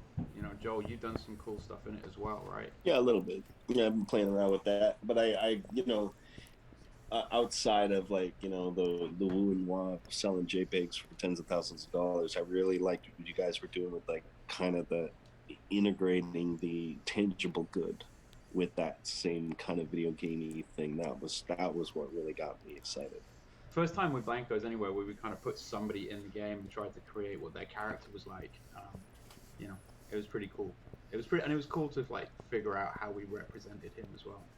What was the inspiration behind the Deadmau5 cross Blankos character? I mean, from my point of view, I knew like how Is like, that Joel's RoboCop? cat Meowingtons is a big part of his life, and it felt like, you know, we wanted to represent the head, the mouse head, because it's such an iconic part of who he is and what he does.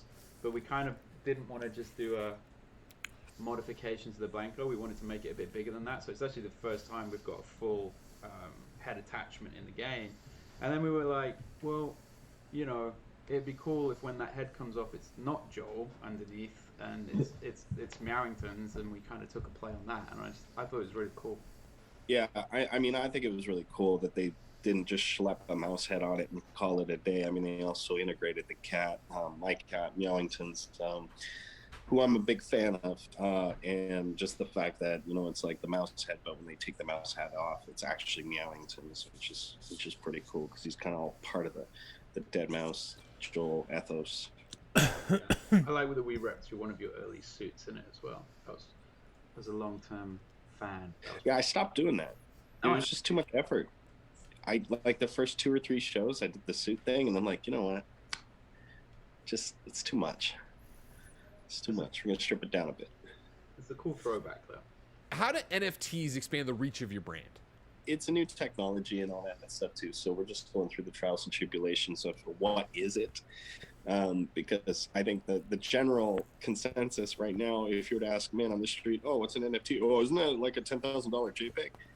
You know, is kind of the answer you're going to get. But it's really a lot more than that. It's the underlying framework and technology that allows for, you know, the blockchain provenance, you know, that unique identifier that can be used from platform to platform to platform. So think of it as like what Steam's is to video games is, you know, is like the world's Steam, you know, like, so it's every time you log into Steam or something like that, they're gonna use Steamworks to, like, you know, grab achievements and stuff like that. It's all stored on that centralized system, the blockchain being the similar concept, but decentralized across all computers and stuff like that. And because the way that the infrastructure works with blockchain is that's all very easily swappable. The metadata, not the actual assets, but that metadata that ties to the assets can be interchangeable between a multitude of systems. So now I think that people are just now starting to kind of take in that standard protocol of fetching and receiving Alien wallet gummy data and stuff candy. like that. Tying assets to individuals through game platforms is a big win. But then, what are the benefits of NFTs for players? So from a Blanco's point of view, it's about trust, really. If you boil it down, it's about trust and proof of ownership. No gamer has truly owned any asset they've ever bought in a game before. It's all just a license, right? And you kind of just trusting them. There's no way to prove it. Whereas with NFTs, you can it's proof. You can see it. It's open. If we say there's this many, there's this many. If you own it, you own it. And with Blancos and our marketplace, that means you can also go and sell it as well. So really, it's just about trust and truly owning the assets that you pay money for. When's the first Deadmau5 Blanco drop? This summer. This summer? Like this summer or next summer? This summer. Oh, nice. Thanks for joining us, What guys. an Now, awkward, let's get back to the show. terrible interview. Whatever. One of the things I liked, obviously, in the Deadmau5 presentation here was him being very much like, why are you doing this with your brand? He's like, because nobody knows what it is.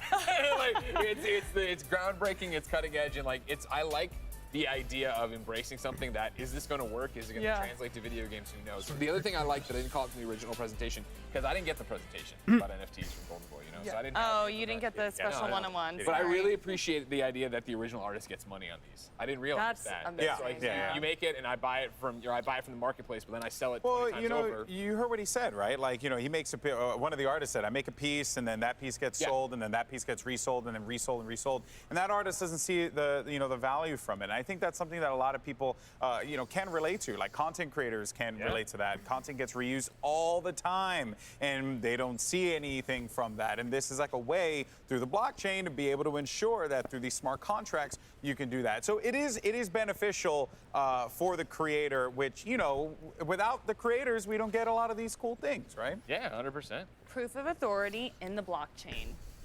Girl, there you go. I'm proud of myself. It doesn't work. I don't know what that is. If you don't, what? Get out of here. Yeah. Well, I don't know. folks at The home game like does not indie interest me games, at all. we've Is the got big you thing covered. there. We are going to take a quick break, and then our voices of E3 will discuss the indie gaming industry right before we reveal some of the hottest new indie titles releasing soon. So stay with us. And the If fact indie that is the future, NFTs have the future just is imploded now. upon themselves in the last couple weeks My already, craziest E3 story it just does not feel like is something that you should I lost be investing my in, and wallet especially like at the beginning of the this day. company is I had encouraging this children Pokemon, to invest in these things because Pokeball that's clearly wallet, a game and targeted dropped out at of my kids. bag, and The collector's I angle is said, targeted well, more at that's it. adults, but the game itself my life is targeted at kids because it's very ruined. similar to Well, I still Roblox, gotta which get all kids this play footage like in. crazy. So I still did. I don't know. I didn't like that E3, presentation And at then I all. got a call from Lost and Found, and they'd actually found my wallet, and I felt like that was the biggest W of my life because I had an amazing E3. I got to go to the Cyberpunk Lounge. I got incredible footage, and I got my wallet back. Okay, what a story. Sure. Good God, this shit's expensive. All right, Indie Game Showcase coming up. Hopefully we see some good stuff. Because we have seen nothing really worthwhile. Diversity is awesome, obviously. But in terms of video games, we have seen nothing really worthwhile in the last 4 hours that I've been live.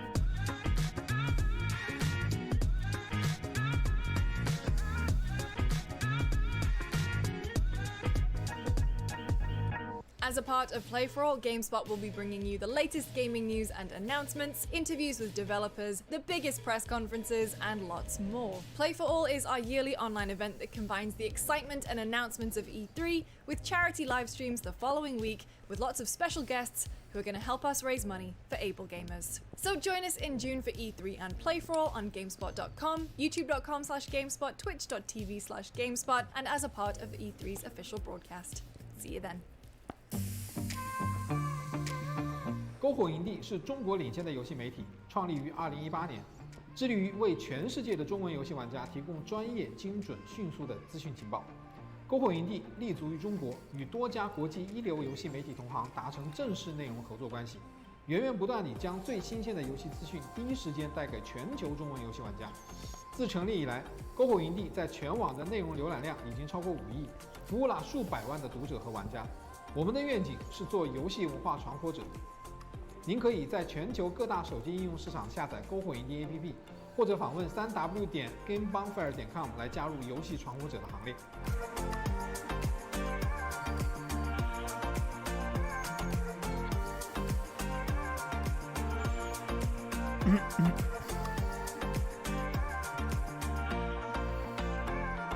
God, so many quests.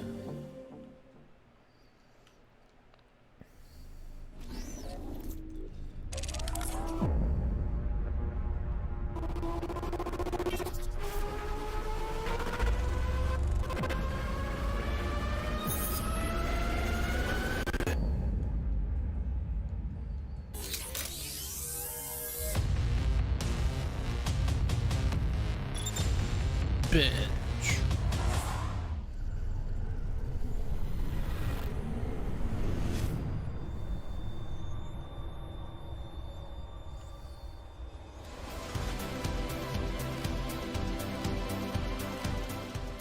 Hi, my name is Renee Gibbons, and you're joining us at E3 for a panel on indie games. I'm joined by our 4 panelists, including Ariko. Hi, I'm Ariko. I am a self-proclaimed Nintendo lifer. I want to work at Nintendo as long as they will keep me. I am head of indies, and I'm probably one of the handful of people who have worked in all 3 major regions, so Nintendo of Japan, Europe, and currently I work at Nintendo of America. I am super honored and excited to be here today. Thank you. Hello, I'm Mike Micah. I'm studio head for Other Ocean and Digital Eclipse. I've been making games for far too long, but my favorite games these days happen to be these really fun small games called indie games.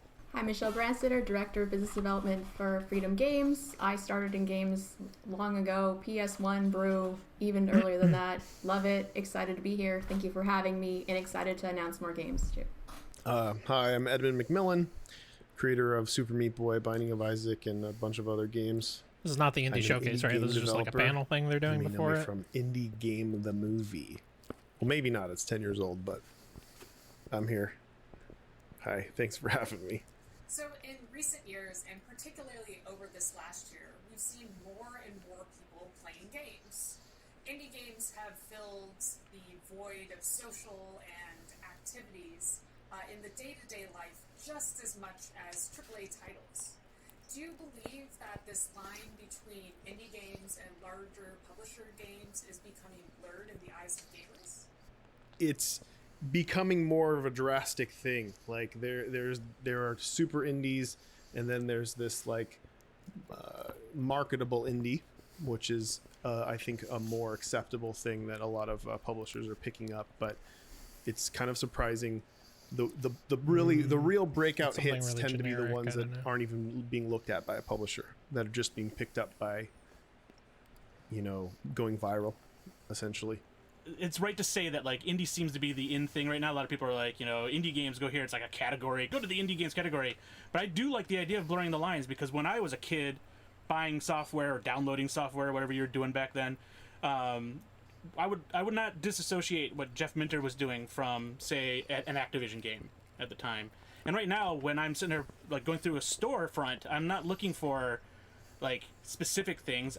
Things catch my eye, and I see all these smaller games. There's so many of them now. But like, I'm actually looking for something that appeals to me. It's like when I used to go to the music store and go to different sections in the store. I wasn't really looking for a specific artist. I was trying to find that artist that spoke to me and take a gamble on it. I love that part of this right now. I love that somebody can still in their garage with all the engines we have now and all the help that you can get online and create a vision and then put it out there for people to either come en masse and enjoy, or just come to take a look, and maybe you don't sell that many games, or maybe you don't like get that many downloads. But to me, that is what Edmund's saying is the quintessential indie in my mind. I want to add to that, because at Nintendo we're definitely seeing that. I think there's such a ease to access. There's more accessibility to tools and technology now, and so a lot of the smaller developers are able to self-express and really create unique experiences that they want to do. And at Nintendo we definitely discussed about, okay, how do we define indies? Like, what does that mean? And ultimately we decided, let our partners decide if they identify as indies, and how do they want to represent indies? And we're just here to really support and amplify their message. And if you look at our Indie World showcases, it's really intentional where we let the developers talk. They're like the superstars of our showcases. And they're the ones who are on camera and they're the stars of the show, and they get to tell their stories with their own voices. Do you feel that having the Nintendo Switch and the graphics style that's popular in the games and just the wealth of indie titles that are available on the platform is due to the platform itself or to the audience that you have or your connection with those developers? Yeah, I think we want our content to reflect our audience, and our audience is all genders, all ages. They have all the different tastes in games, and they're from all over the world. And so at Nintendo, we always talk about diversity and innovation, like those two words come out all the time. And we have indie teams based in Europe and Japan and the US and elsewhere, and we all have an equal voice. It's truly global when we think about, okay, what do we want to showcase through our campaigns? And so we want to make sure that that our global teams have equal voices and the content reflect our audience. Absolutely. Michelle, I know that Freedom Games publishes many games from small developers. Do you see those developers, though you're publishing them, as indies, and do they identify as indies themselves? Yeah, most of our developers really do identify as indie. And then I want to say the indie space has evolved a lot over the years. There's a lot of competition in that space now, too. But yeah, we have our developers all over the world. They're in Europe, they're in Southeast Asia, a little bit all over the place, and they're very passionate about their games, and we find them kind of everywhere. They're not really, you can't find them in a specific place anymore. They're just the kid you met at the grocery store that has this amazing game you never heard about until now, or whichever. It's everywhere now. And like Eriko said, it's so easy to make games now. Great games. So there's a lot more competition. There's a lot more great games coming out, and it's interesting to see where the space will continue to go over the years. But yeah, we are focusing on that. And we have a robust catalog coming out over the next year and a half and going forward as well. Awesome. Well, I certainly look forward to that. Edmund, I know that many people consider Binding of Isaac to be a genre-defining success. Do you see indies in their role to explore new mechanics, genres, and storytelling approaches as something that truly defines indies and their freedoms? For me, the thing that really defines indies is the ability to take complete, financial risk when it comes to themes and topics and gameplay and everything. Like doing something that wouldn't actually, a large company wouldn't be able to do because they couldn't invest multi-millions of dollars in a project that wasn't comparable to something that exists. And that's the way all big business works. It's stupid to take a risk with that much money. So it makes perfect sense. It's like, no, it's just the way it works. But if you're a small team of a handful of people and your budget's basically your rent, you can do whatever you'd like to do. And you could make a new genre, like Among Us. It's like you can take big risks and you can do what you want. And that's the beauty of complete independence. You can try to avoid the urge to appeal to a majority. Ed Catmull speaks of the concept of the ugly baby and the hungry beast. And the hungry beast being a large company that needs to keep churning and making money in order to employ all of the people that it has working at it. Whereas the ugly baby is a brand new idea that's strange and unpolished, and it needs to be protected to see if it can grow into a beautiful swan or a beautiful indie game. Do you feel like indie studios are particularly good at taking care of ugly babies? And do you have any advice for someone who might have this idea of their own and how to initially vet that idea to see if it's worth bringing into production? I think one thing that indie games do really well, again, we let our partners identify, but they put their heart and soul into it, right? They have a vision, they have a story they want to tell. They don't really care. It's about what they want to create. They have a vision, and that's what creates a magic. And for Nintendo, as long as that puts a smile on someone's face, for us, we're really excited about that. For me, recently, it was a short hike. I am a mom of 2, and I'm super busy all the time and exhausted at the end of the day. And so when I get to put that on and relax and, fly around the island, it's cute, adorable characters. And I even shed a tear. I won't spoil it for people, but, that's a great indie game for me. And so I think that's the magic of That is a great indie game. Michelle, how does Freedom Games evaluate these initially unproven? If you've not played A Short Hike, you definitely should. The developers are Great. extremely passionate about the game. That kind of weighs a lot into it as well. I came from an indie background too. If you didn't live, eat, and sleep what you were selling, it wasn't going to work. So a lot of our indies are kind of